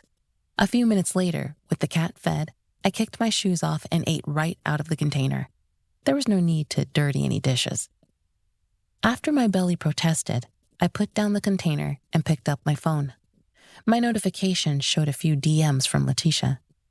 Her way of getting my attention on social media was to use the messengers, which I appreciated. I didn't always see posts, even if someone tagged me. I used the platforms for research, but preferred not to linger. I clicked on a few profiles Letitia had sent me, most of them bridesmaids in Mary Kate's wedding. I went to view Layla's profile first. As I scrolled, like most people, Layla posted her best photos. She looked like she was living her best life. I came across a few of her with Donovan. They were a stunning couple, more so than Mary Kate and Donovan. I still couldn't wrap my head around these couples. Portia felt like her daughter suffered from wanting to be liked. Layla had been attractive to this group, but when she saw how they disrespected her, she wanted out. Would she have confronted Donovan and, in her haste to get away, hit him? That was possible. I'd heard from several people Donovan had intimidated her. Portia thought he'd hurt her. If Layla killed Donovan, it could have been self-defense. I reached for the remote and turned the television on just in time to catch the tail end of the 6 o'clock news. Though I shouldn't, I reached for the container that still had leftover food and ate a few more bites as my eyes focused on the local reporter, Mandy Lewis. I'd met the young woman a few times. Authorities are looking into the murder of Donovan Tucker. The 25-year-old is the son of Representative William Tucker. His body was found earlier Saturday morning on the family yacht at the Land's End Marina. Representative Tucker had a few words to share this afternoon. I stopped chewing. I'd seen Representative Tucker before, but I couldn't say I paid much attention to him. I could see his deceased son had his father's height. Standing tall, with a head full of silver hair, William Tucker had to be in his late 50s. His typical politician smile was absent today, replaced by grim lines around his face. While still handsome, he appeared as if he'd aged. This has been a really difficult week for our family. From the time he was born, our beloved son brought so much joy to our family. It's shattered my heart that someone would fatally harm him. I know the police are doing everything they can. If you know something, saw something, or someone, please contact the detectives on this case. I want justice. The man choked up. Justice for my son. A parent shouldn't have to bury their child, and my boy didn't deserve this. I assumed the woman standing next to Representative Tucker was his wife, Allison Tucker. Quite the beauty, with white blonde hair pulled back away from her pale face. She watched her husband, her blue eyes unemotional. Dressed in black, she wore a gray scarf to cover her neck, the way a lot of older women did to hide wrinkles. Her back was rigid, as if a string was being pulled to keep her upright. I'd heard a good bit about the woman the past few days, but this was my first time seeing her. Mrs. Tucker reached out her hand, and the couple grasped hands in their grief. Mandy Lewis appeared back on the screen. That was Representative Tucker and his wife sharing a plea to the public to offer any information about the tragic death of their youngest son. Back to you in the studios. What was Donovan doing at the marina? Did he go there to meet someone he knew? Was it Layla? The questions came fast and furious. With a full belly and the comfort of home, my energized mind wanted to work.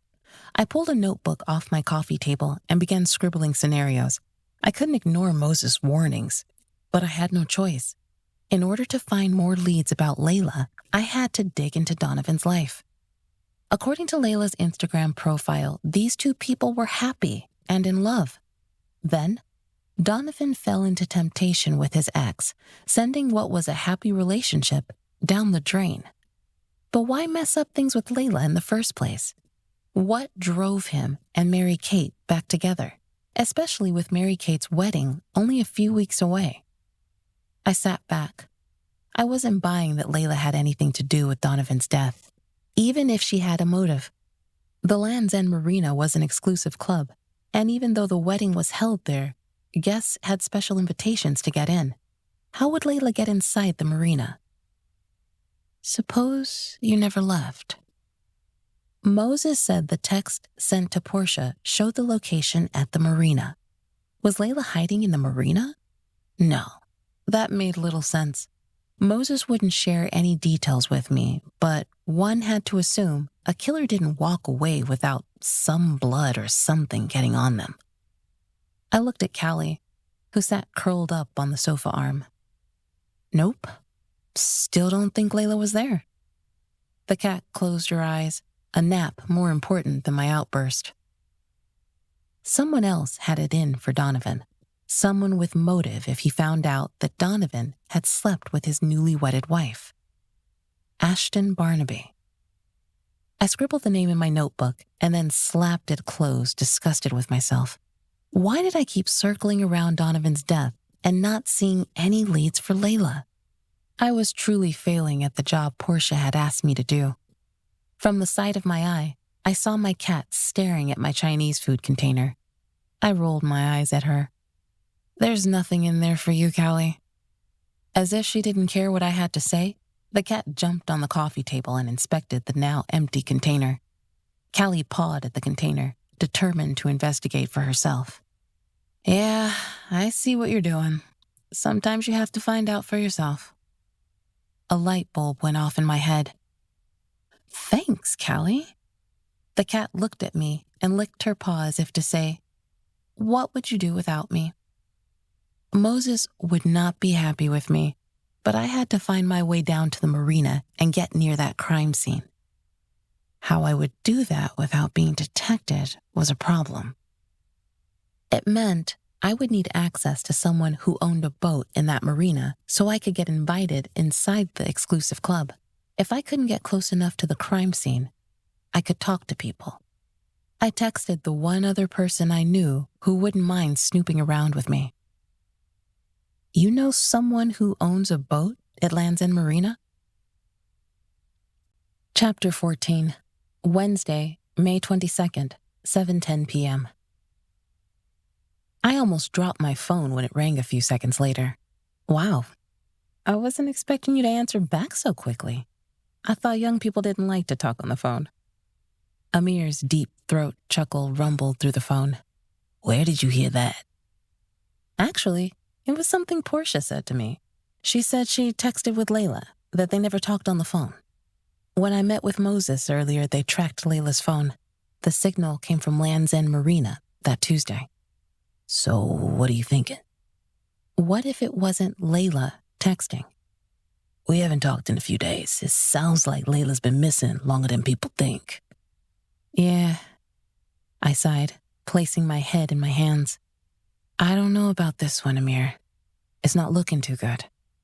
So let me guess. You want to get inside Land's End Marina? Absolutely. 2 things happened there. Mary Kate and Ashton Barnaby's wedding, and almost a week later, Donovan's body was found on his family's yacht. That's some kind of coincidence. So when do you want to do this?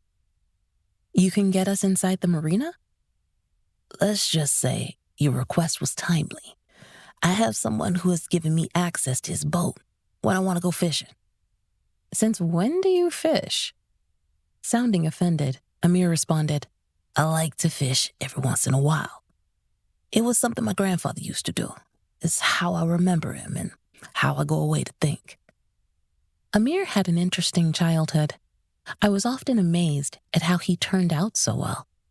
After his mother died, he lived with his maternal grandparents. Unfortunately, not in the best of health, both his grandparents died in quick succession after each other, leaving Amir to enter the foster care system. His grandparents' influence on him, though brief, provided the foundation he needed. I'm really trying to stay out of Donovan Tucker's murder investigation, but his body being found on Land's End Marina has piqued my curiosity. Do you think you can get us down to the marina without us getting in the investigation's way? You mean you don't want Moses to find out you went there? What does it matter? It's the last known place where anyone saw or located signs of Layla. You're right. I'm so glad I called you. Don't thank me yet. We can get a view of the police activity, but they're not letting anyone near that crime scene. People are still enjoying their boats, though. They pay a lot of money to have their privacy on the water. That's fine. Someone may have seen Donovan and or Layla together. Serena, have you considered maybe Layla was there? Maybe Donovan was trying to woo her back on the family yacht, but things went south. I'm not dismissing the idea. It just doesn't seem like she would have gone there with him. From all I've heard, she wanted to avoid him. Okay, so he went out there to meet someone else. Or maybe he was just hanging around as someone climbed aboard the yacht, meaning to do him harm. Yeah. I don't want to theorize too much over Donovan. I want to find out what happened to Layla. That's our priority. I just don't want Moses thinking I'm honing in on the investigation. I really want to get a feel for the place. All right, let me make a call and see what I can do. You want to head over there in the morning? I'd grown up in this seaport town and loved the ocean, but I couldn't say it was in my blood to be out on the water. I couldn't even remember the last time I'd donned a bathing suit. I became a city girl when I left home. Nevertheless, duty called. Yes, if possible, that would be awesome, Amir. All right, I'll text you soon. As soon as I placed the phone down, it rang. Thinking it was Amir, I said, "You're on the ball tonight." I heard silence instead of Amir's voice. Hello, Miss Manchester. I didn't recognize the voice. Sorry, yes, this is Serena Manchester. Who am I speaking to? It's Portia Rivers. Oh, Portia, I'm sorry. I thought it was my associate calling me back about something. Is everything okay? Portia sniffled. The police came by today, again. I couldn't get any help to find my Layla, and now they are all over me about where my daughter could be. It's like they are treating her like a suspect. Have you found out anything new? Mary Kate called and said you talked to her. I took a deep breath. I couldn't tell Portia that Mary Kate had a significant part in her daughter breaking up with Donovan. That would have to come later. All I can say is I'm working on some new leads. My associate, Amir, and I will track down one of those in the morning. I wish I could tell you more. I know. It's just hard not knowing. And all I've seen on the news are the Tuckers. Don't get me wrong, I feel for them losing their son. But it's not helping. They're getting all this attention and no one is talking about Layla. Her story hasn't been on the news in 2 days. I got some posters up. Queen helped me get them printed. That's good. Something occurred to me. Portia, when I came to talk to you on Sunday, you mentioned that you talked to Donovan. When did you talk to him? Oh, the police asked me the same thing. They grilled me like I did something. I went to see him on Thursday night. I got tired of him not answering my calls. I understood with Mary Kate being on her honeymoon, but he was in town. I stood from the couch and began pacing. You saw him in person. Where? I went to his house. When he answered the door, he looked terrible. I stopped pacing. What do you mean? He looked like he hadn't been sleeping. His clothes looked like they'd been slept in, and he had a 5 o'clock shadow. He yelled at me, "We broke up, we broke up." I didn't believe him because I didn't know. Layla had said nothing to me. Anyway, his brother calmed him down. I stopped in the middle of the living room. You said his brother was there? Mark Tucker. You didn't tell me this. I didn't think it was relevant. I wanted Donovan to tell me what happened to my daughter. Mark has always seemed more like the rational Tucker brother. In fact, he told me he would talk to the police and light a fire under them to find Layla. I knew he could do it. Josh had told me how much he admired Mark in the courtroom. I'm not sure if Mark ever did anything. If he did, it hasn't helped. I added, plus, the focus is on his family now. Yeah, no. I'm so scared, Serena. I've been praying day and night. Queen has come over to help me. I'm barely keeping it together. Where could she be? I know my daughter didn't kill anyone. I took a deep breath. I know she didn't, and I'm dedicated to finding her. Portia fell silent for so long she had me worried. Are you okay, Portia? She responded, her voice so low I had to strain to hear her. I just don't know why she didn't tell me. She didn't used to keep secrets. Tell you what? About the breakup? Yes, I know it seems silly to focus on that, but it bothers me. She told me everything, Serena, everything. Sometimes the first real love can take a person emotionally into places they never expected. And everyone kept secrets.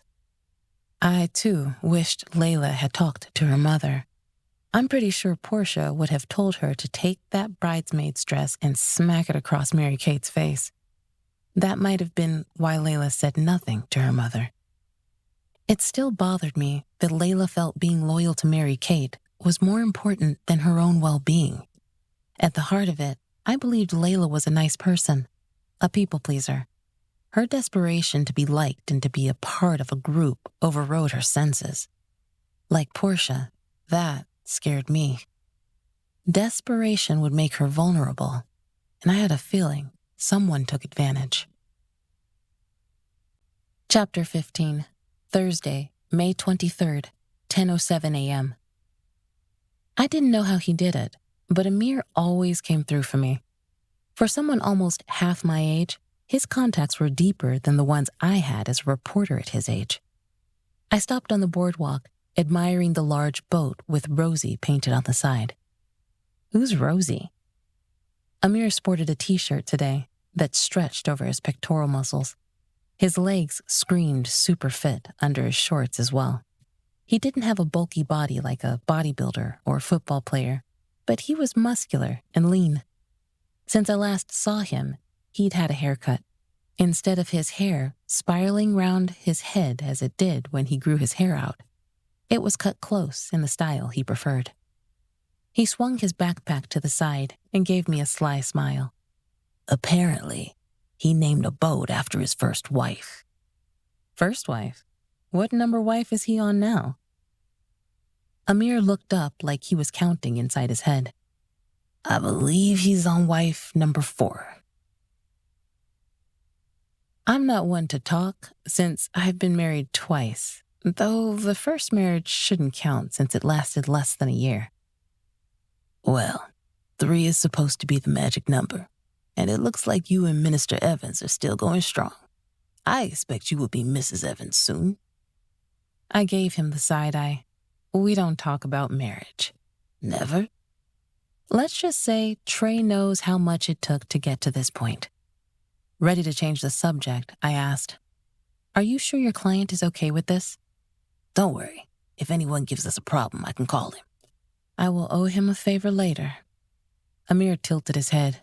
Nah, he owes me a lot of favors. Plus, Vic isn't one you ever want to owe favors to. Okay. I knew Amir had clients that were on the shady side, but it wasn't something I made a fuss over. You rarely say your clients' names out loud. He's pretty well known. Vic Myers. I frowned. I've heard of him and seen his signs all over the place. He's a land developer, right? Still untapped land to purchase and build on. Good business around here. I'm grateful for Vic's help. Without him, we could not get access to Land's End Marina. This exclusive piece of land, down by Winya Bay, had rows and rows of expensive boats, and further down, all I could see were yachts. This is essentially a yacht club. Yes, even though Vic has plenty of money, can pay most things off with cash, he had a hard time getting a membership. They're like old money around here. That's still a thing? Money is money. Amir laughed. You're a Southern gal. You know these folks like to brag about how they were here since the founding of Charleston. I nodded. Yeah, it makes sense. Georgetown is the 3rd oldest city in South Carolina. Also, tells me a lot about the 3 families that have come up in the investigation the last 2 days. The Tuckers, the Cooks, and the Barnabys. Shall we step aboard? It will probably make us look more legit on board instead of standing here on the boardwalk. Sure, let's do this. I really wasn't looking forward to this part, but knew it was coming. I learned how to swim when I was younger, and even though I grew up in a seaport town and loved the smell of the ocean, I didn't get in the water that often. I'd been on a boat a few times in my career when covering a story, but it wasn't my favorite thing to do. Amir pulled down a small staircase on the side and climbed up first. I grabbed hold of the staircase, trying not to look at the flowing water below. Give me a hand. I looked up to see Amir reaching down for me. I scaled the small steps and then reached for his hand. He pulled me over the side of the boat easily, but I still needed to catch my breath. Have you ever been on a boat before? Amir looked concerned. Not in a while, but I'm determined to do this. Can we see the Tuckers' yacht from here? Yes, let's go to the front of the boat. I followed Amir, holding on to the banister as we went. My legs were feeling shaky as the boat swayed underneath us. Amir stopped and sat down on benches that were built into the board. He pointed in the direction across from us, and I turned to look. That's the crime scene. Here's some binoculars. I like how you come prepared, young man. Amir grinned. I held the binoculars up to my eyes. Sure enough, there was still activity on the yacht. I can see forensics is still at the scene, even today. They must have had to come back. That's a large vessel and probably has tons of fingerprints. Yeah, Moses wouldn't say if there was evidence of Layla being on the boat, but she dated Donovan for a year, so she had to have been on a family yacht before. Amir nodded. You would think. I tried to talk to some people earlier, but they weren't that friendly, to be honest. They thought I was a reporter. A lot of folks are angry that the cops and media have invaded their space. It's not stopping them from enjoying their leisure time, though. I put the binoculars down to see what Amir had turned to view.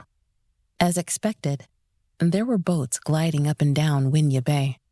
Memorial Day weekend was approaching, and there would be nothing the police could do to stop the rich folks from having a good time. I turned my attention back to the yacht across from us and felt eyes on me. When I turned to get a better look, the man's face almost gave me fright. It wasn't that he was monstrous looking. In fact, from the distance, I could tell there was something handsome and aristocratic about his stance. We have company. Amir held his head down. I expected it. Let me handle it. I want your eyes on that yacht, just in case there's a chance we can check things out closer. Got it, boss. I made my way back down the side of the boat. As I approached the man, I realized there was also something familiar about his face. He appeared older, but Mark Tucker and his younger deceased brother shared the same cheekbones and sharp blue eyes. Mark's hair was lighter, but he still was a brunette. May I help you? I thought I would ask you that. Mark smiled as he walked closer. I smiled back, happy Amir had shared the owner's name. We have permission to be here from the owner, Vic Myers. Is that so? I pointed behind me. That's his security guy back there. We can give Vic a call if it eases your mind. Mark shook his head. That's fine. I just wanted to make sure you weren't a reporter. I was a reporter in a past life. Mark raised an eyebrow. I'm intrigued. Why would a security person and a former reporter be together on a boat owned by one of Georgetown's most popular but controversial land developers? Wow, that was a mouthful. It's Mark Tucker, correct? Mark's face turned stormy. I held my hands up. No need to get upset. I'm here under my new profession. You mind if I come down to talk? Mark waited until I climbed down from the boat, which I had to take one step at a time. With my feet on the solid footing of the boardwalk, I turned towards Mark. I noticed his countenance had changed. I'm sure him catching sight of my big derriere coming down the ladder helped with the mood transition. Let me properly introduce myself. Serena, Manchester, private investigator. And I can promise you, I'm not here to bother you or your family. I'm sorry for your loss. Thank you, Miss Manchester. So, you were here for another case, for Mr. Myers? No, unfortunately, I'm searching for a missing woman. In the past 3 days, I've concluded that most people saw her in person for the last time here at Land's End Marina. Something passed across Mark's face I couldn't interpret. It could have been a surprise or something else. I'm sorry to hear that. A person disappearing must be horrifying. Yes, the parents are on pins and needles. I understand there was a wedding on May 11th. Mary Kate Cook and her new husband, Ashton Barnaby. I'm familiar with both. That's right. Barnaby and Tucker Law Firm. Mark flashed a white, toothy grin. You've done your homework. That must come from your years as a reporter. 25 years in Charlotte, North Carolina. That's a long time for someone who looks so young.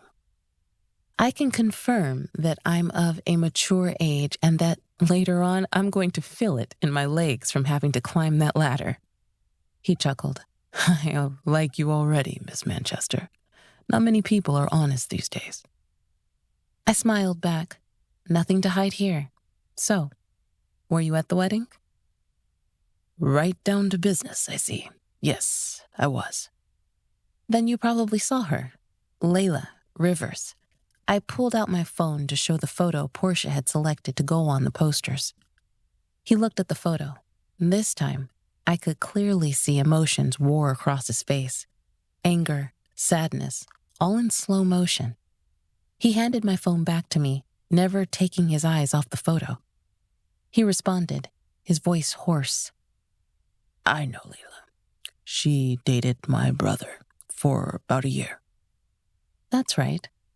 The police seem keen on finding Layla now, although she's been missing for over a week. Mark looked out over the water. I talked to Portia and Josh. I feel for them. Everyone knows Layla wouldn't do anything to my brother. Are you really sure no one has seen her since the wedding? Portia came by looking for her last week at my brother's place. I thought Layla had been in contact with her mother. I shook my head. Someone texted her mother on Tuesday night, and it could have been Layla, but I'm doubtful. Everyone has described this young woman as warm, bubbly, and very intelligent. Being the only child of her parents, I just find it impossible to believe that she wouldn't have reached out to them by now. Mark's face became drawn, as if he'd suddenly felt ill. So, you think foul play has come to Layla, like my brother? I don't know. You knew them as a couple. Would someone want to harm either of them that you know of? Mark looked past me out at the water again like it gave him strength. Not Layla. She is just as people have described. Donovan, my brother, rest his poor soul. He could be a bit much for people sometimes. Allison, his mother, spoiled him. Tears sprung in the man's eyes. He didn't deserve her. Layla, she was too good for him. I heard they broke up. Mark breathed in. I heard that too. She would be happier without him. Now to hear this, I don't know what to say. It's really sad, Miss Manchester. Do you know why they broke up? Mark frowned. My brother wouldn't tell me. You look like you know. Apparently, your brother was still in love with another woman. Mark eyed me. Mary Kate? She's the only other person he was in love with. And why did they break up? Mark scoffed. I don't know. They were always at each other's throats. One minute they were so in love, and the other, it was like they couldn't stand each other. Frankly, I was surprised Donovan had moved on with Layla, but you're saying he didn't. I'm not saying or confirming anything, Mr. Tucker. He smiled. You can call me Mark. We just met. First name basis already? Like I said, I like you. You're a straight shooter. My favorite kind of person. My face felt flushed, and it had nothing to do with me standing in the sun. To get back on topic, I asked, how did Layla seem to you at the wedding? The smile on Mark's face faded. She was Layla. Quiet, but beautiful. I didn't know what to say. Mark's admission kind of surprised me. He apparently really liked Layla and realized his own brother wasn't good to her. I wondered how often anyone warned Layla or tried to steer her away from Donovan. Can you think of anything that was strange that night? He smiled sheepishly. No, I'm afraid I probably enjoyed myself a bit too much. I don't get out much since I'm always involved in a case. At celebrations, I drink more than usual. I see. I crossed my arms, a burning annoyance at these people. I knew it was a wedding and drinking was involved, but no one paid attention to Layla. Funny, Layla's dad said something similar. Mark grinned. Josh, yes, well, he doesn't need a celebration to drink. I raised an eyebrow. Are you hinting at Layla's dad being an alcoholic? Unfortunately. He could have done some really great things with his law degree, but some people trip over their own feet. I nodded, thinking back to the argument I overheard between Portia and Josh. I wonder if Josh's drinking drove Portia apart from him. Thanks for talking to me, Mr. Tucker. Mark. Please call me Mark. Mark. Is there anyone else on the premises I can talk to about that night? Maybe Joe Miller? He's the marina manager. I'm not sure if he can help you, though. I just ran into him, and he's pretty peeved about all the attention from the media. Thank you. I will take my chances. Mark looked above us. You're a security guy, I hear. I turned to see Amir, probably concerned that I'd been talking too long. That's what I do. Everything okay here, boss? Do I need to call Vic? I smiled. It's fine. This is Mark Tucker. Mark, this is Amir, and he's one of the best. Mark gave Amir a head nod. Good luck with finding Layla. Please, if I can help, I think you know how to find me. Thank you, Mark. As Mark walked away, Amir jumped down from the boat. That was nice of him. You turned those charms on him. Charms? Amir rolled his eyes. I could see you turning up the flirt meter a mile away. What would Minister Trey Evans say? Seriously, didn't anyone teach you to use what you got to get what you want? Besides, I had to. He was in a pretty bad mood at first, thinking we were here snooping. Speaking of, did you catch anything? Amir shook his head. Forensics is packing up, but it looks like they have a police detail on the yacht. Really? The police department can afford to keep a man out here? That's a politician's boat. I'm sure he's pulling favors normal folks couldn't fathom asking. Yeah, he probably promised the police chief something. Before we leave, I want to talk to the marina manager. I still want to get a better sense of this wedding from almost 2 weeks ago. Somebody had to have seen something. I glanced around as we moved toward the central marina building. Mark Tucker had disappeared as quickly as he seemed to have appeared. I wondered if he was down at the marina to mourn the loss of his one and only brother. Chapter 16. Thursday, May 23rd, 11:37 a.m. Joe Miller stood outside the marina's main office building like a soldier. He was a stout man with a belly that would look great in a Santa suit. He wore one of those skipper hats with the bill pulled down low over his head. It wasn't until we were up close I could see his dark eyes. "Are you Joe Miller?" The man answered back in a gruff voice. Who wants to know? I'm not talking to the press. You people need to leave that family in peace. Actually, I'm Serena Manchester, a private investigator, and this is my associate, Amir Wright. We're trying to track down the whereabouts of a missing young woman who attended a wedding here a few weeks ago. Joe's bushy, silver-streaked eyebrows shot up. Missing woman? Here at the marina? This is the first I heard. What's going on at this place? Please, can we talk inside? That way you won't bring attention from the folks over there. I pointed towards the reporters, who were eyeing the door and probably wondering how Amir and I could get so close. Sure, come in. We followed the burly man inside. I realized the humid air outside had my shirt stuck to my back. The cool air from the building soothed my hot skin. So, when did this woman go missing? The weekend of Mary Kate Cook and Ashton Barnaby's wedding. The man's face turned even redder. Oh, I was here for that one. Quite the affair. Large turnout, too. Took us days to clean up after that one. Do you have a photo or flyers of the young woman? I can hang them around the marina. I almost smacked my head. Why didn't I think to do that? I have a photo, but I would be happy to bring back flyers if that's okay. I showed the photo on my phone to the manager, the same photo I'd shared with Mark earlier. Joe looked at the photo. Recognition dawned on his face as he pointed at my phone. Oh, I remember her. Hope blossomed in my chest. Finally, somebody who might be able to provide a lead. You saw her? Here? At the wedding?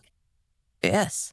She was one of the bridesmaids. Not to be funny, but she's hard to miss. She's a beautiful girl, but that's not why I remember her. I inquired. No? Something else stood out to you? Oh, yeah. I remember I felt bad for the girl. That Tucker boy, who was just killed, he was arguing with her. I glanced at Amir, my hope transitioning into anxiety. Could you hear what they were arguing about? No.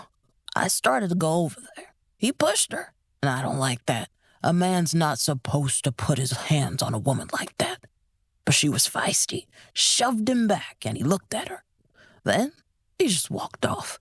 She started crying, and I felt bad. I really wanted to tell her, honey, it's okay. Forget about that guy. He's not worth your tears. Did you tell this to the police? What do you mean? The police have only been around about that Tucker boy. He's been hanging around the marina since he was this high. Joe Miller held his hands by his lower thigh. The Tuckers spoiled that youngest one. The older son is the golden boy, but that young one always stayed in trouble. He vandalized some property when he was younger. Joe looked up. Lord, I'm not speaking ill of the dead. He glanced back and forth between us. That young man, I hate to say it, but he kind of got what was coming to him.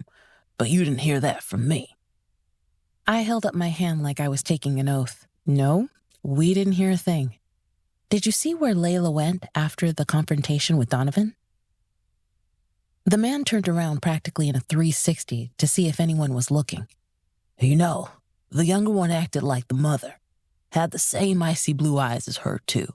Those eyes can look good on a person, and other times, it can make a person really creepy. And Mrs. Tucker, that second one, is a mean whippersnapper. She's beautiful, but underneath, just ugliness. Anyway, that girl was trying to pull herself together when the mama came out. Allison Tucker? I inquired. The old man nodded. She had one too many to drink. Most people overdo the booze at these events. I was afraid for the girl. I've seen Allison Tucker embarrass herself and her husband. I fully expected her to blow up on this girl. I thought about what Portia said to me a few days earlier about how Donovan's mother didn't seem to like Layla. Are you saying she didn't?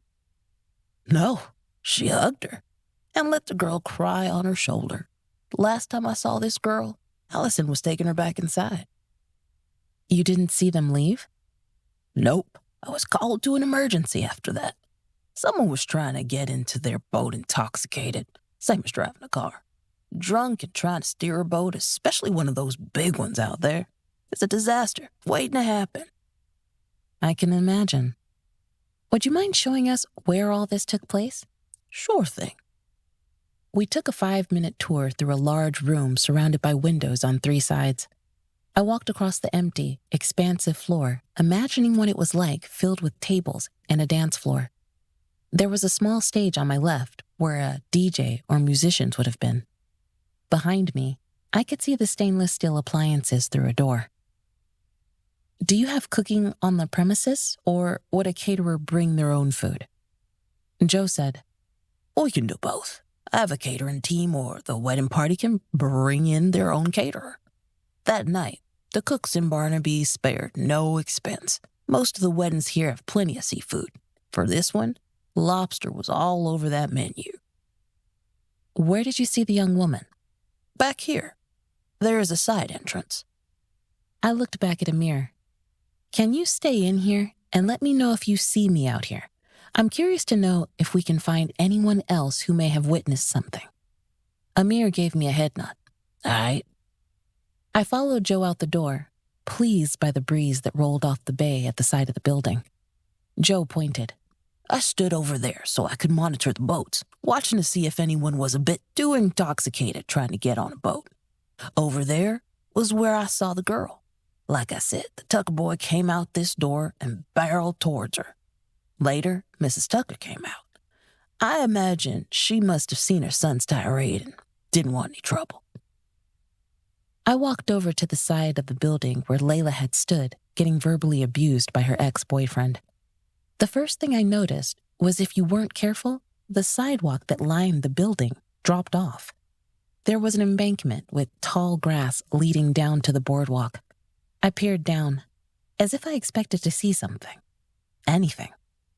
I turned around and looked back towards the building. I could clearly see inside and saw Amir waving at me. I waved back.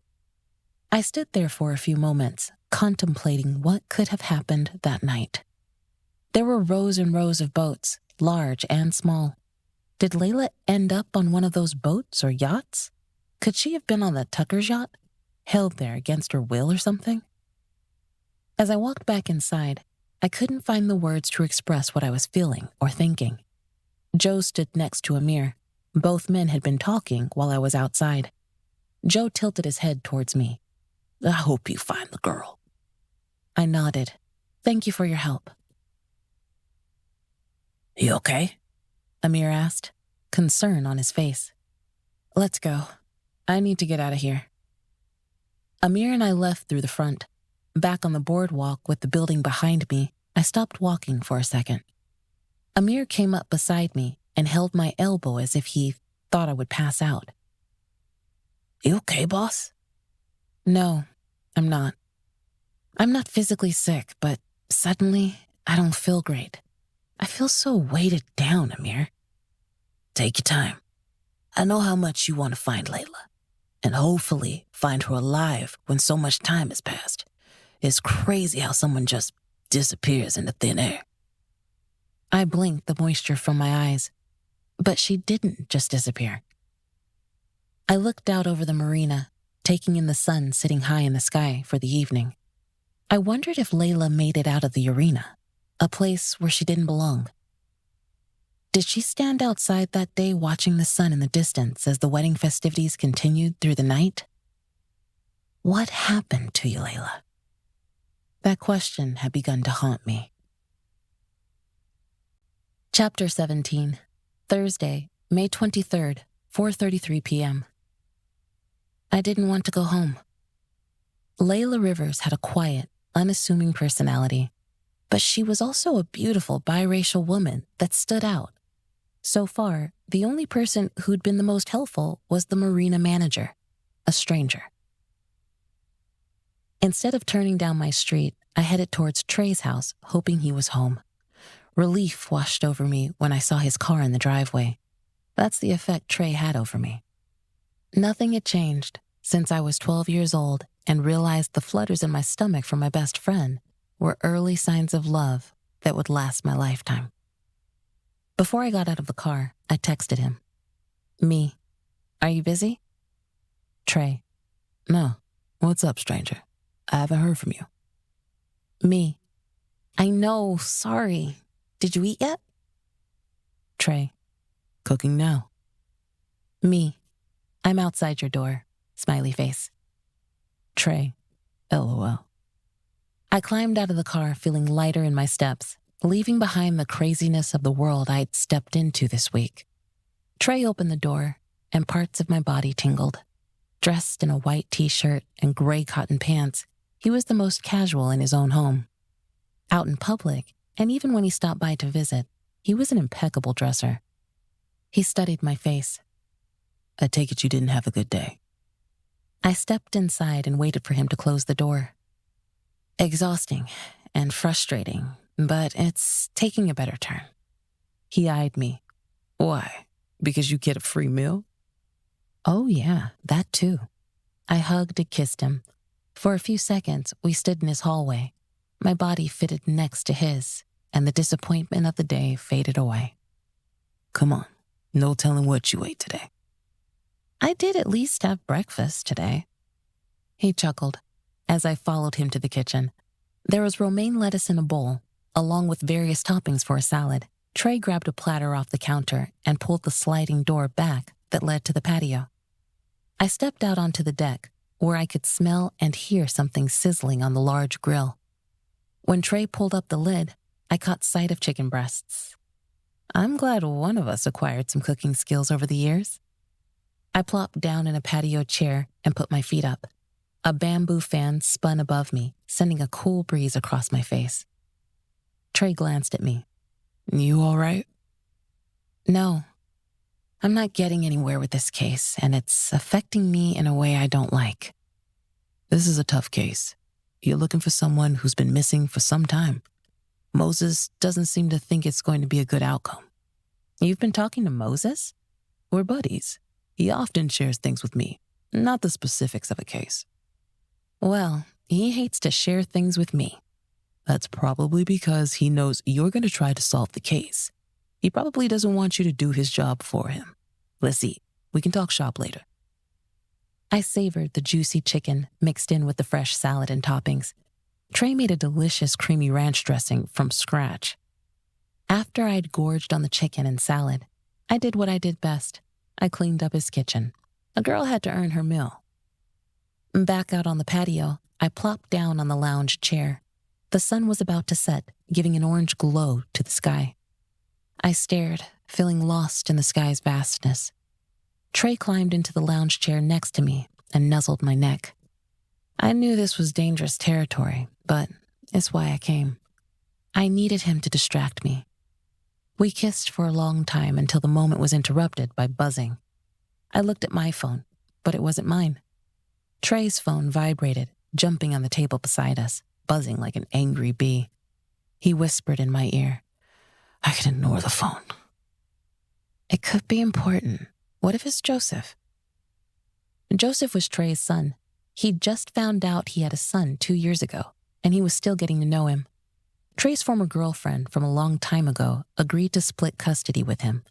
Trey looked at his phone and then gave me a knowing look. "What's up, son?" I smiled. I liked Joseph, and I had a sense when he needed his dad. I was actually popular with my sister's 2 girls, Joseph and my cousin Christopher. It made me proud to be one of the cool aunts. I took a moment to look at my phone. I usually monitored my clients' social media and had sent a friend request to both Portia and Josh. Both had accepted. As I scrolled through the Facebook feed, I noticed Portia had been posting about Layla more often. People were coming on her page, saying they would pray for Layla's safe return or just wishing her well. Portia had changed her profile picture to a recent photo of her daughter. I stared at the young woman, instantly pulled back into the case that I'd been miserably not making any progress. As Trey chatted with his son, an idea occurred to me. I searched for Donovan Tucker. I knew Letitia was combing the social media profiles for people, but I needed to get a feel of the profiles for myself. I found many Donovan Tucker profiles, but not the one I needed to find. Donovan probably was at the tail end of the millennials. I read somewhere that baby boomers and Gen X, my generation, were the main groups on Facebook. Most young people spent time on their Instagram or TikTok. My search wasn't in vain. I found some news articles about Donovan's death. A few clicks later, I found Allison Tucker's page. The grieving mother's most recent post caught my eye. Memorial service for Donovan. I imagined with Donovan being murdered that the police would not release his body quickly. I took a screenshot of the location. "What are you doing?" I almost jumped out of the chair. "You scared me." I eyed Trey. "How long have you been off the phone?" "A long time," he laughed. "Okay, maybe 5 minutes." Just like that, you slipped right back into work mode. I placed my phone back on the table. "Sorry, this case has taken over my life for the past few days. I just found Mrs. Tucker's Facebook page. I have no leads on Layla for Portia, and the Tuckers are having a memorial service tomorrow for their youngest son. It all just seems like a lot. If I was one of these young people's parents, I would have a nervous breakdown." He nodded. "Yeah, both sets of parents are experiencing tremendous pain, loss, and the unknown. Didn't you talk to Layla's friend, Mary Kate?" I rolled my eyes. Not much help. If anything, I learned more about these people than I cared to. "Like what? Come on, spill the tea." I cracked up. "You are so bad. Aren't you not supposed to gossip?" He grinned. "This isn't gossip. You're getting things off your chest. Let me help you." After I stopped myself from giggling, I told Trey what I'd learned. By the time I finished, I leaned over and tapped his chin. "Close your mouth." Trey shook his head like he was still trying to process. "Let me get this straight. Layla broke up with Donovan because he still had the hots for her friend and his former girlfriend, Mary Kate." Do you see why my head is spinning? The choices people make shouldn't surprise me, but it does. I told you I've been friends with Mark Tucker for years. He seems pretty normal. Now you have me wondering about him. Speaking of Mark, I met him. Trey frowned. When? I didn't seek him out. I was down at the Land's End Marina with Amir, who was able to get us access to one of his clients' boats. Trey raised an eyebrow. One of his clients. Was that a good idea? Amir had permission. Anyway, Mark noticed us and came over to talk. I'm sure he was curious about two black people being aboard a fancy boat, one owned by Vic Myers. The Vic Myers? Developer extraordinaire around here? Yes, that Vic. Wow. I know you said Amir had interesting clientele. Vic is one of the most interesting characters to move to Georgetown. He's been here a few years, but locals still think of him as a Yankee. Interesting. I'm looking forward to meeting him one day. I wouldn't advise that. I know this is probably from the rumor mill, and I, being a man of God, shouldn't be stirring things up. But it's been said that Vic has unfriendly ties to some criminal elements. I sighed. Trey had issues with Amir for a while. They have since gotten over that hurdle, although I couldn't say the same for Moses. Amir's dad was a known drug dealer. Amir escaped that world. Amir is a good guy. I know. I've gotten to know him. He's a smart and talented young man. I still think he poses a risk to you sometimes, even if he doesn't mean to. I didn't want to talk about Amir anymore. Can you get me into the memorial service? Trey raised his eyebrows. What? You know Mark, and I'm sure he would expect his friends to turn out and support him. Rena, Trey began, but then stopped and sighed. If I don't get you inside the memorial service, are you going to bother the Tuckers anyway? Probably. I know Moses wanted me to stay away, but they were some of the last people to be around Layla before she disappeared, and I already kind of met one of them. Mark knows I'm a private investigator, and I told him I was looking for Layla. I guess it makes sense for me to pay my respect and check on Mark. Just remember, these people are hurting, and I know them. Of course. I scooted next to him on the patio chaise. I might make a private investigator out of you. Chapter 18, Friday, May 24th, 6:00 p.m. I hooked my arm into Trey's arm as we entered Land's End Marina. This place had seen a wedding celebration a few weeks ago, and now a memorial service. They reached out to Mark with his condolence. The man was more than happy to have Trey come out. Trey hadn't mentioned anything about bringing a +1. I insisted he not say anything, so I'd have the element of surprise. I wanted to see people without the blinders on.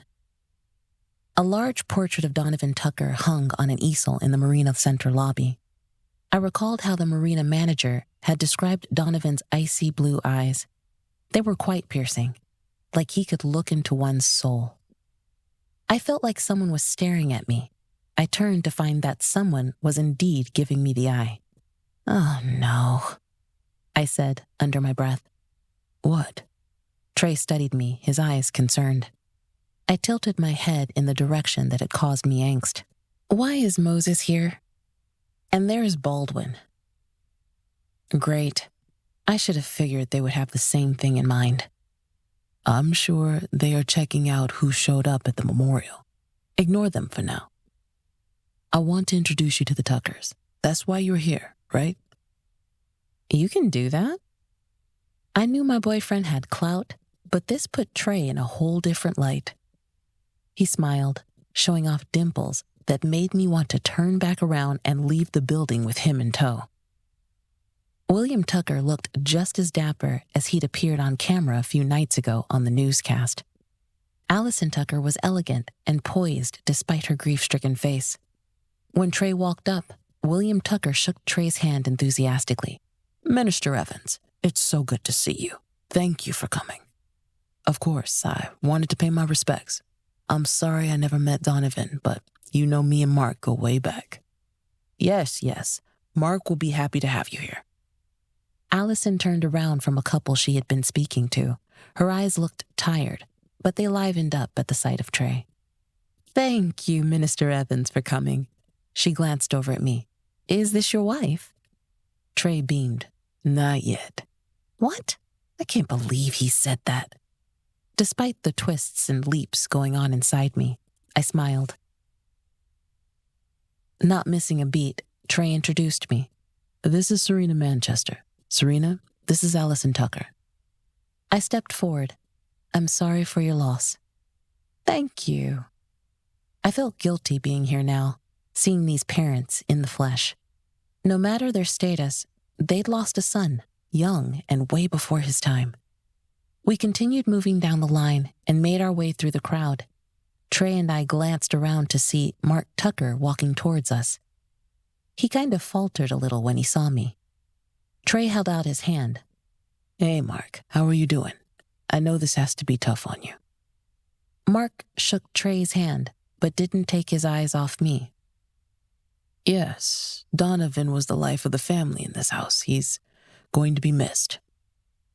I finally said, "It's good to see you again, Mr. Tucker." You too. I didn't realize you knew my good friend Trey. He's been like an older brother to me. How long have you known each other? Oh, well, I looked at Trey. I would say we've known each other most of our lives, been best friends since we were 10 years old. Mark smiled. It's good to know relationships can last that long. Did you find out anything new? Mark surprised me. Even though I'd attended the memorial to do some snooping, I wanted to keep my investigation low-key. I glanced at Trey before responding. Not much. Like I mentioned to you at the marina, no one seems to have seen when Layla left the wedding party, but Trey tightened his grip on my hand. I assumed as a warning. But, Mark frowned. Nothing. This isn't the time or place for this conversation. This should be about your brother. Mark stepped forward, his voice low. I was serious when I said I want to help. I looked at Trey for help. Trey assured me. Mark is a good guy. He keeps his word. I still didn't feel it was appropriate, so it took me a half a minute to consider. Like I said, this isn't the right time, but I would like to know what your mother talked to Layla about after your brother left her outside. You mean my stepmother? Allison talked to Layla? She was last seen with her.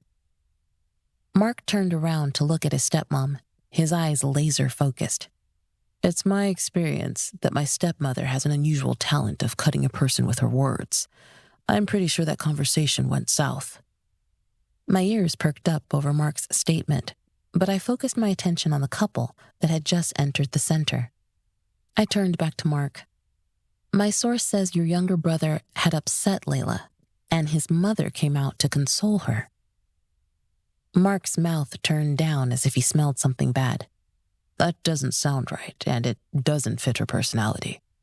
I will get you a meeting with Mrs. Tucker. Perhaps she can explain more about the conversation. I would appreciate that very much. Across from us, I watched Mrs. Tucker and Mary Kate embrace in a hug. I recalled Mary Kate mentioning the woman was still upset with her about breaking up with her beloved son. Ashton stood a foot or so back from his wife. The smile on his face looked more like a sneer. Maybe he wasn't a fan of Allison Tucker. I noticed she didn't greet him with the same warm embrace. I did a double take at the person behind Ashton. Wallace Brown. The day we'd seen him in the apartment, he'd told us he watched over Mary Kate since her brother's death. He seemed to take his surrogate big brother role seriously. I watched as he and Ashton stood off to the side. Both men were talking about something. Ashton stood with his head held high like he didn't have a care in the world. Wallace kept glancing at Ashton like he was waiting for him to do something. Man, I wanted to go over there and eavesdrop so bad, but I couldn't.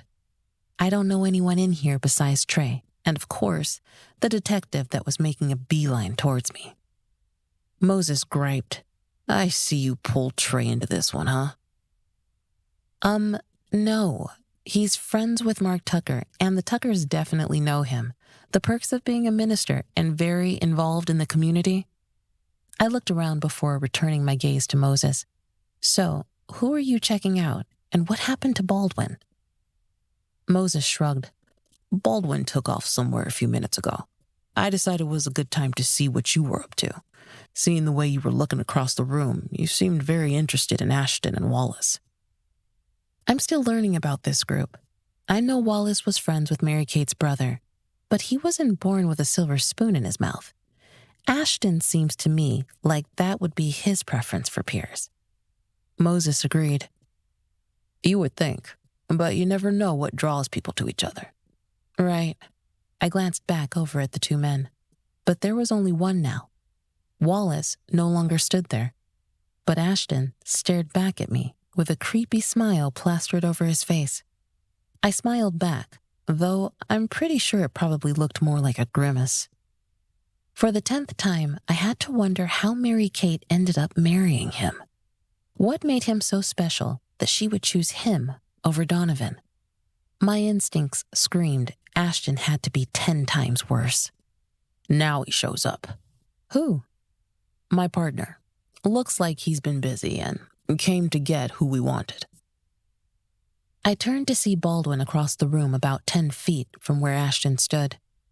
That's when I noticed Baldwin was talking to someone. I squinted. Why is Baldwin talking to Wallace Brown? He has some explaining to do, and I don't want to appear ungrateful for your meddling in our investigation, but you have a crazy habit of dropping some good leads sometimes. Okay, first of all, I haven't been meddling. What's going on, Moses? Are you going to tell me or not? You'll hear about it shortly. We may even get some leads for you on Layla. Moses walked off. I didn't want to look stupid yelling after him in the middle of a memorial service, so I closed my mouth and watched as Moses sidled up behind Wallace, whose deer-in-the-headlights appearance made him look almost comical. Chapter 19. Friday, May 24th, 7:31 p.m. As Trey drove me back home, I surfed on my phone for any signs of an announcement. There was nothing. That's when I remembered I hadn't looked at my email in a few days. I could have done a quick search on Wallace, but I'd asked Letitia to do that about 2 days ago, and I hadn't been to the office since then. You are home now, just in case you didn't realize it. I looked up to see we were indeed parked in front of my house. Oh, I'm sorry. They took Wallace Brown, and I wanted to know why. You know who I really wanted them to take out of there? Trey frowned. Ooh. Ashton Barnaby. I sighed. Let's get in the house, and I will tell you why. Inside, I did the first thing I was required to do upon entering the house. Feed the cat. Trey laughed as Callie mewed her protest at me for being late with the feeding. Once the feline was settled, I kicked off my heels and sank onto the couch. Trey sat beside me. Okay, let's hear it. Are you sure you want to hear my theories? Absolutely. I know you, Rena. You get something in your head, the next thing I know, you're going to plow into it head on. I need to know what you're thinking. Are you thinking Ashton had something to do with Layla going missing? I furrowed my brow. No. I dropped my head in my hand. Trey, I'm failing on this one. I keep getting sucked into how Donovan died. I'm supposed to be finding out what happened to Layla. Trey grabbed my hands. Hey, stop beating yourself up. You are probably going in the right direction and don't know it yet. Sometimes the path isn't a direct straight shot to who did it, right? I nodded. He leaned over and kissed me. Then he wrapped his arms around me. All right, so let's start from the beginning. Why Ashton? Besides the fact that he's a jerk. Have you run into him? Not really. But he's one of Mark's buddies. They grew up together. Ashton has always been a bit of a bully. He's the stereotypical rich kid who has gotten his way all his life. Mark has confided in me that Ashton isn't the best lawyer. He studies and prepares, but he's not a good loser. And prosecutors know they can get under his skin, make him upset in front of the judge, thus making him and his clients look bad. So he's known to have a temper. I guess you could say that. Here's what I don't get. Mary Kate had feelings for Donovan, but somehow she determined it was best for her to walk down the aisle with Ashton. Trey's eyes widened. I see where you're going. You think Ashton knew what happened and he killed Donovan. He has the perfect motive. Of course, who killed Donovan shouldn't be my concern.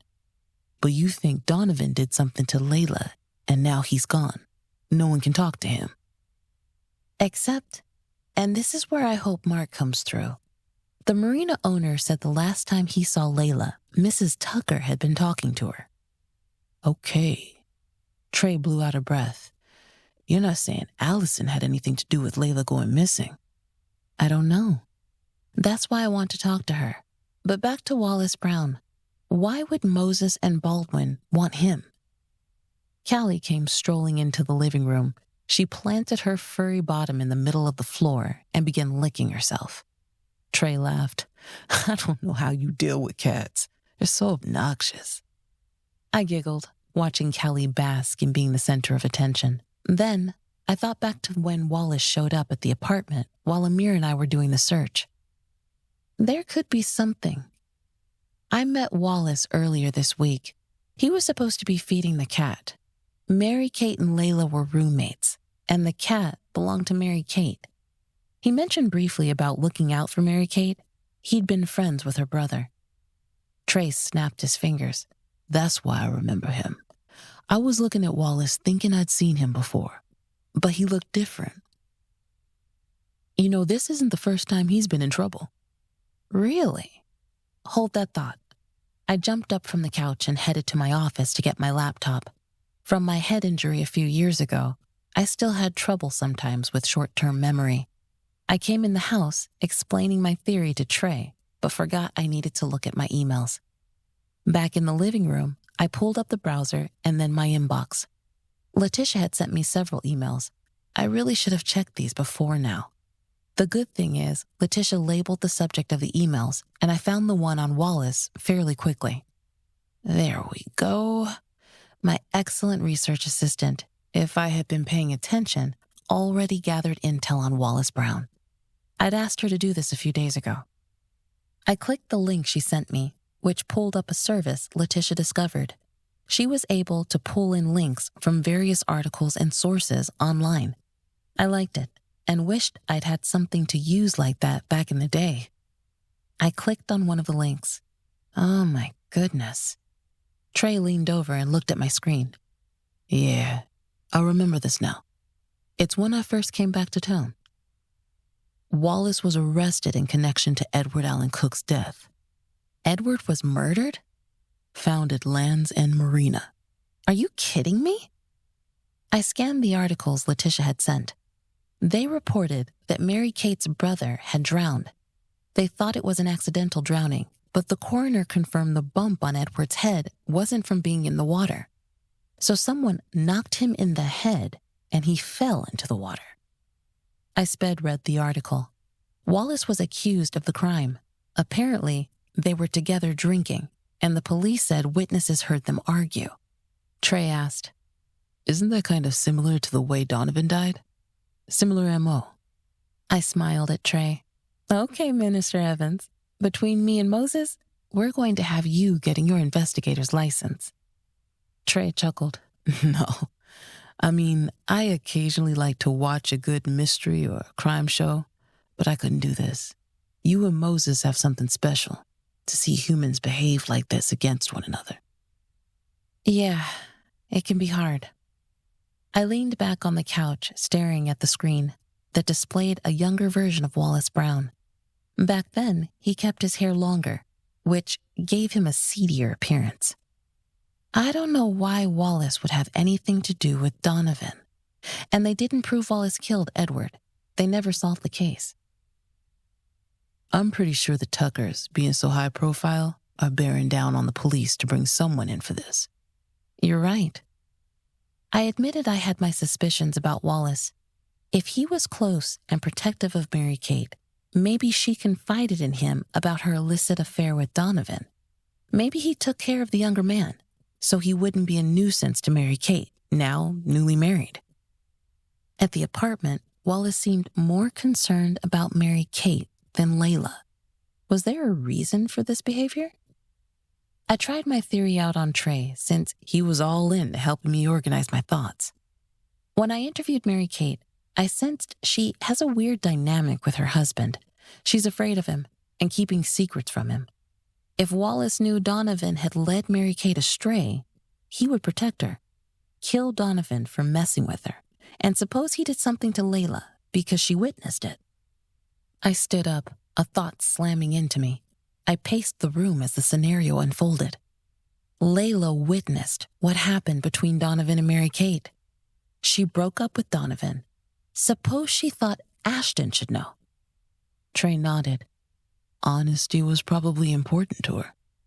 I pointed to Trey. Bingo. I held up my hands to my head as if to keep the thoughts from tumbling out. I bet you Donovan was telling her to keep her mouth closed, to not say anything to Ashton. He could have done something. If Donovan talked to his mother, her pretending to be nice to Layla, she could have done something. Wallace is the one that Moses and Baldwin are questioning. I nodded, anger growing inside of me, making me feel hot and cold all at the same time. Wallace would have protected Mary Kate. She's like his little sister now. He was at the apartment feeding the cat because he knew Layla wasn't coming back. Chapter 20. Saturday, May 25th, 8 a.m. I had a fitful night's sleep knowing Wallace Brown was in custody, suspected of Donovan's murder. I'd never met Layla, but she entered my dreams. It was almost like she was calling for me to help her, but I couldn't reach her. In the dream, I could tell we were on the marina boardwalk. I ran after her, but when I turned to my right, a big wave was coming at me. When the wave slammed into me, I woke up to my phone. Hello? I answered groggily, wishing I was still asleep, but thankful the nightmare had been interrupted. Miss Manchester. Serena, it's Mark Tucker. My eyes shot open as the desire to go back to sleep faded. Yes, Mark. I know it's early and you probably have things to do on your Saturday morning, but I wanted to see if you had time to talk to Allison. Surprised that Mark made good on his promise, I stammered. Sure, if you think it's okay. I mean, the memorial service was yesterday, and I know she's grieving. Please. The police have questioned her many times. She'll be fine. Mark, you don't like your stepmother very much. Why do you say that? You kind of don't have any sympathy for her. He sighed. I miss my brother. He was a bit much sometimes, but he looked up to me. I tried my best to encourage him to wiggle out of his mother's hold. She didn't do him any favors. And when my mother died, when I was a teenager, Allison wasn't very empathetic to me, just so you know. Do you have a pen and pencil? Here's the address. I kept a notebook by the side of my bed, so I quickly jotted down the address. Give me an hour. The Tucker home sat way back off the road and had a long, paved driveway. I'd read up on these Southern families and expected a more plantation-style house. The Tuckers made their money from rice plantations and continued to own a lot of land in Georgetown County. I climbed out of my car and looked up at the wooden house. The bottom part, closer to the foundation, was accented by stone finishings, and an expansive porch was outfitted with several rocking chairs. Mark Tucker stepped out of the house dressed in a suit. Serena, thanks for coming. No, thank you. Hope I'm not keeping you from anything. You're pretty dressed up for a Saturday. I'm not the police, so there's no need for a lawyer. He smirked. If she needs a lawyer, I would be the last person to represent her. Ouch.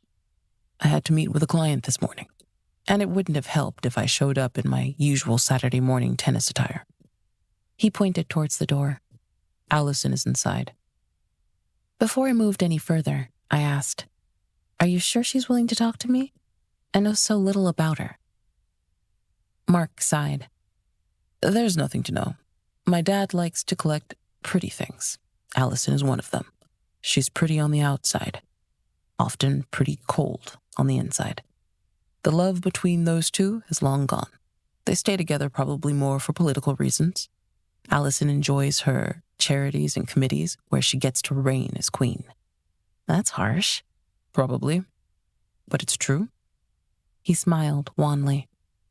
What was her relationship like with Donovan? She sounds like she was pretty protective of her only child. Mark's face softened. I'm afraid the loss of my brother may completely break apart the fragile threads that kept my father and Allison together. They're both putting on a good face, but they're hurt. Deeply. We all are. I appreciate your insight. Anytime, like I said, I want to help. I really liked Layla. She's bright. We even talked about her interning at Barnaby and Tucker when the time came. That was nice of you. I know talent when I see it. Are you ready to talk to Allison? Yes. No. I have another question.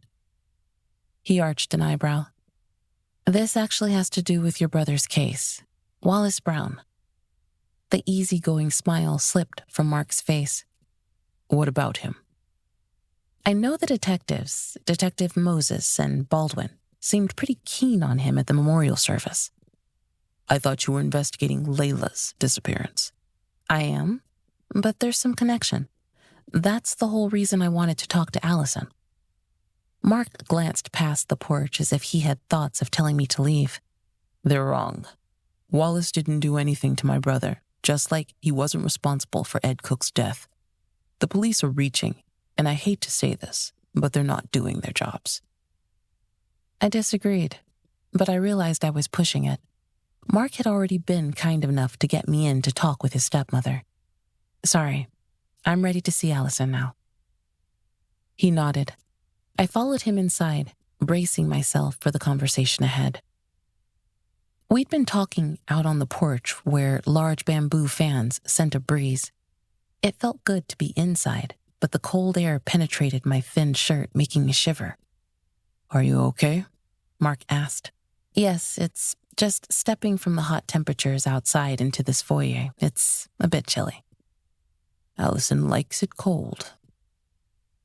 That wasn't unusual for women of her age and mine, suffering through the stages of menopause. The first thing I noticed were the similarities between the living room and where I'd visited Mary Kate earlier. I almost wondered if they all shared the same interior designer, who seemed to have a thing for white furniture. Even the carpet was white. Allison, Mark called out. Allison sat on a bench inside a cozy nook with bay windows facing a garden on the side of the house. She placed a book down beside her. It appeared to be fiction, but I didn't catch the title. Oh, Miss Manchester. Minister Evans introduced you to us yesterday. Have you known each other long? I smiled. It's good to see you again. And yes, we're childhood friends, best friends, for a very long time. She nodded. Those are the best kind of men to have in your life. The ones who are your friend. They know you, and you know them. I understand you're a private investigator, a former reporter. I glanced at Mark, who shrugged. Glad to see you've done your homework. Josh mentioned you. I remembered Mary Kate telling me Josh had dated Allison years ago. Josh Rivers, Layla's dad? We go way back.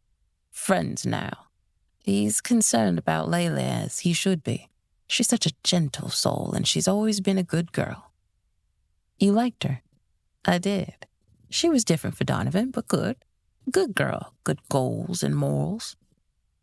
Different was how she described Layla. I noticed she associated the word good constantly with Layla. Was she trying to convince herself that it was okay her son had shown an interest in another type of woman besides Mary Kate? I have something to ask you about the night of Mary Kate's wedding. It seems to be the last place most people remember seeing Layla. You may have been the last person to talk to her. Allison blinked her pale blue eyes, but her face remained motionless, like a mass. She was upset. Donovan was upset. They both were trying to be happy for the bride and groom, but there's only so long you can keep up a facade. So you knew they'd broken up? Yes, Donovan told me. Did he tell you why they'd broken up? He did. He told me about his affair with Mary Kate. It didn't surprise me. Mark gasped. He did what?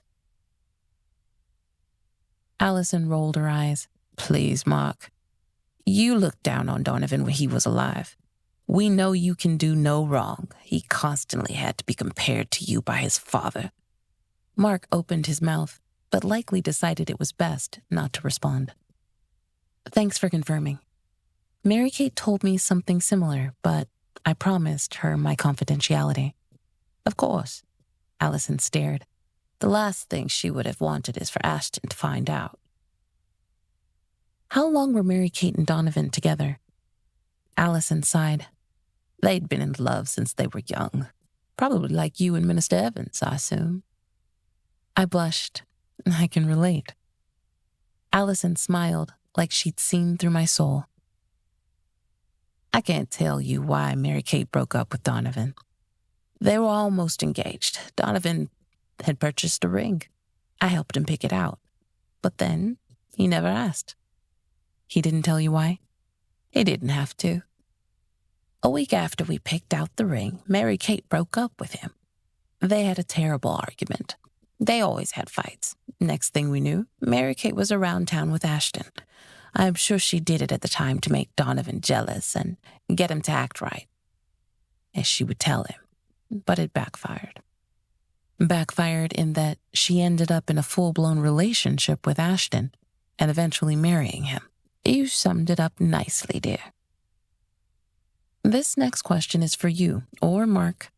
Mark, since you work with Ashton, I've heard he can be a difficult personality, volatile. Mark eyed me and then glanced at his stepmother. You were thinking Ashton may have known about the transgression between Donovan and Mary Kate. I'm not saying anything like that. I asked if you thought he was volatile. Yes, Allison snapped. He's a nasty man. His father, the first Ashton Barnaby, was a delightful man until his death. William adored his friend. They should have put someone else up as partner for the firm. Don't you agree, Mark? Mark licked his lips. Ashton can be temperamental, but he's not violent. He's more of the kind to cut you up with words, something that Allison also knows how to do very well. I observed as stepmother and stepson had a staring match for a few moments. Allison looked away first, as if she'd grown tired of playing the game. Can you tell me what Layla was upset about at the wedding? You were seen with her last. Did you see where she went? Allison stared at me. She was upset about Donovan's request. Did he want to get back with her? No, he respected her wishes to end the relationship. He knew she wanted to go off to law school. He encouraged it. Then why did he keep bothering her? He showed up at her job and people saw him going off on her outside at the wedding. Allison looked out the window, her back to me. She quietly stated, He wanted to protect Mary Kate.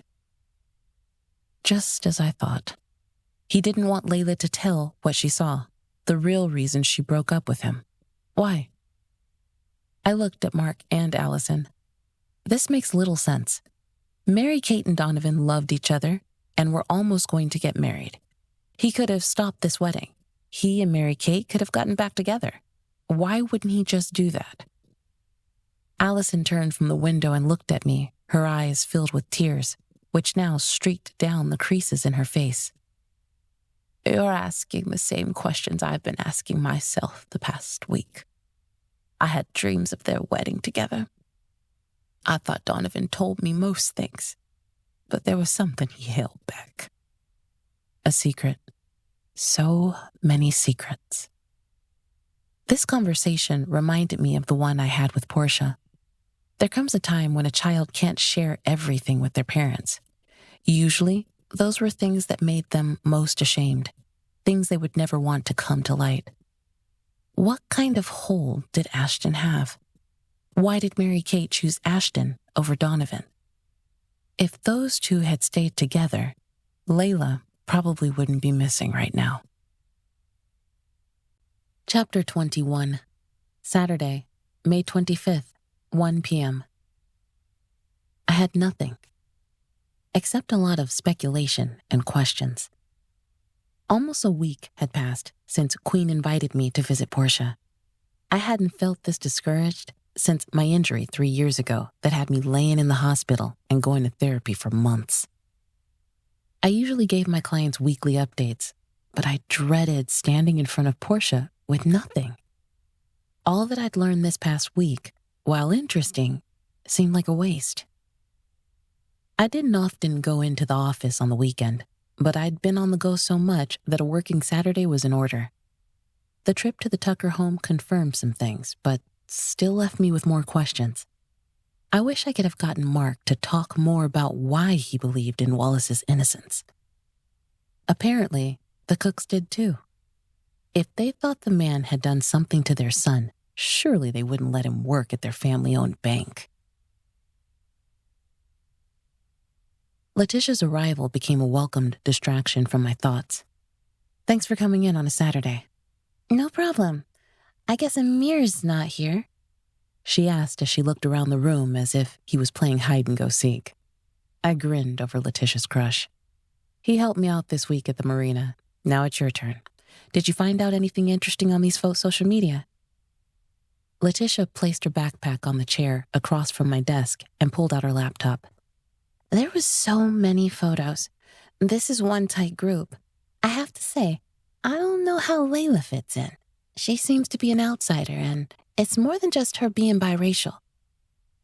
I leaned back in my chair. She is from an entirely different world. Her main connection is through Mary-Kate.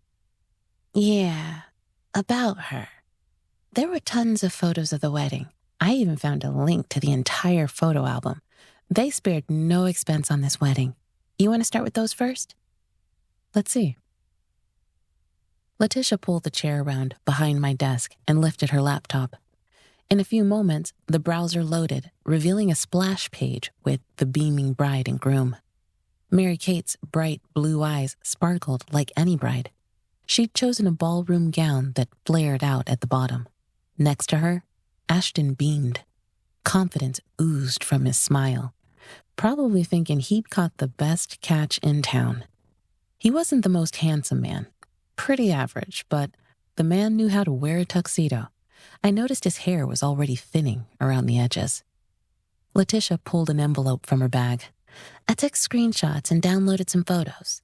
She opened the envelope, letting photos spill out onto my desk. I printed these on photo paper just in case you want to add to the board. I'm impressed. You're getting good at this. Letitia blushed. I learned from the best. Okay, now I was blushing. Thank you. All right, so is there anything that stood out to you in these photos? I'm assuming there are some shots of the wedding party. Yes, lots of photos. Here's some with Layla. Letitia pulled up a photo of Mary-Kate and all 6 of her bridesmaids, 3 on each side. Layla stood the closest to her. I noticed that 4 of the bridesmaids were blonde, like Mary-Kate. There was a brunette with long, straight hair, her pale skin paler than the other women. All of the women were dressed in lavender dresses that swung just below the knee. Though some had tanned skin, Layla's ethnicity stood out with her mass of curly hair pulled away from her face, her smile showing off naturally full lips. I pointed to the photo. Layla looks beautiful in this photo. I can see why she captured the attention of Donovan Tucker. Letitia nodded. Yeah, she has that cool girl thing going. Are there any taken from the reception? I know the focus is on the couple, but I'm curious to know if there are any shots that show Layla later in the evening. Yes, here's some of Layla dancing. Letitia scrolled down the photos. Look who she's dancing with. I squinted. Donovan? No, wait, that's not Donovan. Letitia frowned. No? That's Mark Tucker, Donovan's older brother. Wow, okay, now I see. He looks a little older, but his younger brother was practically a copy of him. I agree. I looked at the photo for a long time. Mark had gushed about Layla every time I saw him. It was pretty obvious he was smitten with her. Layla didn't seem to mind the attention of her ex-boyfriend's older brother. This one is interesting, Serena. Look at Layla's face. I looked at where Letitia was pointing. Sure enough, the joy expressed in Layla's face was gone. Her eyes were sad and searching. Does it look like she's watching someone? She seems pretty focused. That's what I thought. I can try to piece together the photos to get a better sense of the room. Or we can get a seating arrangement for Mary-Kate. It may be with the listing of invitations I sent you. If we can figure out who was sitting near Layla, that might help us narrow down who else to question. Are there any other photos that stood out to you? Not in the photo album, but there are some on the gram. Letitia pulled out her phone. Did you know Mary Kate was a dancer, like a ballerina? No, I didn't know that. She posted this as a Throwback Thursday photo. What interested me about this photo was it was only one of few photos with her brother. I peered at the photo Letitia had pulled up on her phone. It showed Mary Kate wearing a white tutu. She appeared to be a preteen in the photo. Standing next to her, in a suit, was a tall young man, also blonde, with similar blue eyes. The caption with the photo read, "I miss you, Ed. You were my best friend, always supporting me and being the best big brother ever." Are there any more of the brother? Mainly younger photos on Mary Kate's page, but here is something else I thought you would find interesting. It made me wonder why she didn't marry Donovan Tucker instead. I raised an eyebrow. Why do you say that? Mary Kate has tons and tons of photos with him. I looked at where Letitia had scrolled. There was a younger Mary Kate who looked a bit plastered sitting on Donovan's lap. But that wasn't the only photo. There were photos of them on the beach, eating dinner, on a boat. There were rows and rows of photos with Donovan. I shook my head. She kept those photos on her account. Yes, juicy. I know women, if they break up with a guy, will delete all photos from their account. I mean, I wouldn't want my future husband to see my past relationships, you know? Her husband is probably a nice guy, but Donovan and Mary Kate look like they belong together. I crossed my arms. Letitia wasn't much younger than Layla and Mary Kate, so I liked having her perspective. Since Mary Kate and Donovan were a thing, why would she introduce him to Layla? Letitia screwed up her face like she'd eaten something sour. I wouldn't. That had to be awkward. Dating your best friend's former boyfriend? I don't even know how they could hang out together. I agree. But why would a woman do that? Letitia placed her hand under her chin as if she was musing. I guess maybe she felt guilty. Do you know if she broke up with him? Yes, that's the story. Then she wanted to make sure he was happy, and she thought she could do some matchmaking. Also, and this sounds crazy, but it gave her an excuse to keep an eye on him. I thought about that. What if I told you the reason why Layla broke up with Donovan was the two exes got back together inappropriately? Letitia's mouth dropped open. Is this for real? This is sounding like my mama's favorite soap operas. I laughed. Where do you think the writers get the ideas for those stories? Letitia looked thoughtful for a moment. Here are photos of Donovan and Ashton. Do they look like buddies to you? I looked at the photo showing the two men. They all grew up together. Mary Kate, Donovan, and Ashton represent three of the richest families in Georgetown. So they're like royalty. I shrugged. Probably around here. Although I have to say, I lived away from here for so long, they're just people to me. Did you find any photos of the guy Amir and I ran into earlier this week by any chance? Oh yeah, Wallace Brown. He was there at the wedding too. Here is a photo I pulled. I almost didn't recognize him. In this photo, he wore thick-framed speckled glasses. Wallace looked as nervous in this photo as he did when he let himself into the apartment Mary Kate and Layla shared. He didn't wear glasses the other day, but may have been wearing contacts instead. He has an odd look on his face, or is that me? Letitia nodded. Yes, it's like he's looking at something that's bothering him, which could be anything. Yes, probably someone who drank a bit too much and was acting a fool. Letitia laughed. You are a hoot, Serena. Hey, here's the seating arrangements. She put them in this email. I'm going to find out where Layla was sitting and who was around her. That would be great.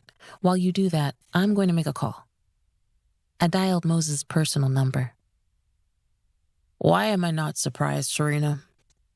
Hello to you, Moses. Are you busy? Depends. I sighed deeply into the phone. Look, you wanted to make a point the other night at the memorial service. What do you have on Wallace Brown? You know I can't tell you anything. Come on, Moses. I know there are policies about what you can reveal during an investigation. What if, when Wallace was feeding the cat, he knew Layla wasn't coming back to do it? So, do you have anything? I have to face Portia and probably Josh Rivers tomorrow. Oh, you don't know. Know what? Moses said, Portia and Layla's father have been making sure their voices are heard. They took a page from the Tuckers and reached out to the media. You know, telling the world we haven't done enough to help them find their daughter. Chief is really not happy with us. At the rate we're getting yelled at, Baldwin might just retire early. I wish I could. Anyhow, you will be happy to hear we're getting more manpower to search for her. That's good news. I know you guys are doing all you can. Please, keep me updated so I can be there for Portia. I don't care who finds her. I'm just worried if she's still alive at this point. Yeah, I will do that. Now, are you sure you can't tell me something about Wallace Brown? Mark Tucker seems to think he's innocent. Moses scoffed. Yeah, I bet. He showed up and somehow found a way to get Wallace out of the holding pen. Wait, did I hear you correctly? Mark Tucker. I thought back to Mark being dressed in a suit and having to meet a client. He's representing the guy who could have killed his brother? You said it, not me. Doesn't make a lick of sense to me.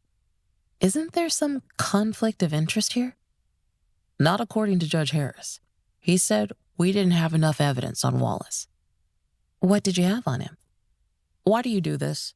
I just told you I can't tell you this kind of stuff, but you always try to waddle information out of me. You're a private investigator, not a reporter. There's no story to report here. I bristled a bit at Moses, but then realized he was probably right. Hey, I go with what I'm used to doing. I used to always get my stories, except this time. I'm not getting anywhere besides digging up rich folks' dirt. It's starting to get on my nerves, you know? I hear you. Look, all I can say is a witness saw Wallace near the Tucker yacht. He claimed he was down there to meet with Mark Tucker, that they always meet certain Fridays of the month. Sometimes Donovan joins them. That makes sense. Mark was the one who found his brother. Are there any other people who would meet for these Friday nights for the boys to get together? Yes, but he wouldn't have been at this one. Who? And why? Ashton Barnaby sometimes joins them, but he was on his honeymoon. I grabbed the back of my neck. A feeling like something crawling on my skin alarmed me. That is a real convenient alibi, the honeymoon. What are you saying, Serena? Nothing. Just that I hope you verified that there was a honeymoon. Chapter 22, Saturday, May 25th, 11:32 p.m. I don't know when I fell asleep, but I woke to all the lights being on. I hadn't even made it to the bed. After spending the evening replicating the whiteboard from my office to the board I had in my home office, I'd laid across the couch in my home office, a former bedroom that I used to stay in as a child. A noise jarred me more fully awake, and I sat up trying to identify the sound. I sighed. It was my phone. By the time I stumbled over to my desk where the phone lay, the ringing had stopped. I peered down at the phone. It was after 11 o'clock. I reached for the phone, knowing whoever was calling this time of night, that it wasn't good. My heart felt like it leaped in my chest when I saw the caller ID. Moses. Without hesitation, I hit speed dial. Serena. Yes, sorry. I fell asleep and didn't get to the phone in time. Is everything okay? You don't call me unless something is serious. This is serious. Moses cleared his throat. We found Leila's car. I froze. You did? Where? A state trooper caught sight of the car on the side of the road, going towards Highway 501. Why would she be going in that direction? I don't know.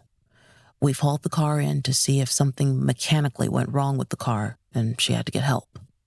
So, now that you've found the car, are you going on the theory that something may have happened to her car? And maybe she called an Uber or someone she knew picked her up? Moses didn't respond. My skin felt clammy, as if I was about to break into a sweat. Hello? Moses, are you still there? Yes, there's more, which is why I needed to call you ASAP. You know I rarely do this, but I felt like you should know. Someone called Moses' name in the background. I strained to hear what was being said. It sounded like it was his partner, Baldwin, talking in the background. What's going on? I asked. A sudden chill had me shaking. Oh my God, you found more than the car, didn't you? Serena. Moses' voice was strained this time. Yes? My voice was barely a whisper. We also found a female body. The room seemed to tilt a little. I grabbed the throw pillow I'd recently laid my head on. I held it close to my chest before responding. Why didn't you start the conversation with that first? It was a case of bad news and more bad news. I felt it was best to work my way through each piece. I swallowed. Yeah, okay. Are you able to identify her? She's been in the water for a while. There's decomposition. In the water. A while. My heart sank as I tried to focus on Moses' voice. His baritone voice, which usually spoke to me with irritation, was calm and professional. It appears she's still dressed in the bridesmaid outfit. A lavender dress? Yes. Moses blew out a breath. The parents will have to identify her.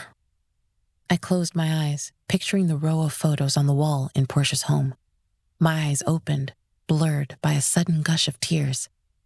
Sorry, Serena. I know how hard you wanted to find her alive. I choked up.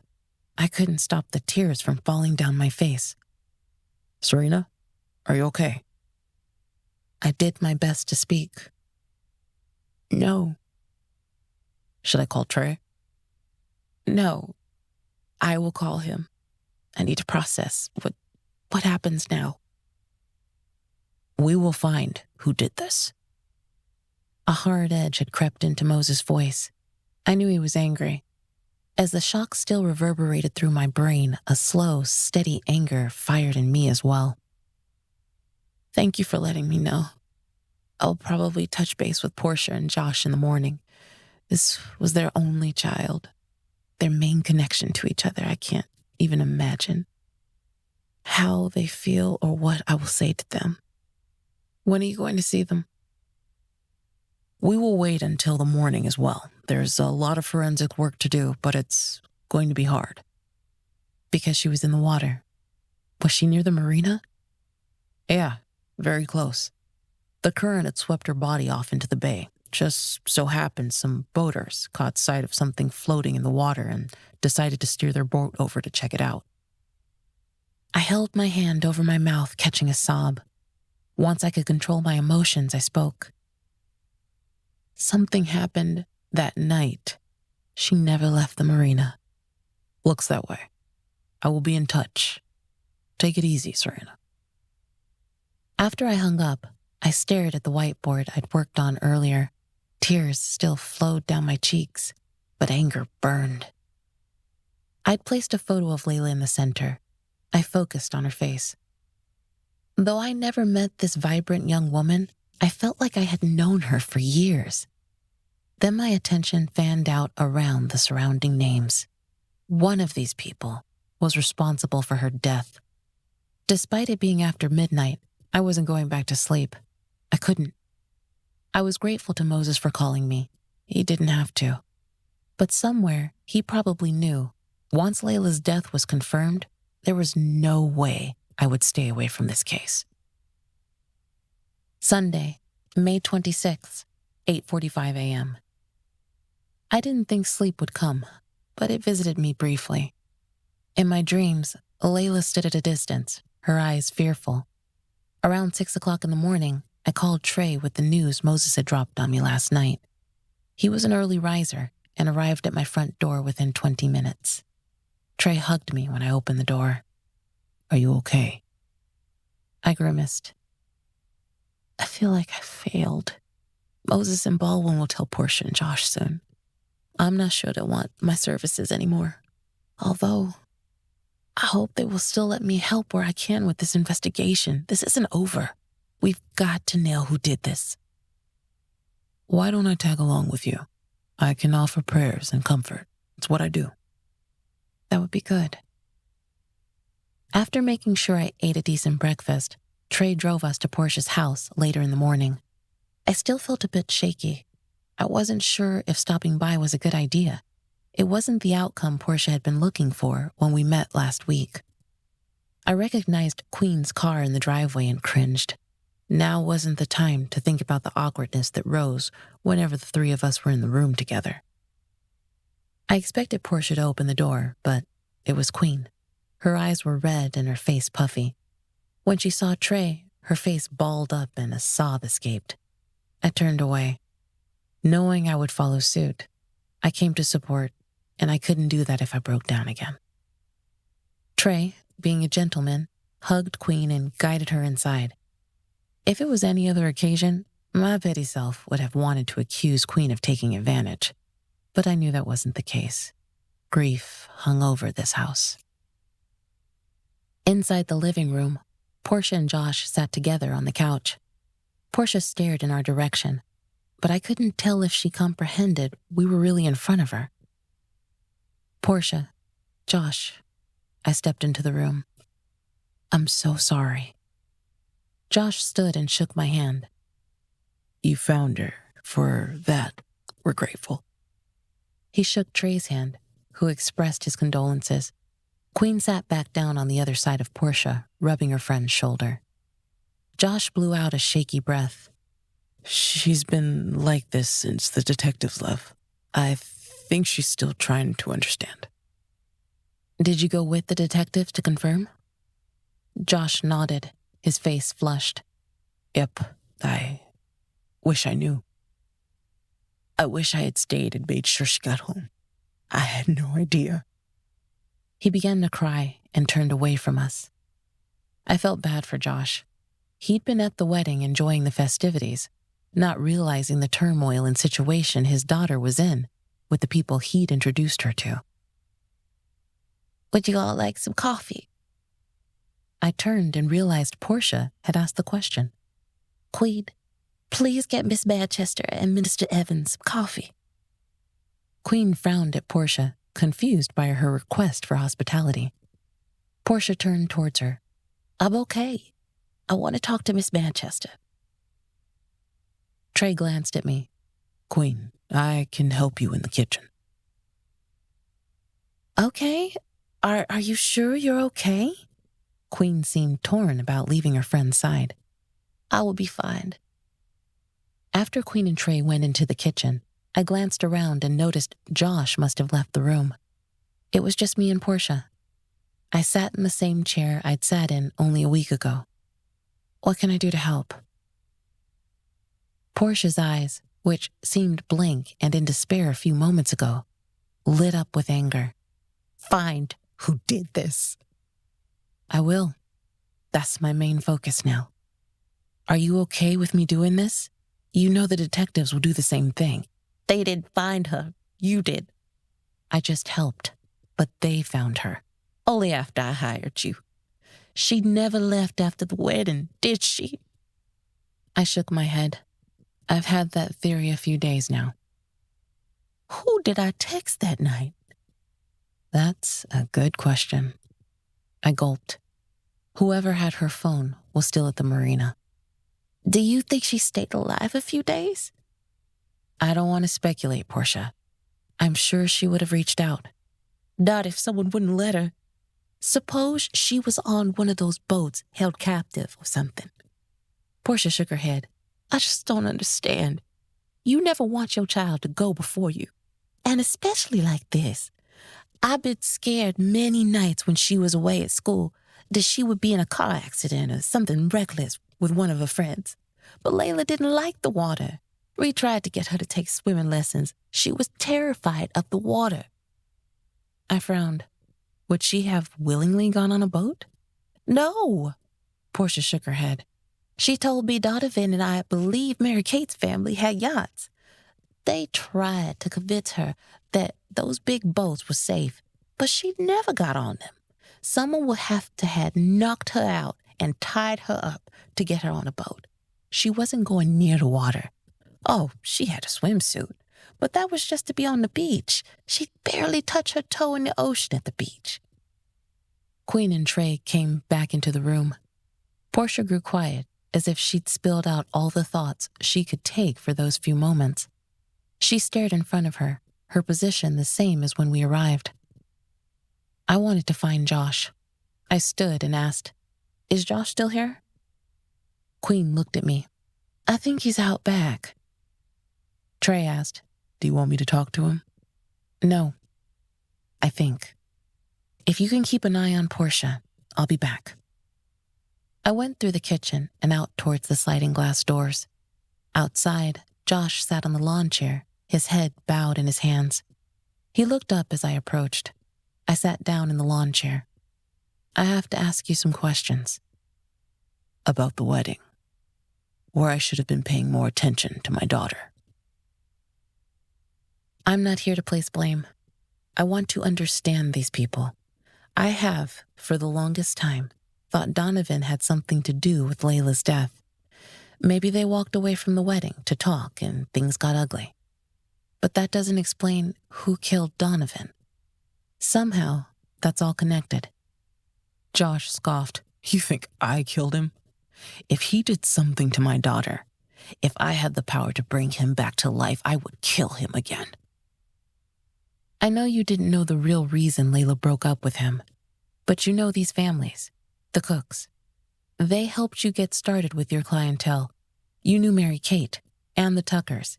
You were involved with Allison before she married William and had Donovan. These people were around your daughter during her last hours. Allison was the last person people saw with your daughter." Josh frowned. "Are you trying to put my daughter's death on Allison?" "Would she have hurt Layla? To protect her son, maybe?" Josh turned away from me, his brows furrowed in concentration. "No, not physically.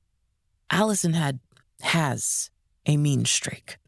She takes it out in other ways. Usually involves words or, as Layla would say." He stopped, his face a mask of pain. "Throwing shade." I smiled. "What about Ashton Barnaby?" Josh eyed me. "What about him?" "Let's just say Mary Kate had a secret. Layla knew about it. Mary Kate wanted her to keep quiet about it and not let Ashton know.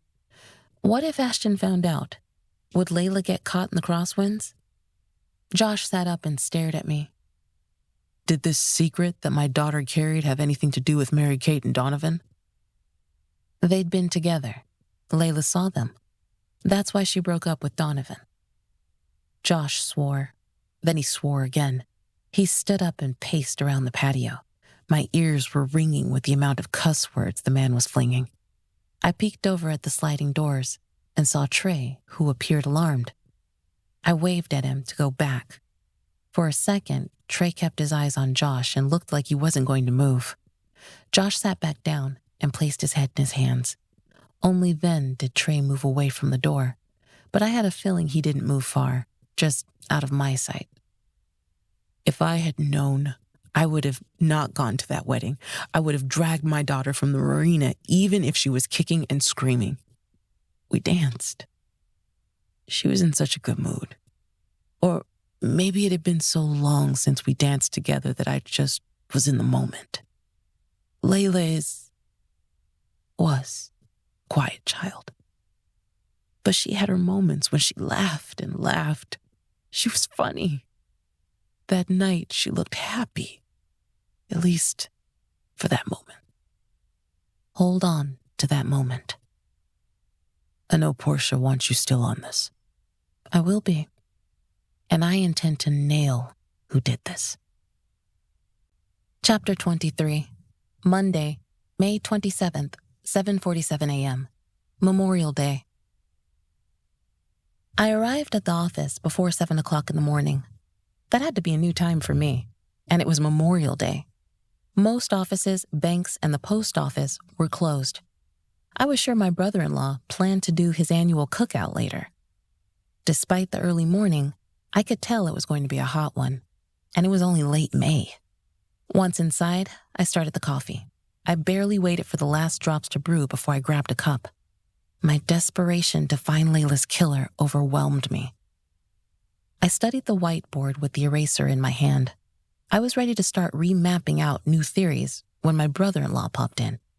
He glanced at his watch and then stared back at me with such an incredulous look on his face. He got a chuckle out of me, which sounded pretty foreign in my ears with all the sadness the last 2 days. Clay entered my office. "Hey, stranger. I haven't seen you in a while. I don't believe I've ever seen you here this early. And it's a holiday?" "That's what happens when you can't sleep. Why are you here today? Aren't you going to be throwing some steaks on the grill later?" He grinned for a few seconds, but then appeared somber. Bev wasn't sure about it. We heard about Portia's daughter. Queen was over at the house last night talking to Bev. She was pretty shook up, and I can't say that Bev nor I slept well either. We talked a lot last night, and we hate they didn't find that poor girl alive. He stepped closer to me, his eyes assessing me. "How are you doing? By the way, your sister wants to hear from you." "I know. Bev has been trying to call me most of last week. This was a hard case. I saw the family after they received the news from the detectives. Yesterday was a very emotional day, but I'm grateful Trey was with me. I believe he was kind of broken up by everything too." Clay nodded. It's hard not to be affected by something like this when it happens in your community. I remember Layla. She babysat our girls for a while when they were younger. Bev and I weren't sure how to tell them. Small town, small world. I crossed my arms. I feel like I failed on this one. Clay frowned. You did your best. From what it sounds like, no one jumped on this case in a timely manner before you caught wind of it from Portia. You were the one who focused on finding Layla. Yeah, but there were so many stumbling blocks. The timeline went off on all kinds of paths, and no one would give me anything I needed to know where she went after the wedding. Now, I know she somehow ended up in the water that night. She was found in the marina. I nodded.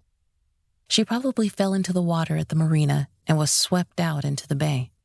Someone drove her car down the road quite a few miles to make it seem like she'd left and had car trouble. Moses is supposed to confirm with forensics if anyone left evidence in the car. Clay rubbed his chin. The killer was trying to throw off the crime scene. Which was crazy, right? They had to know there was a possibility her body would eventually float to the surface and become visible. I just wish someone recognized she was missing sooner. Thankfully, folks were out on that water and noticed something. So I see you have some names on the board. You have your own suspects. I held a finger up as a thought hit me. You know what? I'm glad you're here. There are a couple of lawyers who have come up in this case, and all of them are on my board. I wonder what you can tell me about them. He turned and looked at my whiteboard, his eyes growing wide the more he studied my scribble. Wow, Serena, this is quite the group. I was glad Clay stopped by this morning. I didn't get to talk to him much. Usually one of us was on the go, me out doing surveillance and he in court. My sister had been incredibly blessed with a good man, a very smart man whose brain I often liked to pick. What do you know about Barnaby and Tucker? Clay crossed his arms. Well, they have two of the best defense attorneys money can buy around these parts, probably in South Carolina. They are good at helping people get off, but they're not the cheapest people in the world. How are they connected to this case? Donovan Tucker was in a relationship with Layla. You probably know Mark Tucker is one of the partners. He found his brother's body. I see Mark stepping into his dad's shoes one day on the political scene. He took over the law firm after his dad ran for House of Representatives. I can see how he's being groomed to be political royalty. Yikes. Kind of like the Bushes. Exactly. Mark has all the charm that his dad, William, has. But don't let either of them fool you. Those men didn't get where they are just on charm. The thing about the Tuckers is they're a good bunch until you get them mad. I've heard that about both Donovan and his mother, Allison. William and Mark are just as guilty, Like I said, they have the gift of charisma, and their good looks help. When you have influence, money, and you own a good portion of a town, that makes things stickier for the people who cause the problems. I see. The offspring of these 3 different families seem to be tight. Clay squinted. I don't know if I would use the word tight. They're not close-knit. In fact, there have been feuds among them over the years. The Tuckers, the Barnabys, and the Cooks had big plantations back in the day. Rice fields were big business around here. Between them, they had the largest number of enslaved people in the area. These families have decorated Civil War heroes in their lineage, and when the Confederate flag discussion came up, all of them were vocal. In fact, I'm sure if you ride up on Barnaby's main family property today, there's a Confederate flag out front. Okay, that's going to really help me sleep better. You know, Layla was half black and half white. It's a different generation now. If willing, everyone can move past their history and make the world a better place for future generations. I have a feeling some dark secrets from one or more of these families led to Layla's murder. Clay stood. I don't need to tell you. Humans, even if they are civilized and have a boatload of money, are still capable of destruction. You've had your practice for a while. Have you dealt with the older generation? Clay took in a deep breath. Yes, 15 years ago, when I opened my practice, the landscape was different. William Tucker hadn't been elected to the House yet and was still heading up his law firm. William and the older Barnaby, also named Ashton, the current Ashton is the third. They were ruthless back then, too. Ruthless? Prosecutors couldn't stand going up against that first generation. The younger men are similar, but they haven't had as many high-profile cases like their fathers. Hey, do you remember Edward Allen Cook? His body was also found in the marina, but farther out. He was in the water, but the police found evidence of foul play. Yes, I remember that case. It took over the news here for weeks, just like Donovan Tucker's death. Why? I noticed Edward's death, and a possible comparison didn't get the media's attention, probably because of Mark's quick action over the weekend. These 2 men, one from the Cook family and the other from the Tucker family, were killed 6 years apart. Wallace Brown is a suspect, or at least a person of interest, in both of the murders. Both of them? You said Mark represented Wallace. Yes, and get this. Wallace works at one of the bank branches owned by the Cooks, the same guy accused of killing their son. There are a lot of odd things going on that make little sense. Clay focused on my board again. I see what you're saying. Wallace was never charged. You know it's possible that someone is holding information over someone else. Blackmail, I stated softly. In my line of work, when someone is doing something opposite of what you think they would do, there could be some extenuating circumstances forcing them to take the only viable option. That makes sense. I wonder who would do the blackmailing. Sounds like another whole mystery. You know, I met Edward briefly before he died. I felt sorry for the guy.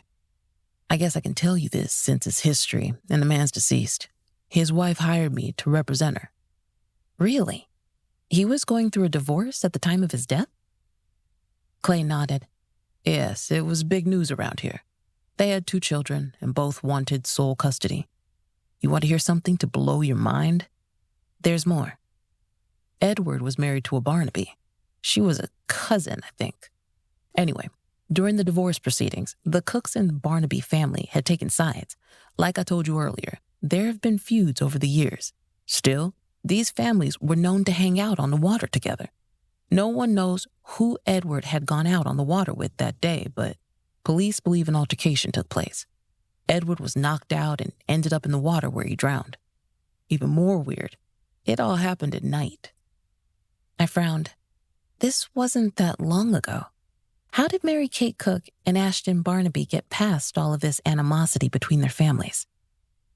Clay shrugged. Could be a modern-day Romeo and Juliet. Let's hope they stay together and learn from past mistakes. I better get back to the house in case your sister decides she wants to do a cookout today. Make sure you take it easy and get some rest. I will keep Layla Rivers' family in my prayers. Thanks, Clay. I leaned back in my desk chair. The more I found out about the elite families of this town, the more I wished I could have remained ignorant about them. Chapter 24, Monday, May 27th, 9:11 a.m. Letitia sent a list of people Layla shared a table with at the wedding. I should have known this, but the seating chart confirmed it for me. Layla sat at the wedding party table, designated for bridesmaids. Donovan was with the groomsmen. I placed the seating chart on my board, along with the photos Letitia had gathered. Sitting on the right side of Layla in the photo was Abby Wilson. She was the other brunette in the wedding party besides Layla. I dialed the number Mary Kate had provided, but ended up getting Abby's voicemail. Hello, this is Serena Manchester. I'm a private investigator hired by the family to work on a case involving Layla Rivers. Please call me back at this number as soon as possible. I looked over at my monitor, where I had pulled up the live stream for the local television station. I watched all morning, but there were no announcements about Layla. Moses said they would do an official statement today. I figured maybe they would do it around noon. My phone rang, and I recognized Abby's phone number. Hello, Abby. Yes, this is Miss Manchester? Yes, thanks for getting back to me so quickly. Do you mind if I record this conversation so I can refer to it later? It would be really helpful. Of course. You wanted to ask questions about Layla. I heard from Mary Kate she's been missing. Have they found her yet? She's such a sweetie. I didn't want to reveal anything until Moses did the press conference. Did you know Layla prior to the wedding? Abby answered. No, I didn't. The first time I met her was at Mary Kate's wedding rehearsal. She was quiet and nice, but I noticed she seemed more nervous than the bride. Why do you say that? She kept looking at Donovan like he made her nervous. Actually, Donovan was making me nervous with the way he kept staring at Layla and then Mary Kate. Did you know Donovan? Yes. He and Mary Kate dated for years. I have to tell you, when she told me she was engaged, I thought she got back together with Donovan. Did she ever mention what she saw in Ashton? No. And between me and you, I don't think that marriage is going to last. Ashton Barnaby is a narcissist. Is there anything in particular you can share about Layla's behavior? Did you see her interact with anyone? Dance with anyone? Abby was quiet for a few seconds. Mary Kate's wedding was different. What do you mean? Don't get me wrong. There was a celebration, lots of booze and dancing, but I tend to be kind of a people watcher. That's excellent. I appreciated Abby's candor. Any other people seem odd to you? I just noticed that Layla stayed away from Donovan, but she got along great with his brother. Mark Tucker. Yes, who in my opinion is the better of the two. I mean, he's like 10 years older, but much hotter and much more stable. I could see why she would be more comfortable with him. Mark definitely expressed how much he liked Layla. Now I wondered if that had created some tension between the brothers. How much did they dance? Several songs in a row. Then Layla went outside and Donovan followed her. He looked pretty upset. You think he was upset about her dancing with his brother and not giving him any attention? Sounds about right to me. I lost track of her after that. I hit the dance floor, but then I started not feeling well. Abby giggled nervously. I don't do too well with alcohol. I see. Do you know Wallace Brown? Wally? Yeah. I don't know why Mary Kate invited him. He's such a creep. I almost laughed, recalling how Amir started using the name Wally too. What makes Wallace, or Wally, a creep to you? The police accused him of killing Edward. That was Mary Kate's brother. When we were young, Wally was always at the house hanging around Edward. He would watch us, especially Mary Kate. Wow. I'm glad I'm recording. Abby was dropping all kinds of information dumps that I would need to sort through later. I prompted. Mary Kate and her family seemed to be okay with him being around after Edward's death. Maybe they believed in his innocence. Abby scoffed. Oh, no. I know her folks were not happy with seeing him.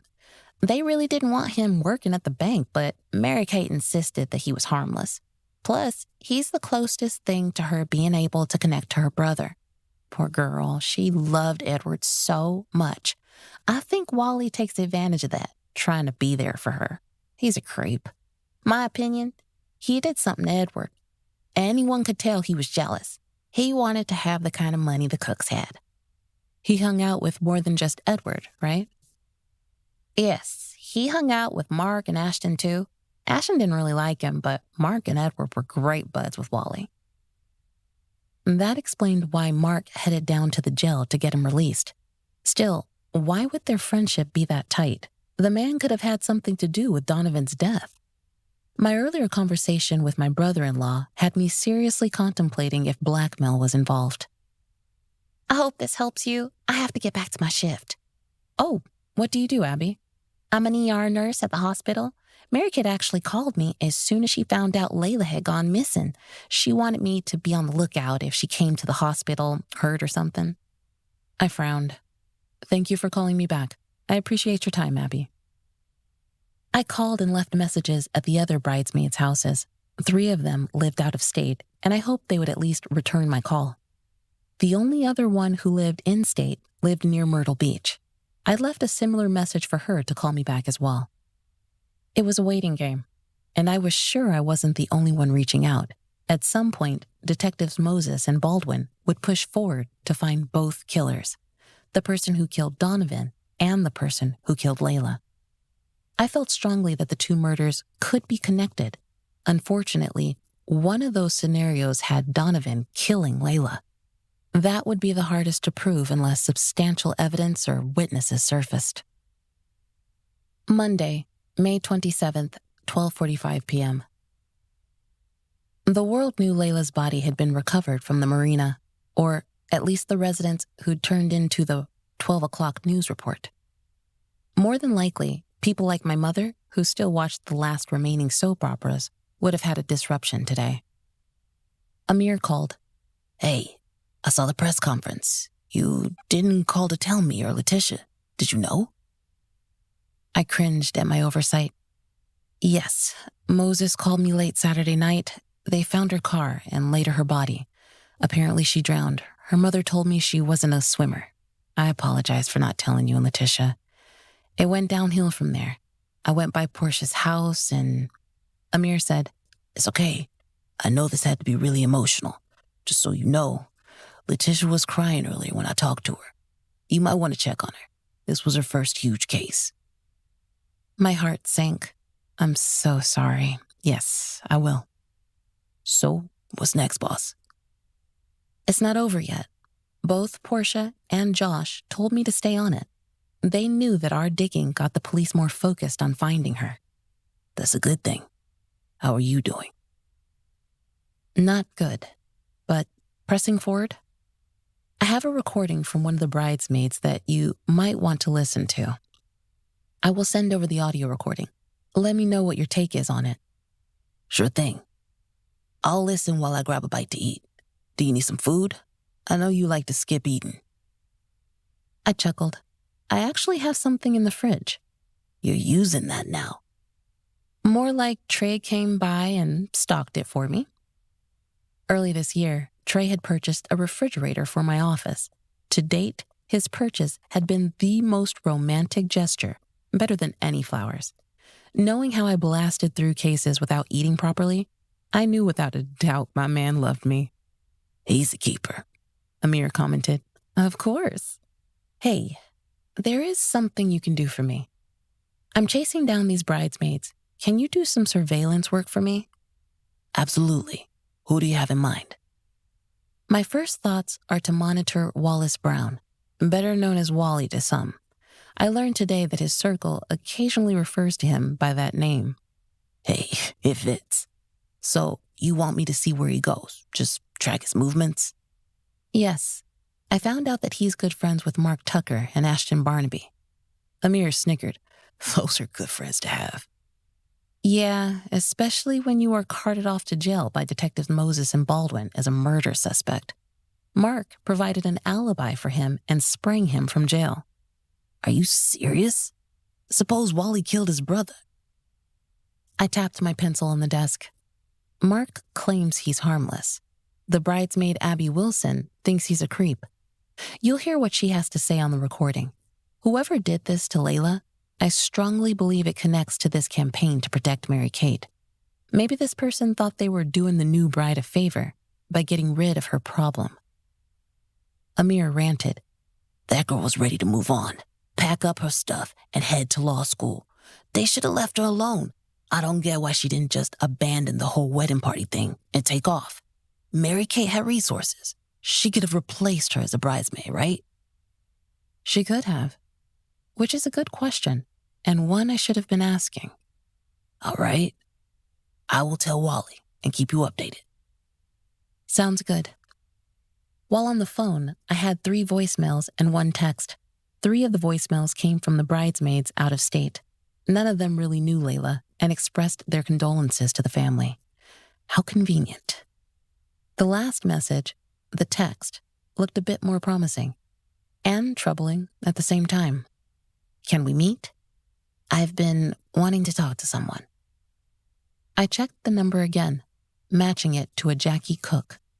Was this a member of the Cook family? My excitement grew.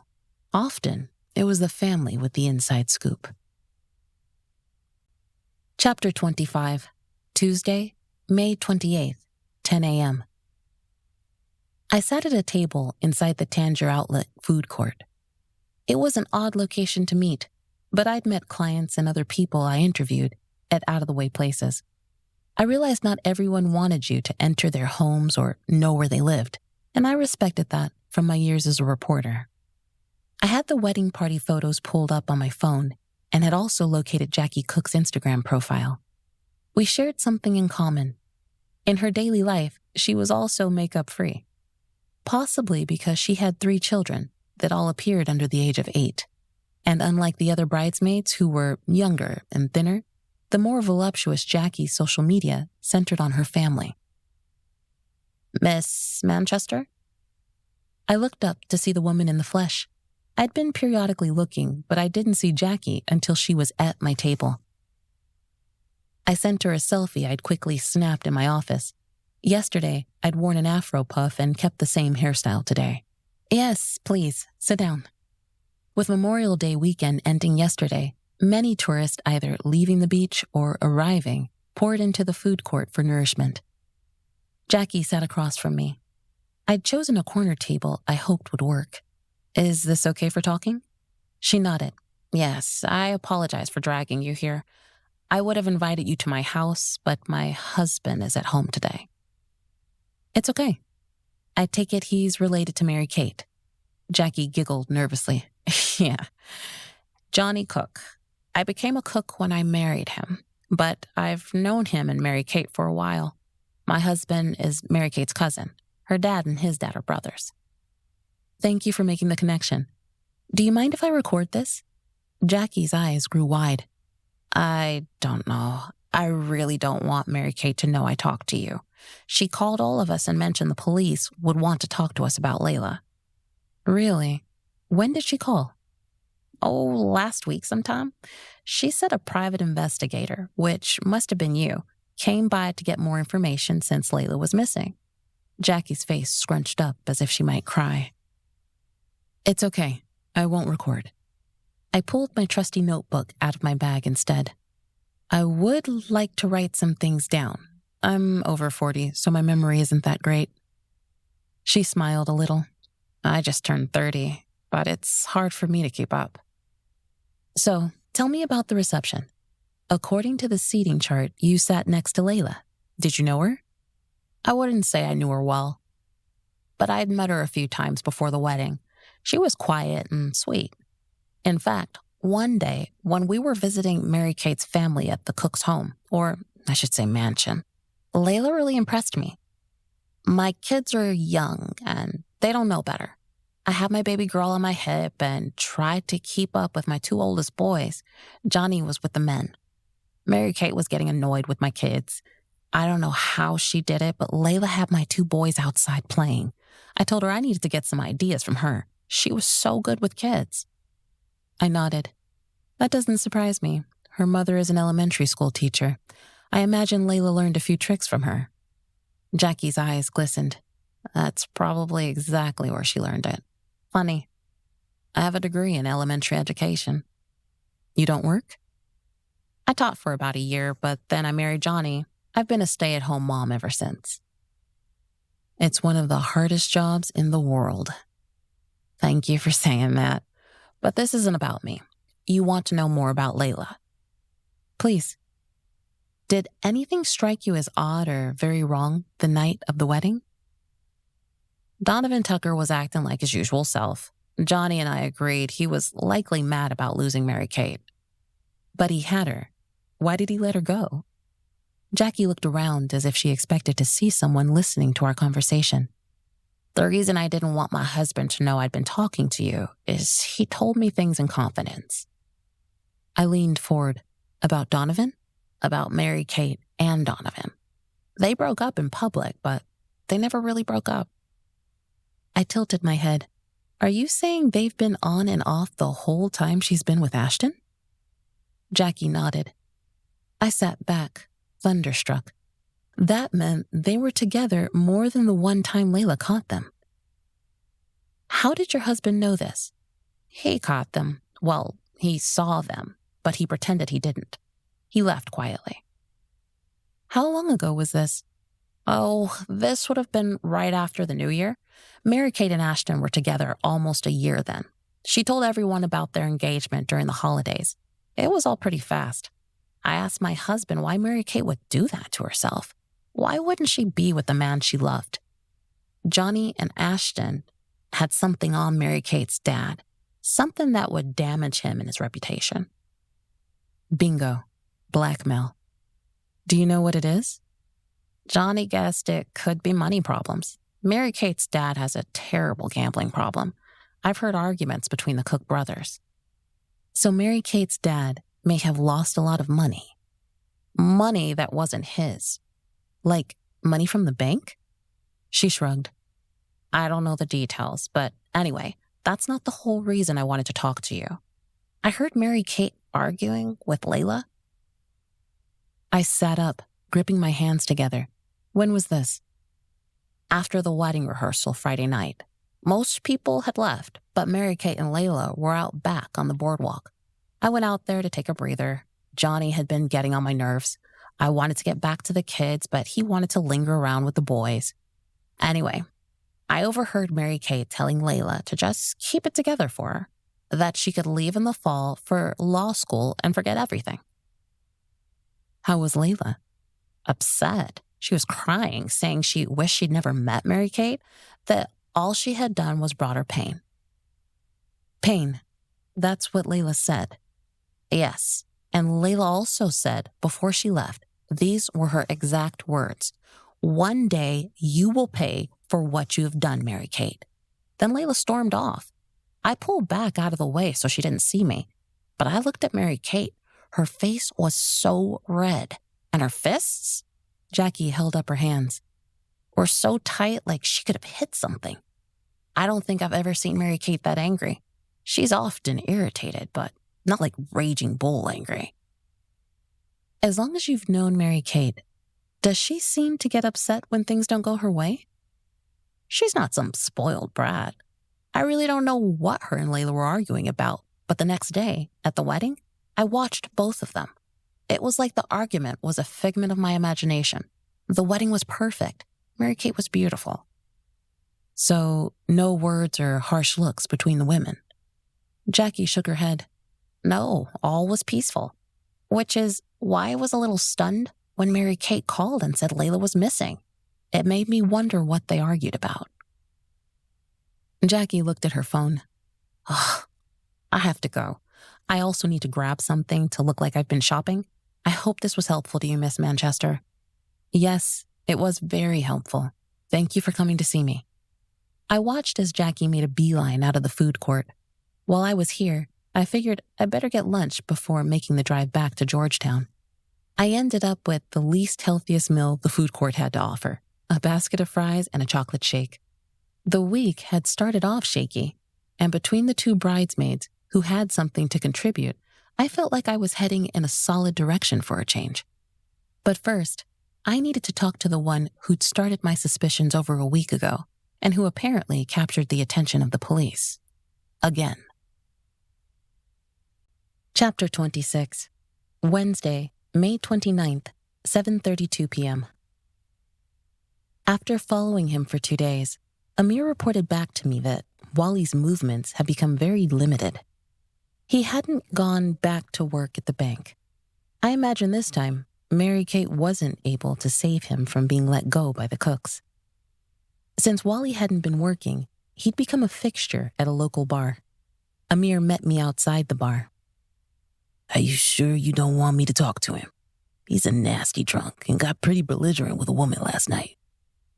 Don't worry, I can handle Wally. I would like you nearby, though, just in case. I'm going in first, and then you can come in about 5 minutes after. Good deal, boss.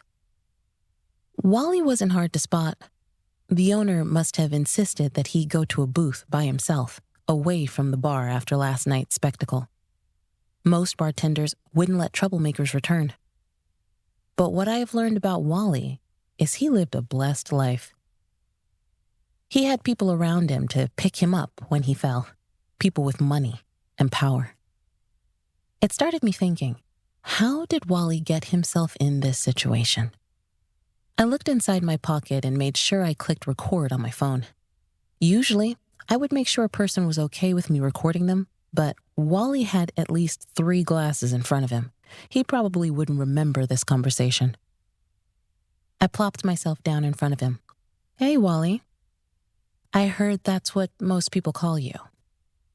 He looked up at me, his eyes blurry. I figured he must be really drunk since he had no reaction to my presence. Or maybe by now, he didn't care. Suddenly, he smiled and pointed in my direction. I've been expecting you. I figured we would meet just that one time. When you were in the bank, I waited for you to come up to my teller window. He was more lucid than I thought he would be. And do what? That's not my bank. He laughed. While Wally found my statement amusing, I caught the eye of Amir stepping inside the bar. He gave me a head nod and found a seat at the bar. Wally had recovered from his laughing fit, turning morose again. Those detectives wanted to talk to me. I thought I'd answered all their questions, and then Ashton said they were back. I saw you talking to Ashton at Donovan's memorial service. Why did they take you away? Wally looked at me with glazed eyes. I don't know. They said someone saw me on the boat where Donovan was killed. I told them I'd been on that big boat lots of times. I played cards with Mark and Ashton. Ashton is so annoying, thinking he's better than everybody. All he had to do was back me up. But he couldn't. Ashton was on his honeymoon with Mary Kate, right? Wally looked at me, his eyes furrowing in concentration. Yes, you're right. That's what he said. That he couldn't support an alibi when he wasn't there. But Mark could. You were there with Mark. He nodded. Yeah, good old Mark. What happened to Edward? I asked, softly. Wally shot me a look. Despite his drunkenness, his hackles were raised over me bringing up his deceased friend. I wasn't there that night. I don't know how I got blamed for that one. Sure, Edward and I argued earlier that day, but it wasn't a big deal. This was news to me. What did you argue with Edward about? I was being stupid. He saw the way I was looking at his sister and he told me to stop it. Mary Kate's pretty. Always has been. Edward was being protective. I knew that. I just didn't want him to think I was a perv. I wasn't. She's like a sister to me. I understand. But she ended up with Ashton. Aren't you all the same age? Wally let out a laugh filled with bitterness. Yeah, how crazy is that? He pointed towards me. You know what? If Edward was still alive, he wouldn't stand for that. Edward wouldn't have liked Donovan around his sister either. He would have beaten them both to a pulp. And did you know Mary Kate still saw Donovan on the side? Wally rubbed his scraggly beard. The look reminded me of the beard seen on Shaggy from Scooby-Doo. Wally's appearance looked pretty shaggy, too. I do. I told her I would keep her a secret. You told this to Mary Kate? He nodded. But I told her it wasn't right the way she did Layla. Both her and Donovan should have never pulled Layla into their crazy schemes. I'm glad she found out. You knew Layla found out? He nodded. I wanted to tell her to just leave. I was the one who encouraged Layla to quit the bank, but the manager convinced her to stay until school started. A tear ran down Wally's face. I'm so sorry she's dead. I even told her, don't worry about Mary Kate's wedding. She would have been fine. But Layla told me Mary Kate had to make sure everything was right. I listened carefully, trying to make sense of all Wally's ramblings. Mary Kate wanted the wedding to go well so Ashton wouldn't suspect anything. Right. It was all about making sure Ashton was happy. He doesn't deserve her. You don't like Ashton very much. He just wants to control her. That's what he does. He likes to control people. He likes to manipulate people. Do you think Ashton knew Donovan and Mary Kate were still seeing each other? He shrugged. I wouldn't be surprised. Ashton acts like he knows everything. Would he hurt Donovan? Wally contemplated. Nah, Ashton is all talk. Don't get me wrong. He would find a way to hurt him. But he wouldn't stand a chance in a fight. He's a defense lawyer. He knows how to fight dirty if he needs to. So he can win. Something lit up in Wally's eyes. Then he looked at me. Really looked at me. Ashton was on his honeymoon. He couldn't have done anything to Donovan, but you're right. He could have. What about Layla? Would Ashton hurt Layla? Wally squinted his eyes. Why would he hurt Layla? She knew. Didn't she want to tell Ashton what she saw? Why she really broke up with Donovan? Wally didn't answer my question. You were doing more than feeding the cat. Were you checking to see if Layla had come back? She got a ride that night. Everyone was a little tipsy. Did you see her get in the car with anyone? No, but... But? I prompted. Wally must have remembered something. Fear entered his eyes. He knew something. Afraid he was going to withdraw, I changed the question. I hear you haven't been back to work. Are you okay? He lifted his shoulders slightly, but I could tell he was relieved by the new question. I lost my job. The cooks never liked me. At first, I believe they kept me around to keep an eye on me. My first year there, I spent looking over my shoulder. Then I found out Mary Kate fought for me to be there every year. Maybe she doesn't care anymore. I wasn't sure where Wally was going with this, but I tried to follow him. Why wouldn't she keep fighting for you? Because of Ashton? Wally grimaced. Ashton will control things now.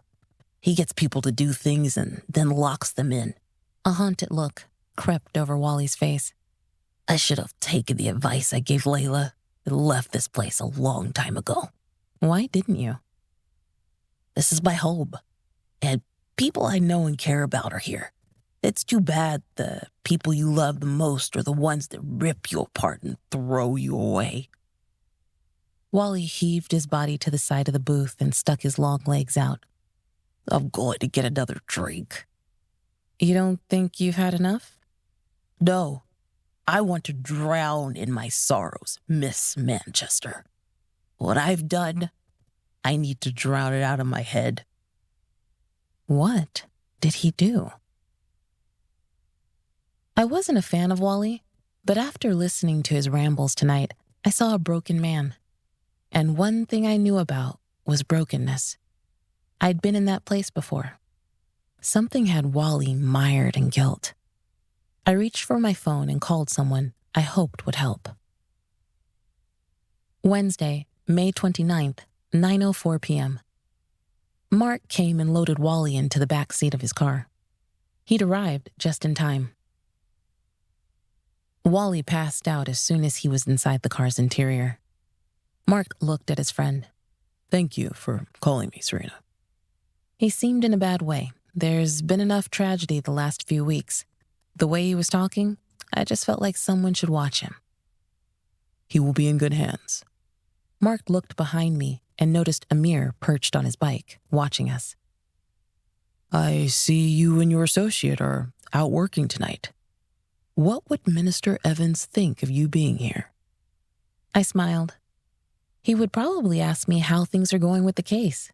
Trey likes to give his input.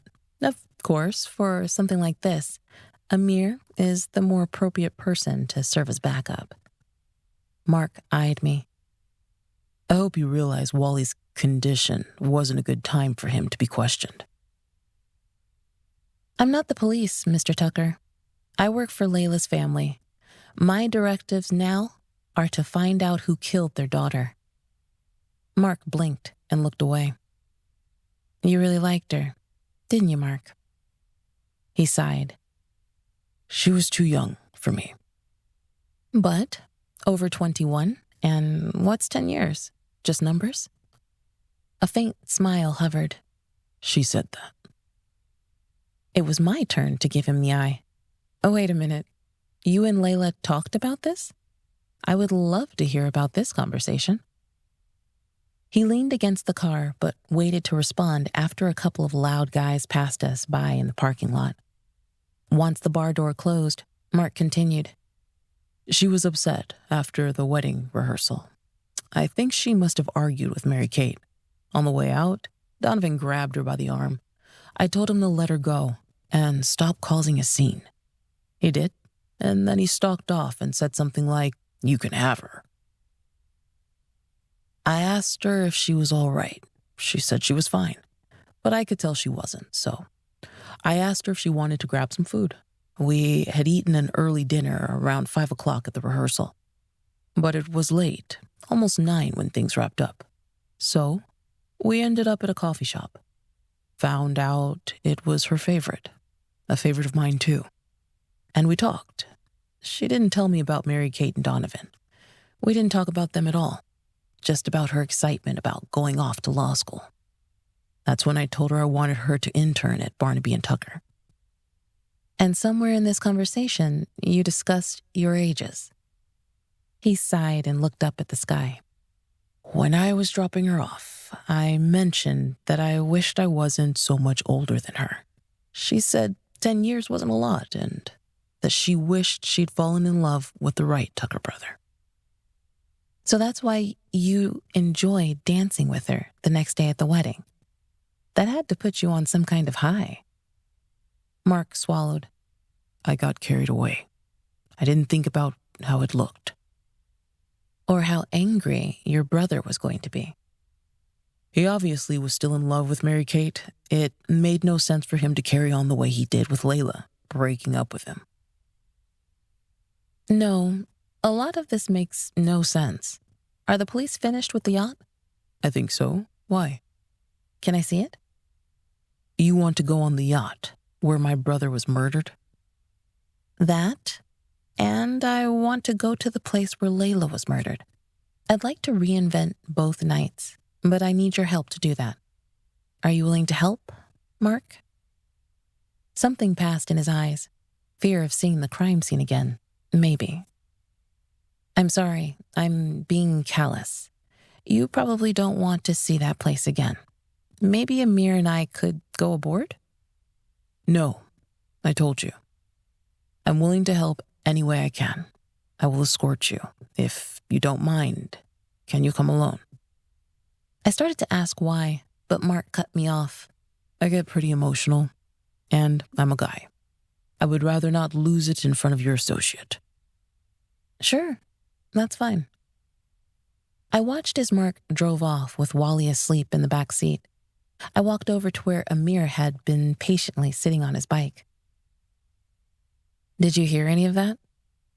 I heard bits and pieces. Sounded like Mark had the hots for Layla.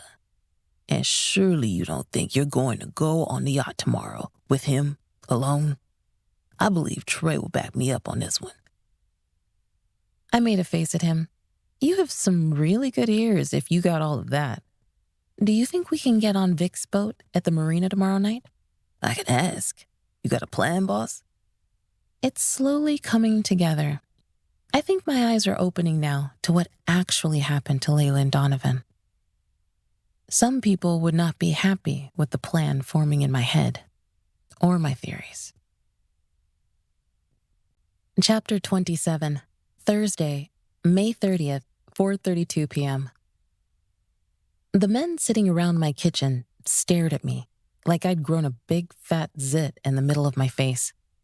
Moses held his head in his hands. Trey kept looking like he wanted to say something. Amir wiggled in his chair like a kid ready to take off. The only one I couldn't see was Baldwin, who'd stood at my back. Baldwin broke the silence by stepping towards the table. I braced myself, expecting the older detective to say what was probably on the other guys' minds. Instead, he said, "Let's do it." "What?" Moses exploded. "That's not a plan." Trey stated, "It could use a little work, Serena." "I'm in." Amir grinned like a Cheshire cat. I took a deep breath. 2 out of 4, that's better than I expected. Trey leaned towards me. "Come on, that's not fair. You've been mulling this over for how long now?" "Just a few days."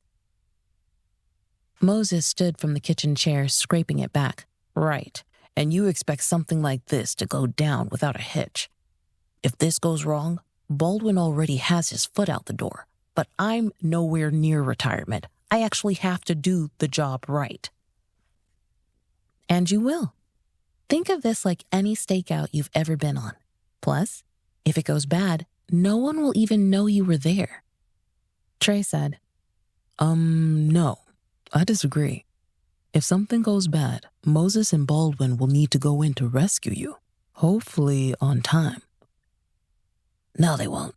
That's why I have Serena's back," Amir protested. Trey protested. "Seriously, Amir, this is not a—" "Quiet, please." I stood with my hands up in the air, making referee signs. "Look, I wanted you all to know what I was thinking. I already set it up with Mark to get on the boat. This is an opportunity for you guys to listen in on information that as cops you wouldn't get." Baldwin continued to lean on the wall. "I agree. That's why I like your plan. Are you going to have a recorder on you?" "I will." Moses shook his head. "The recording may not be admissible in court. Plus, we're betting on her getting a confession." "If I get a confession, you have something to work with. If I don't, then we're back to square one. What's the big deal?" "The big deal," Trey stated, "is you're trying to confront a killer at a crime scene." I shrugged. A perfect way to jog someone's memory. "Look, are you in or out? I'm asking you guys to back me up. I could go to the marina by myself or just ask Amir to come along. But I felt like this was an opportunity to bring in a viable suspect." "I'm coming along too." Trey crossed his arms. "No," Moses and I yelled at the same time. "I'm coming." Trey stood and dared us with his eyes. Amir gave Trey a head nod. "I'll hook you up, Reverend." I gave Amir a death stare. He does not need a peace. Moses grumbled, "None of you need a peace. You are all civilians." I waved at Moses. "Oh, please. You guys use civilians all the time. Think of me as your informant." Thursday, May 30th, 6 p.m. Amir got us on the Rosie 30 minutes before my meeting with Mark. "This is nice," Trey said, touching the smooth wood around the boat.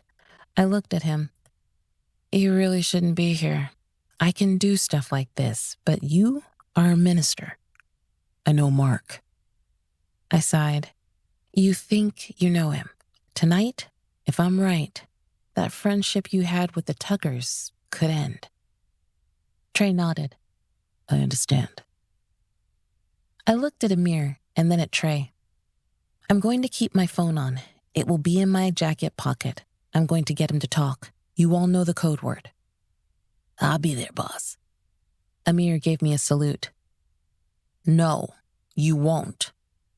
I rolled my eyes and turned around to see Moses and Baldwin had climbed aboard. Moses looked around. Whose boat is this? Amir stated, Vic Myers. He's a client. Moses turned a full 360. What? The Vic Myers? Does he know?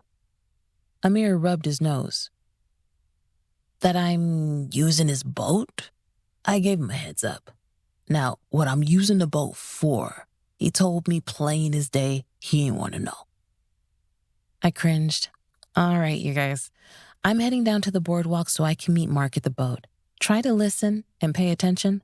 I will be using the code word. As I climbed down, I heard my name. Serena. I looked up to see Trey looking down at me. Be careful. Remember, Mark loved his brother. I will go easy on him. Don't worry.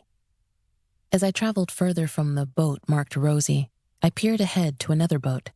The closer my approach, the bigger the yacht loomed. This boat, too, had a name. Sandra. I recalled from my research that was Mark's mom's name. Mark was the one who found his brother. Ever since I talked to Abby and she mentioned the tension between the two brothers, new theories swarmed. Ones that would have never occurred to me while I focused on the one who seemed to have the motives. The problem was Ashton was on his honeymoon. After my conversation with Wally, I knew I needed to talk to Mark and go back to the place where he'd found his brother. Moses had a problem with my theory.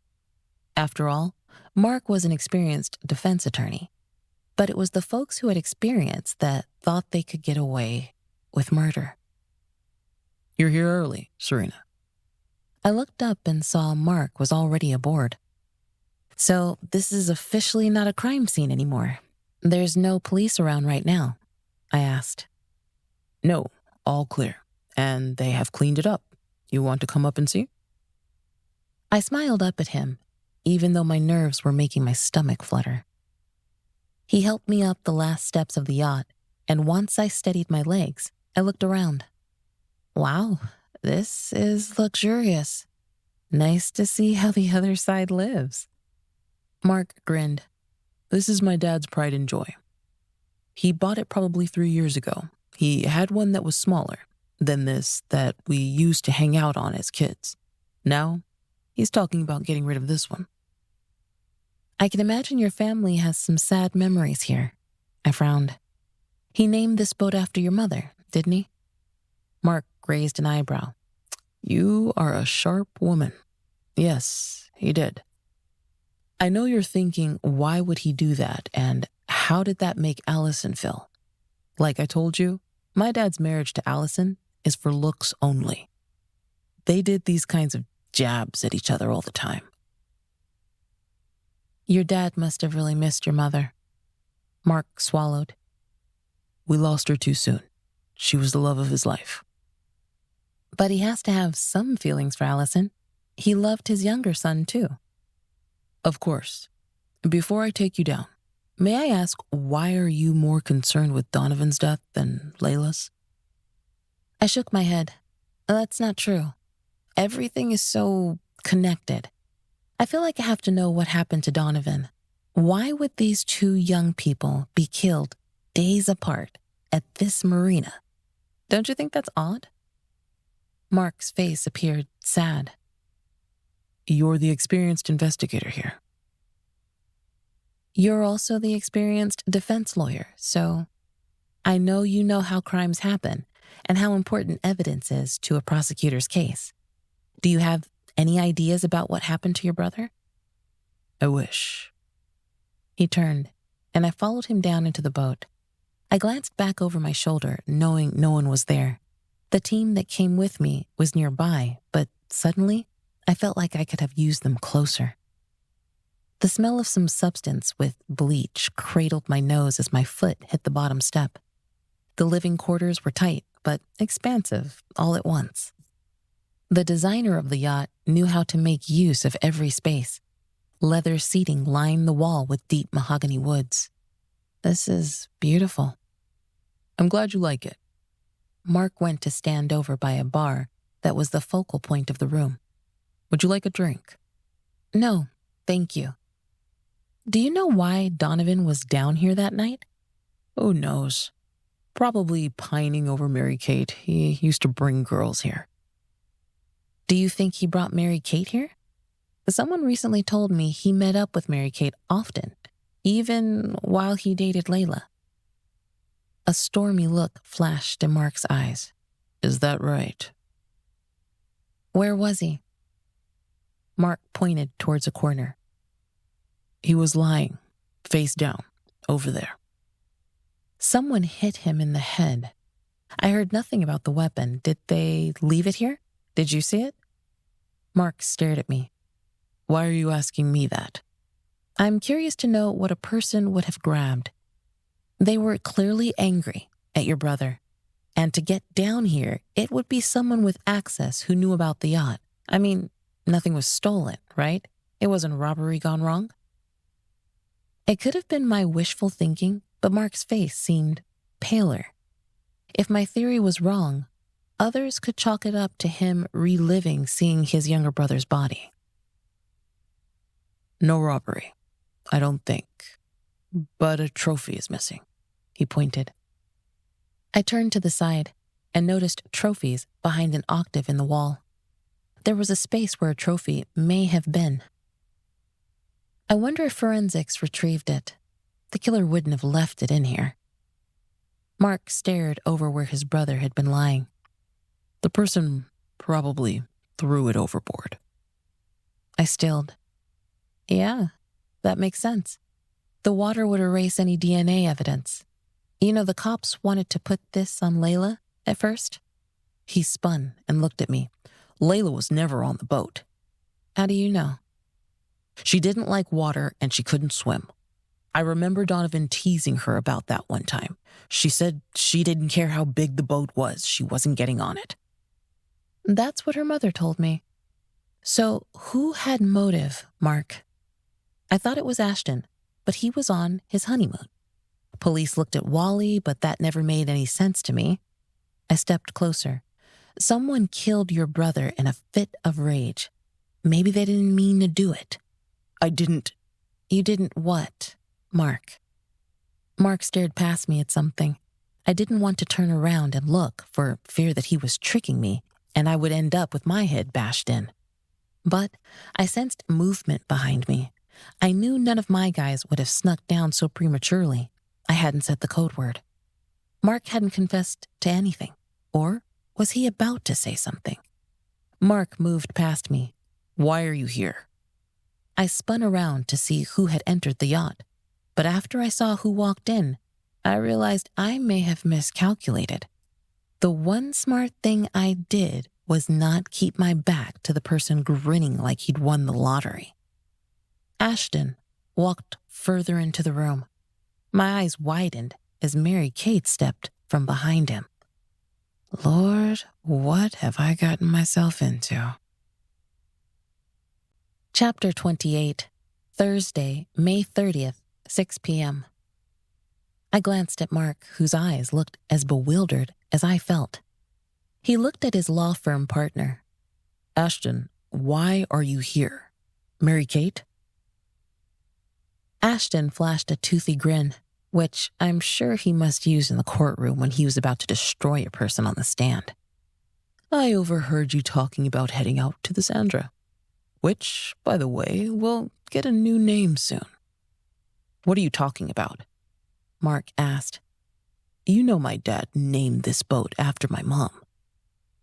Ashton attempted to look sympathetic. I'm so sorry. Your dad didn't tell you. I purchased the yacht from him 3 days ago.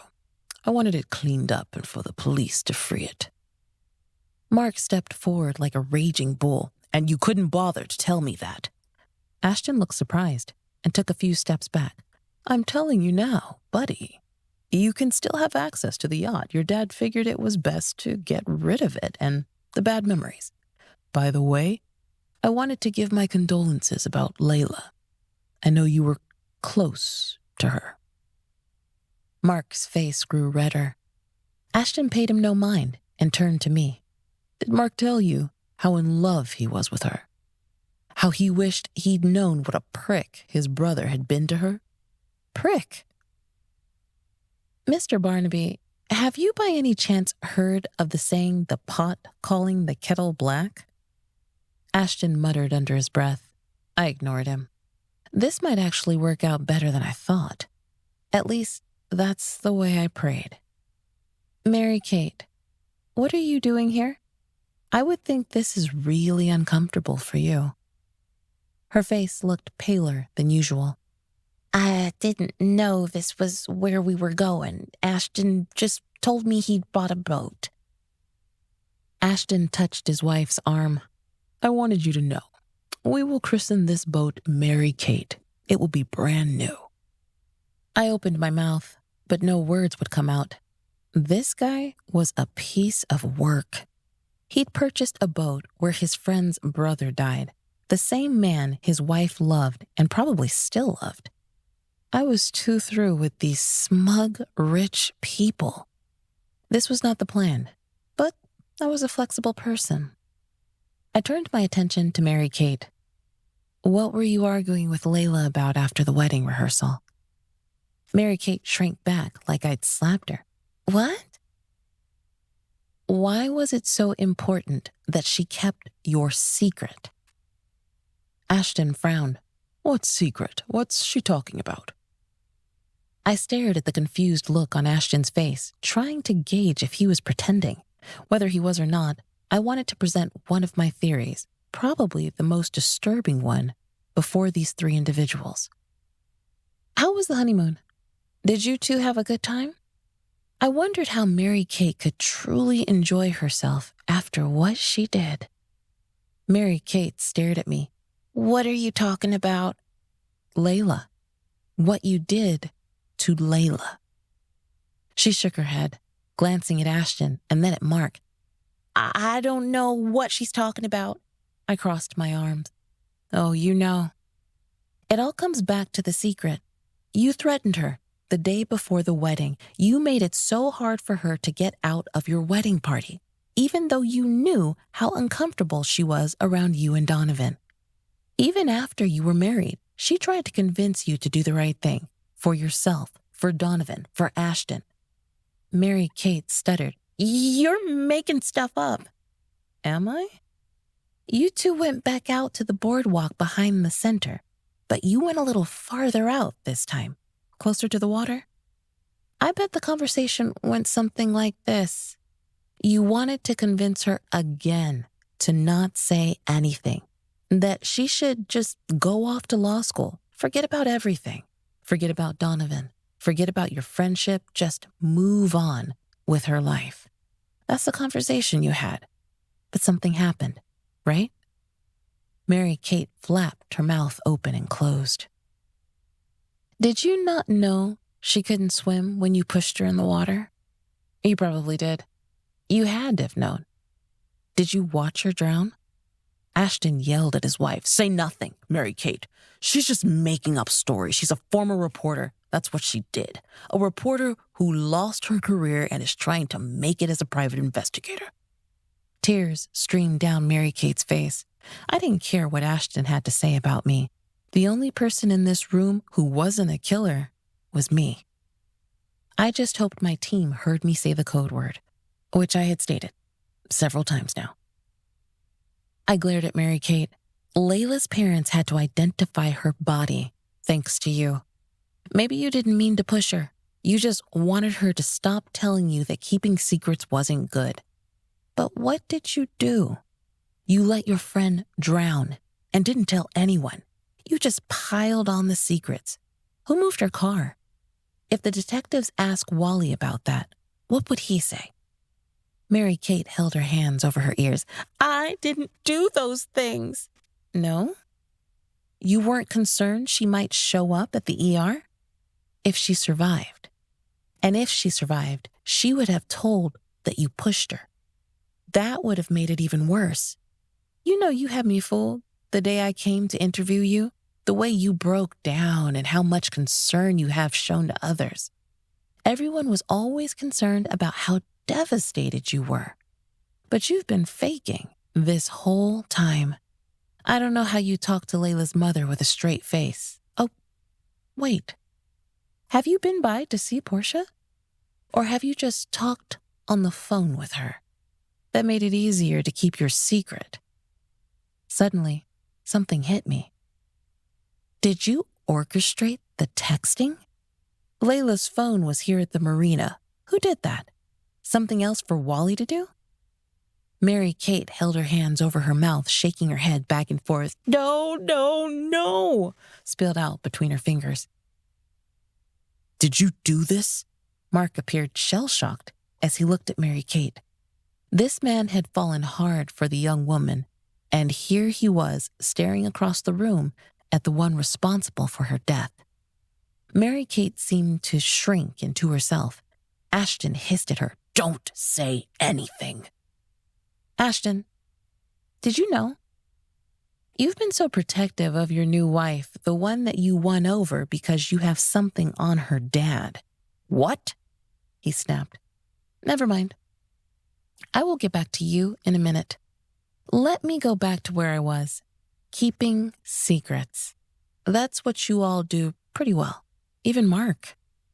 Everyone has told me you are such a good guy. And I believed them. I believed you had to put up with your stepmom and your younger brother for so long. You deal with some really shady people you have to defend. But to see your own family member mistreat someone, that can take anyone over the edge. Just like Mary Kate pushed Layla, your brother stood there. Maybe he turned his back on you, laughing at how in love you were with Layla. What he didn't know was you'd been beating yourself up ever since you found out she was missing. You probably thought about the good time you had talking to her the night before the wedding and how you danced and danced. Guilt probably set in, and here was your brother, not caring at all. You saw how he acted when Portia came by to ask for his help. He could not care less, and without thinking, you grabbed the trophy and hit him. Maybe you hit him more than once, without realizing it. How long did it take you to call the police? How much did you have to clean up and rearrange to make it look like you walked into a crime scene? Mark stared at me. You're not denying anything I'm saying. It's true. And it's a secret you have to live with. You have to face your father and Allison. Don't listen to her, Mark. She's beyond crazy. Ashton laughed, his eyes wild. I looked at Ashton. Fear should have stopped me, but I was on a roll. You want to know what's really crazy? How everything always points back to you.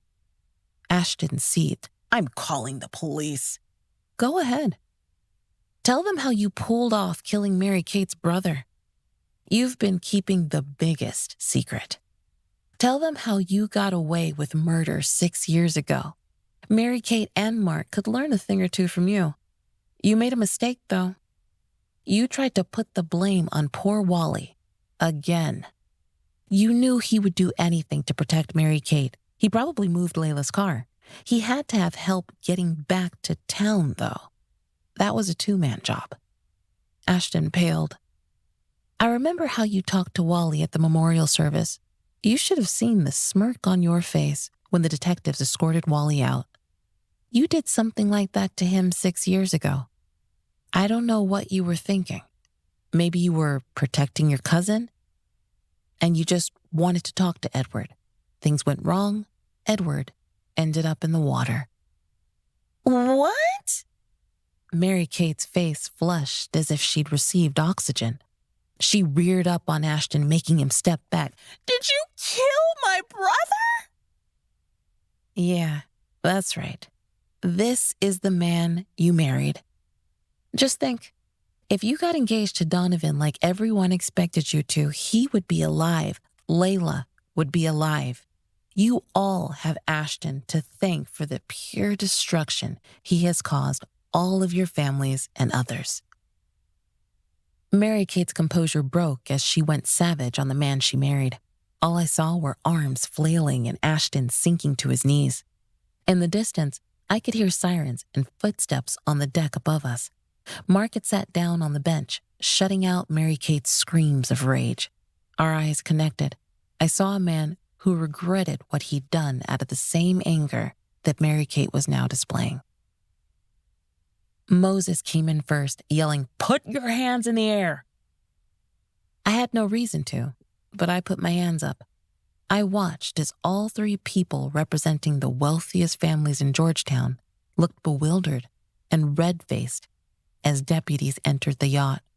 I didn't know if any of my theories would stick, but I felt like everything had finally fallen in place. Layla, we will get justice for you. Chapter 29, Friday, May 31st, 6 p.m. I slept like a baby. After the police raided the boat and took my statement, I had the satisfaction of seeing the infamous three in handcuffs, thanks to Moses for getting the quick cooperation of a judge to issue arrest warrants.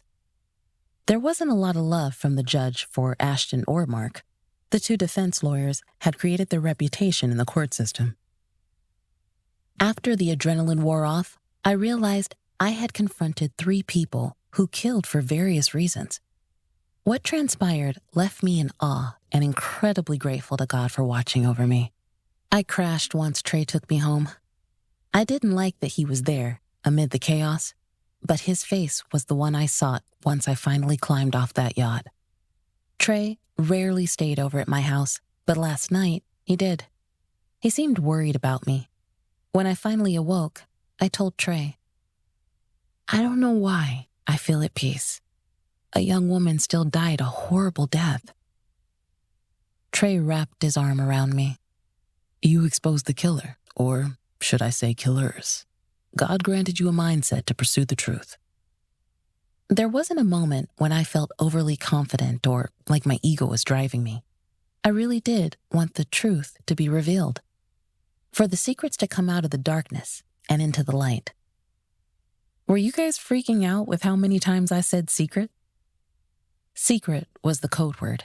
In my mind, I felt like if someone confessed or was ready to reveal their secret, that was a good time for the cavalry to enter. Trey snickered uncontrollably for a few minutes. "What's so funny?" I hoped I hadn't broken him. He wiped his eyes. "I'm just remembering how Moses acted. Even though he heard your plan, he still didn't believe you attempted to get a confession out of Mark. And Ashton and Mary-Kate showing up really threw off your plan." "Yeah, I'm glad you guys heard everything. I didn't expect them at all." Mark was the main person I wanted to start with. I realized the tension at the wedding was probably more about the two brothers. He found Donovan, and he had a motive, or at least he could have been angry enough to strike his brother. I could see him tossing the trophy off the boat. It's the family boat. All of their fingerprints are on it. "When did you get the idea that Mary-Kate pushed Layla?" I'd heard that Layla didn't like to be near water. She never learned how to swim. For her to even be close enough to fall in didn't seem rational. Somebody had to lure her out close enough to the water, giving her the idea that they would talk in private. When Jackie told me about the argument the day before at the wedding rehearsal, something told me things weren't finished between Mary-Kate and Layla. And while I saw no signs of a temper or angry outburst from Mary-Kate, there were others that said she would go off. So it was a theory, but it felt like that's exactly what could have happened. Trey shook his head. "So you think Ashton knew?" I thought for a moment. I don't know if he knew what Mary-Kate did. I think Ashton thought Wally was guilty of something, and he wanted to use it against him. That's kind of his MO, blackmail. What I think happened? Mary-Kate told Wally to move Layla's car. He probably didn't question her at all, but later on, when he saw Layla had gone missing, then he started getting concerned. The other night, when he attempted to drown in his sorrows, I believe he sensed he'd done something. It was about Donovan, the way the cops thought, but Mary-Kate had coerced Wally into doing something without realizing he'd played a part. What about the phone? Who texted Portia back that night? I blew out a breath. I've been thinking about that. I wonder if Layla left her phone in her car and Wally took it. Maybe he thought he would give it back to her at work or just drop it off. But then he saw Portia was trying to get in touch with her daughter. Trey frowned. So he acted like he was Layla texting her mom? That's pretty cruel. Yeah, but I don't know if Wally knew that Layla was really dead. Anyhow, I have a feeling that phone got thrown into the marina. Wally was there the night Donovan was killed. He was supposed to meet up with Mark, which brings up a whole other set of questions. Trey rubbed his forehead as if a headache had started to stir. Moses mentioned they picked up Wally too. Maybe he will give some better insights. I sighed. I hope so. I tried, but none of these folks are going to confess. No, but they have been tainted. Mark and Ashton are going to have a hard time trying to recover, and they could get disbarred. Plus, Ashton may have really messed up. I threw my hands up. Definitely. He thought he was being slick blackmailing Mary-Kate's dad, but now that the family has some ideas that Ashton could have killed Edward Cook, that's going to be something he's not going to wiggle out of easily. I bet you Mary-Kate is seeking an annulment. Trey sighed. Can't blame her. It's going to be interesting around here for the next few months. I observed Trey. How are you feeling? I know you thought Mark was a good guy, and you were friends. He is a good person, a good friend. I believe he's redeemable, but I think you were the one who reminded me we all can go to the dark side. It sounds like Mark really cared for Layla and wanted to defend her. He also might have thought his brother did something to Layla. It really surprised Mark when I accused Mary-Kate. So, what now? Right now? Food. I'm surprised that I have an appetite.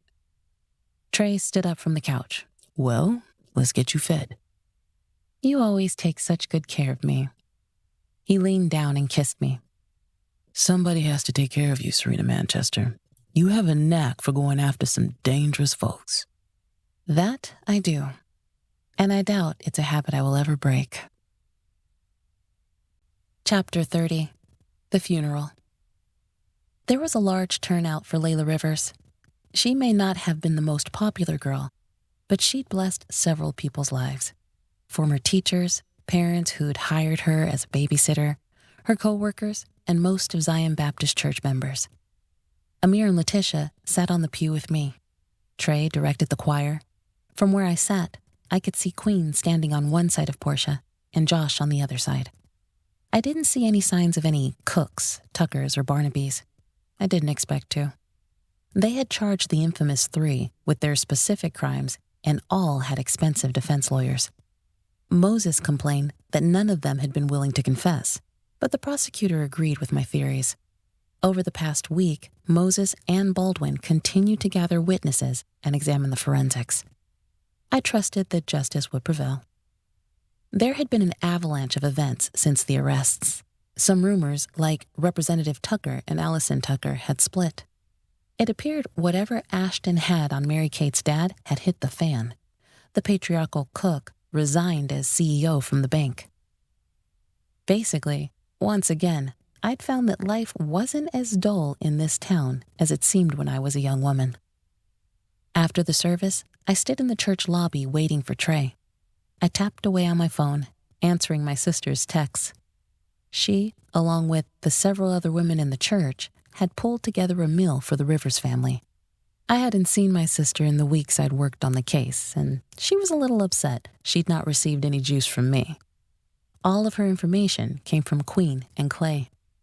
My brother-in-law's visit to my office really helped me get back on track. I typed, "See you soon." I put the phone away and took a breath. That's when I saw Amir walking towards me.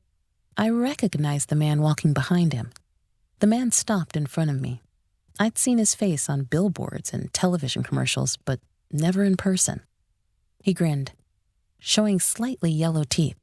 So, this is the woman taking down people left and right. Amir introduced. Hey, boss. This is Vic Myers. Vic, this is Serena Manchester. The land developer held out a meaty hand. I shook it, my hand feeling swallowed by his. Mr. Myers, what a pleasure to meet you. Thanks are in order for the use of your boat. Rosie? He grinned. Glad to help. I have had nasty run-ins with that Ashton Barnaby. It did my heart good to see him get taken down a peg. I told Amir here I had to meet the woman responsible. He's quite fond of you. Amir appeared sheepish. I'm fond of Amir, too. He's an excellent member of my team. Yeah, well, I may have need of your services one day, Miss Manchester. I hear you are the best. I wasn't so sure how I felt about that, but I plastered on a smile. I'm flattered. The older man winked at me. I will be in touch. As Vic turned to walk away, Amir raised his eyebrow, showing he would get with me later. I couldn't help but feel a little trepidation that the man approached me. I knew doing work for him would probably bring some solid investigative business. Amir seemed to be okay working for the man, so I will wait and see. I watched the sanctuary door swing open, expecting to see Trey. Instead, out walked Queen. She was dressed impeccably, as usual. Her black dress fitted with a matching wide-brimmed black hat. Her face was shielded by mesh that hung off the top of the hat, but it didn't hide her bloodshot eyes. How are you, Queen? She smiled wanly. Even though my grief doesn't compare to that Portia and Josh are feeling, I'm still broken-hearted. They both held up well at the funeral, I commented. Yes. Silence hung between us. I hoped Trey would be finished soon. Thank you, Serena. I looked at Queen. I don't know if you want to thank me. I still have that lingering feeling that I failed. Queen smiled, her eyes watering. No, you didn't. We don't always get the outcomes that we want, but there's a comfort in knowing Layla is in no pain. No one can hurt her again. I agree. Knowing she's with God helps. At that moment, Trey finally entered the foyer. He caught sight of us and hesitated for a moment before walking towards us. Queen, how are you? Trey asked. She seemed speechless at first, but then she composed herself. I will be fine in time. You two enjoy the rest of your day. We stood, watching Queen as the clopping of her heels faded into the distance. Trey said, There's another good thing. Looks like the animosity between you and Queen is gone. Possibly a truce has been put in place. Small miracles happen all the time. He placed his arm around me as he headed outside. Yes, they do. I'm praying that you just get boring cases for a while. I laughed. Hey, I'm ready for something less stressful. I wasn't ready to tell Trey about my earlier encounter with Vic Myers, but I had no doubt the man's appearance was a sign that I may not have a nice, simple case next. About Tyora Moody. Tyora Moody is the author of Soul-Searching Mysteries, which includes cozy mystery, women's sleuth mystery, and mystery romance under the Christian fiction genre. Her books include the Serena Manchester series, Eugenia Patterson mysteries, Reed Family Mysteries, and the Victoria Gospel series. When Tyora isn't working for a literary client, she's either loving on her cats, listening to an audiobook or a podcast, binge-watching crime shows or Marvel movies, and of course, thinking about the next book. To contact Tyora about reviewing her books or book club discussions, visit her online at tyoramoody.com. This has been Waning Innocence, Serena Manchester Mysteries Book 3. Written by Tyora Moody, narrated by Crystal Pacheo. Copyright 2022 by Time Publishing, LLC. Production copyright by Time Publishing, LLC.